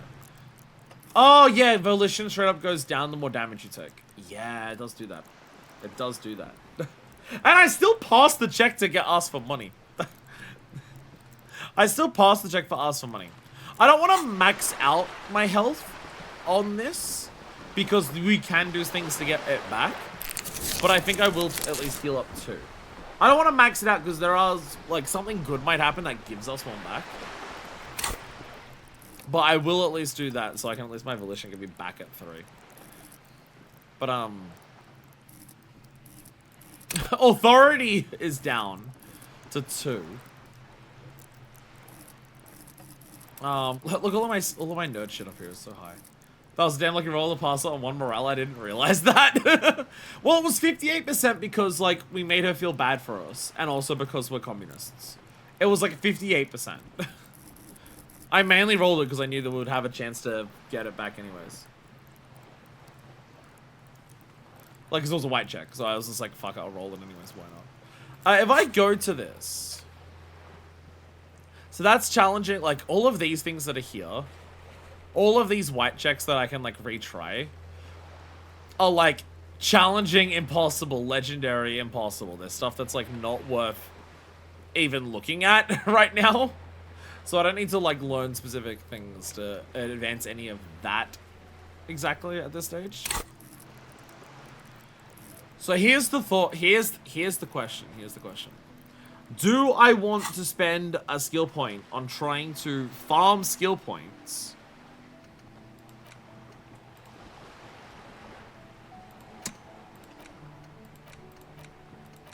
Or do I want to put something into... Because, like, farming skill points could get more of these levels, like, faster.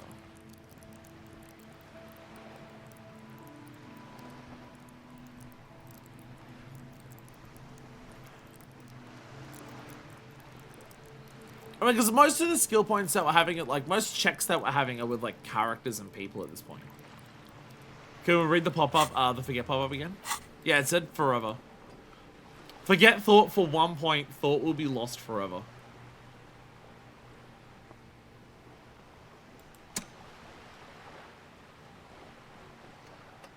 I assume that's why it has the diamond here. Because it's like, you can get a diamond back by doing this. But it does say forever, so you can't get it back. So you can't just like get rid of it because it's bad for you right now and then just re-internalize it. This is stuff in your brain, it's internalized. It's like clothes you can just switch out. Does that mean gain one or spend one? Because the diamond only can spend, right?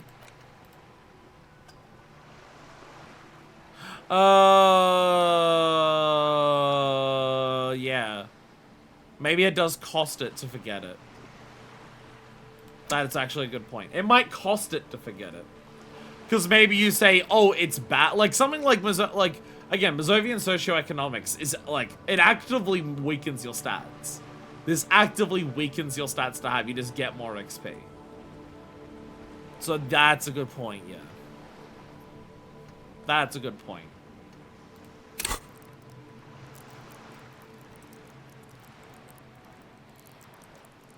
Of course, the point of the game is either way, just guess whether you want to keep everything you already have or not. It makes sense. Yeah, I guess that's the idea. So never mind, you can't use it to farm points. Damn! I thought I was being smart. I thought I was being smart. Well, in that case, I'll have to be very careful with what I learned here. I mean, these three, absolutely. These three, absolutely. Well, I'll be honest, the thought cabinet, I'm not paying anywhere near as much attention to this as I am to this. This aspect is much less important to me for the thought cabinet than all of this. This is about the character and who they are. The stats are a bonus or a slight deterrence to deal with. I care way more about all this. Honestly, it's kind of my approach to this as well. I'm not like looking at these stats and going, which things am I struggling with rolls with right now and should I have more of? I'm looking at this and going, what type of things do I want my Harry to like focus on? I'm not looking at this just going, oh yeah, I've been struggling with rolls with this. The only thing I'm doing that with is just like endurance is a literal health amount. And pain threshold and physical instrument might just become useful. So my thought process is more in line with that more than anything else. But you know what we can do? What we can do right now. What we can do. As a final celebration for the day. As a final celebration for the day.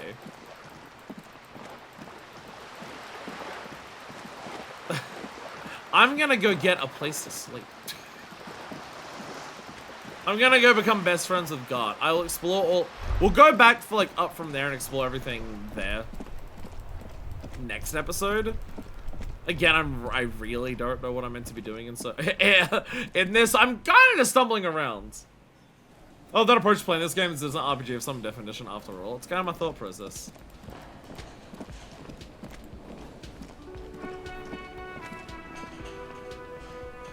It's why, like, when I look at, where was it? This, right? To me, like, this makes sense. Of just, like, the sorry cop is here as, like, the initial arc of just, like, oh, I fucked up last night, I am so sorry.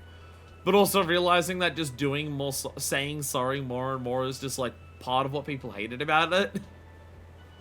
So now I'm like leaning a little more into Superstar. I don't want to be Apocalypse Cop. I don't want to drag the rest of the world down with the apocalypse. But I don't want to be too much of a Superstar Cop because then people hate me for other reasons. Can I help you? So about that money I owe. Of the 9 points in communism, we're starting off quickly. Yes. Have you got it? I have your money. Well? I hope you choke on it.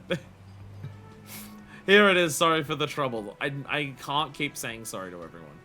I can't keep saying sorry to everyone. Here's 130 real. Great. Thank you, officer. That's all I wanted. Payment for services rendered. I did it! I got a skill point! That gave me 70 XP. That gave me 70 XP for actually paying that off. Holy shit. It's good you paid before 9 PM, or your door would have been locked electronically. Babs foot against the metal box installed on the back of the bar counter. Thing is, it's gonna cost money every day. So we're not, like, out of the woods. Please pay for each night in advance starting tomorrow. 20 real per night. I'll take a room here too. Of course. Always happy to have officers from the RCM as guests. Anything else I can do for you? By God. I at least have a place to stay. I'm betraying my Hobocopness. I am betraying the Hobocop by having a place to stay. The life experience of paying for a hotel room is invaluable. At least 28 days, a lot less than 130 a day. Yeah, I mean, like, I managed to get, I'm at 19 just by scrounging. And if I have 20 real to pay for your room at the Willing, will be locked after 9. As long as you don't have a free place to stay, you have to do this every night. Fuck.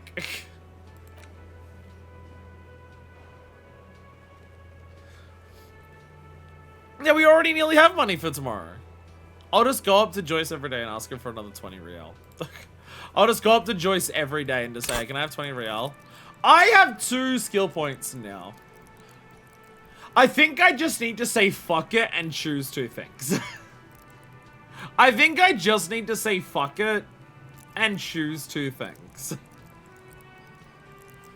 I think that's just what I need to do.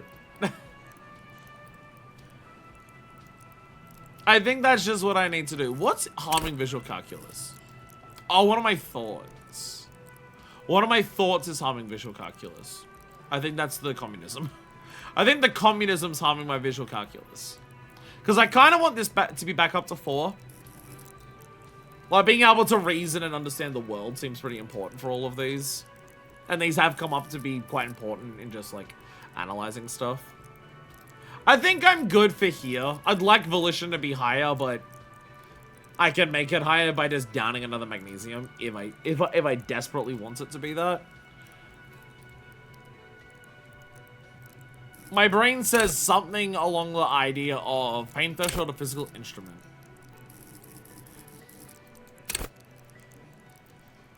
One of these should be a little higher.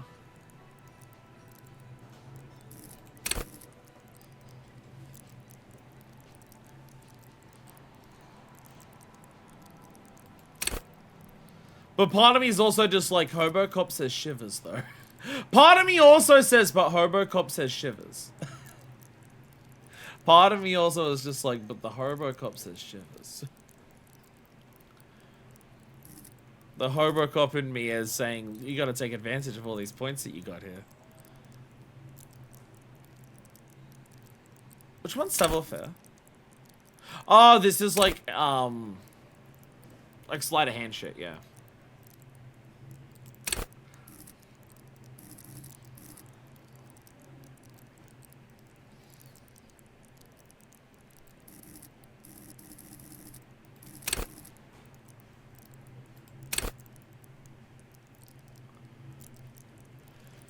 See, part of me wants to take one, because it talks about mental pain for pain threshold.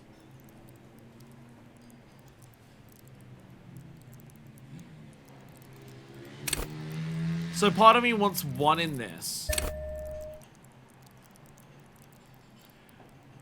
And then part of me is thinking get visual calc back up to 4. That's kind of where my thoughts are going right now. And then my next one is probably going to go to Shivers. That's kind of my thought process right now. Paint Threshold and Visual Calc can go back. Visual Calc can get back. Paint Threshold can do here. Visual Calculus helps understand the world, but Hovercorp beckons you to experience the world. You're right. You're right. 1 Shivers, 1 Visual Calculus. We are one with the world. There we are. You're correct. I do. Next one. Okay. Next 2. I'm locking in are definitely Threshold and Physical Instrument. The next 2 are definitely these 2. Glitch Lightning said the first message failed to send. Yeah, but the second one had an emote with it, so I'm glad you were able to send that one.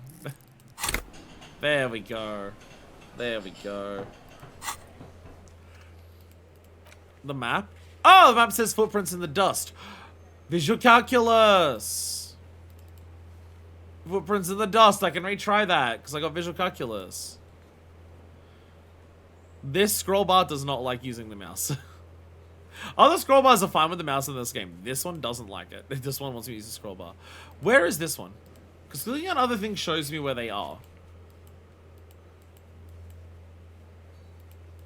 Oh, Pile of Eternite. It's saying it there. Okay. The footprints in the dust. No, wait. No, wait. No, Pile of Eternite. Where's footprints in the dust? It doesn't even show it.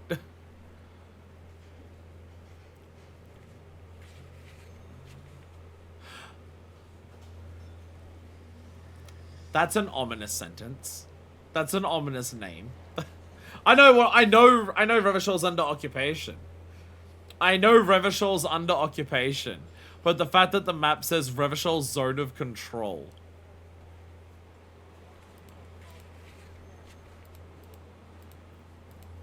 Where's the footprints in the dust? Where is that? Literally everything else tells me where it is.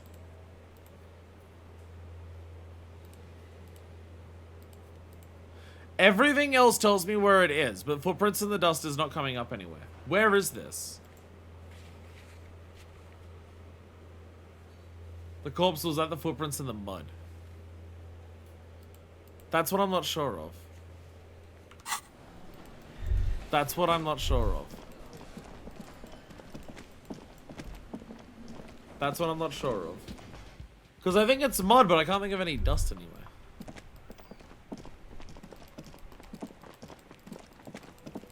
Because this was Visual Calculus, I believe.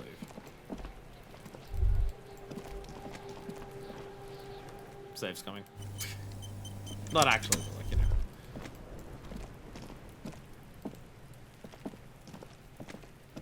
There are several footprints in the mud, left by work Yeah, boots. it is this one. Anywhere from 6 to 12 pairs have walked here. Okay, before I do that, do any of my clothes help with conceptualization?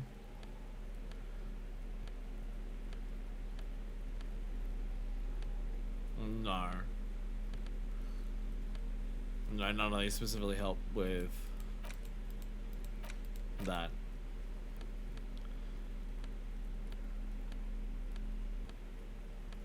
Yeah, none of these are Visual Calculus. Unfortunately.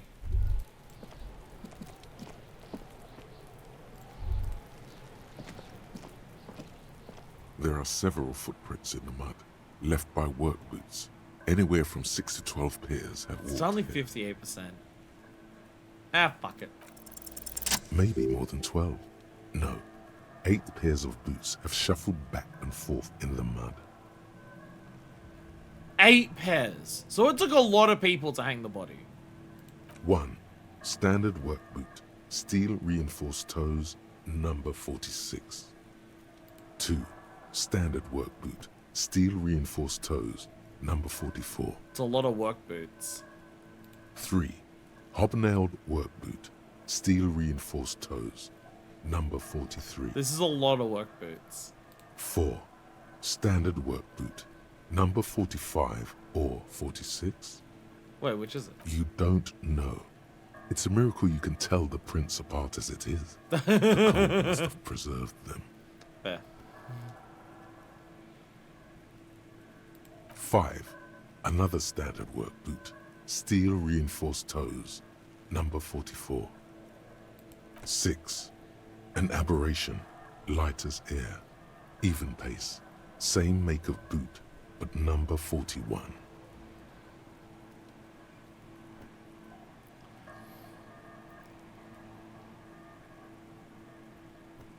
So a very light footprint? Impossible to tell. Could also have been an adolescent. The gate is undeveloped. Pretty good at this, aren't I? You're not bad. It's as if the whole world darkens. Everything else has a thin film of unimportance on it, and the tracks burn in the middle of it, in a strange, beautiful way. Count the rest. 7. The glowing outline of a standard work boot. Number 46. But the imprints are twice as deep as the others. The weight exceeds 200 kilograms. Bigger person or the main person who was carrying most of the weight of it? 8. And yet another standard work boot. Number 44. There's an aberration in the pattern of the sole, however. The right sole is smoother, more worn. That's the shoe they jerk off with. Got it. How many? 400 million! 8. I was pretty off then. I counted 20. Same guys going back and forth. I never got the hang of it. Hyperopia. Do you see anything out of the ordinary? Since like this is why I focus visual calc on my playthrough, I was taken by this neon faded world. It's like the best version of the fucking Batman detective filter in a video game. Because you have to fucking earn it, and then you get a lot of info rather than you press a button and keep it on the entire playthrough and it makes the game look bad. Because the entire game is seen through neon silhouettes. Light step, number 41 shoe. A woman or a kid? There's any way to be sure. Understood. Anything else? A heavy one. 200 kilogram imprint. 200?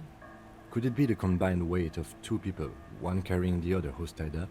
Let's say a heavily built worker carrying a similarly built, soon-to-be-dead man. One person carries out the body primarily, but it takes all of these people to actually hang the body. He might be right.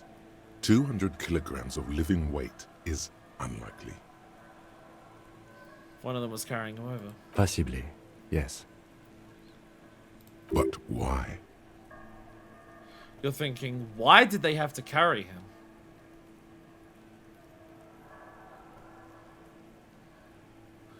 Actually...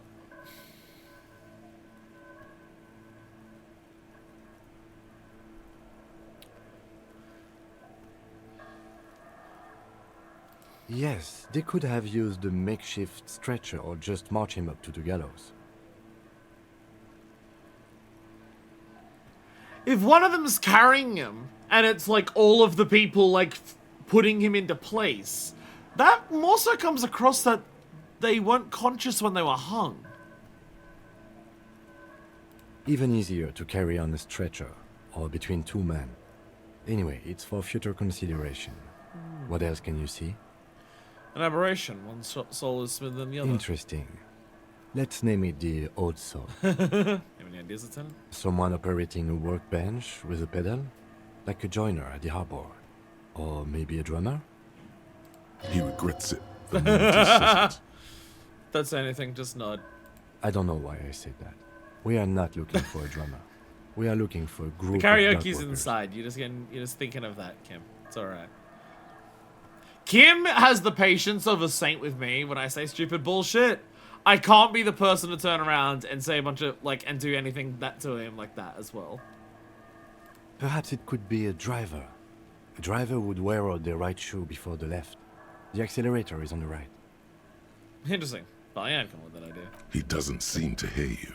Looking south toward the traffic jam instead. The machines are silent. The engines are all turned off. We should keep our eyes open around the traffic jam. See whether anyone strikes out as a potential suspect. Seems prudent, no? Yes, prudent. Mm-hmm. Lieutenant writes the information down in his notebook, then reverts tracks in the mud. How old do you think these tracks are? A week, maybe? 7 days would fit the time frame provided to us by the caller, who reported the hanging. It is not impossible. How do you know? I pulled last week's forecast for coastal Revachol. 7 days below freezing. The day before, the day of his hanging, was the last warm day. Warm day for the muds to make imprints. Mud freezes a little bit in the rest of the days. Correct again. Sub-zero temperatures would preserve the tracks in a good state. The commotion here could have taken place a week ago. So what do you think happened here? What do I think? A mob of people brought something heavy to the tree. One of them was carrying the victim. They shuffled around, especially under the tree. Shuffling a lot under the tree kind of implies they're moving around to get him in place. Then, after hoisting him up, they stood in a semicircle facing his direction. At first glance, this appears to be a lynching. Indeed. They all stood in a row here and looked at the tree. Yes, everything fits so well. Carried him over, hoisted him up, watched him hang. This is easy. I think we have a firm understanding of what happened here. The lieutenant's eyes narrow. There's just one question of why was the guy unconscious? And if the guy's unconscious, what do they get about watching him hang? I guess maybe in the process of hanging wakes up and is like terrified, but... I doubt perhaps. It would be unprofessional of them to be sure of himself at such an early stage of the investigation. Either way. What else? I think we've been through it all. Feel like we learned a lot from that. Feel like we learned quite a lot from that little investigation there. I mean, it doesn't come under any of our tasks or anything, but there was that. But, you know, there is that. There is that. In terms of what happens now. Again, if I look at my tasks, right? Whirling and Rags at some point. End of the day stuff is after 10. We can't do this. That'll take a while. This will take a while. This is just over a couple of days. Who the fuck knows? Find the secret passage. This is the random door. Buy a book, but, you know, I'm not gonna buy anything until I know I have money to sleep somewhere. 9 o'clock tomorrow is for this. Find the badges required for this. Very unsure of, like, a lot of things to, do. I mean, we've done almost as many tasks as we've got here. It's just a case of what the fuck do we do? So, next time, what the fuck we do is continue over to here.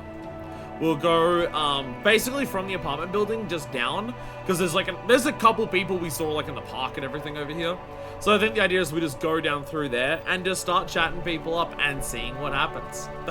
Basically, we're killing time until we can debrief with Kim tonight. That's kind of I don't think there's much more to the plan than that at this stage. So we'll see how that goes. I am enjoying the ever-loving fuck out of this game. The process of just, like, again, all of the character build shit, like, all of the different thoughts bouncing around in your head, and whether they do or don't work is super fascinating. All of this is just, like, internalizing thoughts in your brain is so sick.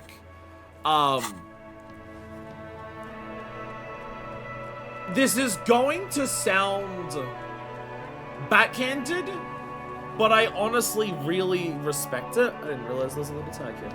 I should get rid of that. That's silly. This is gonna sound like not a compliment towards the game, but it actually is.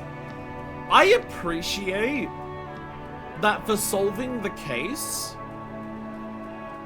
this is how it's going so far. I appreciate that solving the case so far has been, yep, that's a dead body. Seems like people put it there.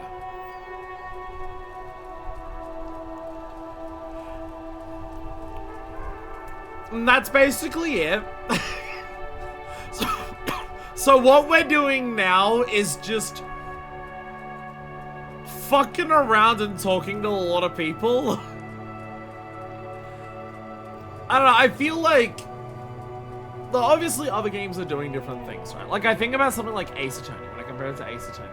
When you're playing Ace Attorney, you're like getting interrogations and things from people, which like leads you directly to something else. Or like you've got this evidence, you show it to them so they tell you something that gives you a new thing. A lot of the time in something like Ace Attorney, when you're solving, like, you know, when you're investigating the case, there's like a clear track of just do this thing and it will lead to this thing and it leads to this thing and it leads to this thing and it leads to this thing. This is more like actual police work. Which I mean that as an insult towards police work. It's actually really hard to work shit out like this. What you see of like cop shows is not how policing works. Because cop shows are also more similar to something like Ace Attorney, of every piece of evidence like gives a lead to another strong piece of evidence, or they'll have like there's like 2 leads and they're gonna like work out which is the right one and anything like that. That's like no. Investigative work is a lot more like this, of just walking around and talking to people and seeing what shit people say and pilfering around random shit to see if you can find something. It's a much like, and again, it makes sense because, you know, it's a communist game. It feels like a much more honest depiction of like what policing actually involves. We haven't gone to the crime scene and found a perfect matching shoe. And we're like, oh, this shoe is made by this manufacturer. Let's go to that manufacturer. And we go to that manufacturer and they're just like, ah, yes, here's my ledger of all the people who have ever bought a shoe from my business. Let me go along and see if I can find, there we go. This is the person who has bought a number 46 shoe from here. Let's go and, like, get that information. Let's call up the fucking police precinct to say, hey, this person, we have information, we're looking for this person. Where do they work? They have this shoe. And the police goes, yes, you're looking for that person. They're down in that building over there. You go to that building and you interrogate them. That's not what... That's not what police work is. At least not most of the time. Thing is, like, if police work is like that, then it's usually a really easy to solve case. If police work is as simple as you found something, it directly leads you to the thing, then it's probably a really easy case to solve. I think it's every case in LA Noire, I think. Well, half of the cases in LA Noire, when you solve them, are, like, actively wrong. I'm not gonna get into details about that in case anyone here hasn't played LA Noire, but in LA Noire, like, that is one of the games that I'm making fun of when I talk about this, because you will go to something and, like, here's a ledger of every purchase I've ever made, which is silly. But also, LA Noire, half of the cases you solve in that game are straight up wrong. Like, like the conclusion that the characters come to and the person they arrest is just flat out incorrect. That happens a lot in LA Noire, and you can't avoid it. So that does also happen there. Real investigative work involves finding racist mugs in trash cans and breaking into teenage communist apartments. It's that thing, there's the... True, at least is making a point about police work, yeah.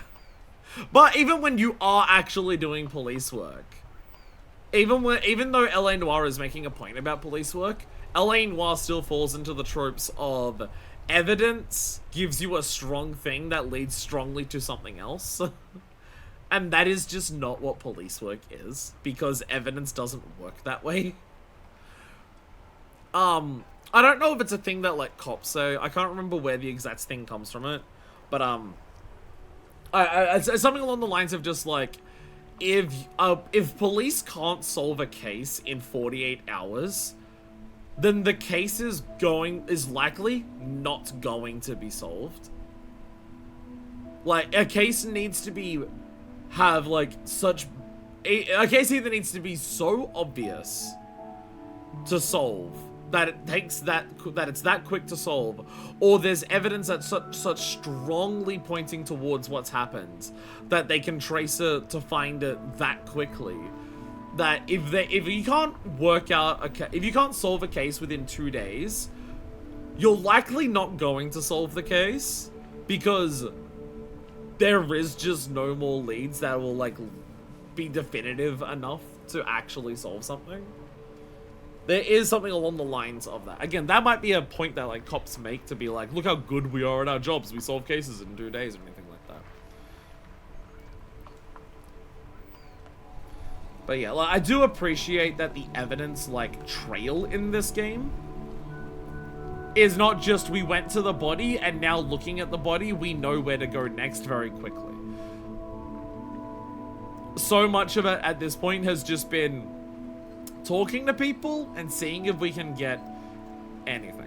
If you haven't solved a case within 2 days, you probably won't solve it. Anyway, this case is 7 days old. Good luck!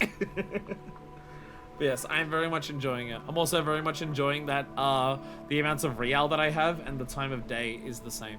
I'm also enjoying seeing the two things that are next to each other that say 1910. That's also really satisfying to see. I really like seeing that. That entertains me. Either way, I'm out of here. I'm out of here. Next time, we go west and just start exploring the west side of here and just being like, hey, did you kill that guy? No. Did you see who killed that guy? No. Alright, and then we just move on to the next person. That's our goal next time! And already, in like 2 episodes, my cosplay is no longer accurate. So that kind of fell apart quickly, but it's okay. Don't worry about it. I still want to wear the cosplay. I still want to wear the cosplay for the series. One, it'll make it so that people can't just like, if we like put things together, people can't tell like how many streams it's been. I match the portrait at least. I do match the portrait. But also, I feel like a detective. I feel like a detective. Which is to say, I feel like asking people deeply personal questions and expecting that they'll answer them because of who I am, while I also just walk around anywhere that I feel like and don't feel any shame or guilt in it because I'm investigating. I'm getting into character. Thank you all so much for watching, and until next time, this is version 2, signing out.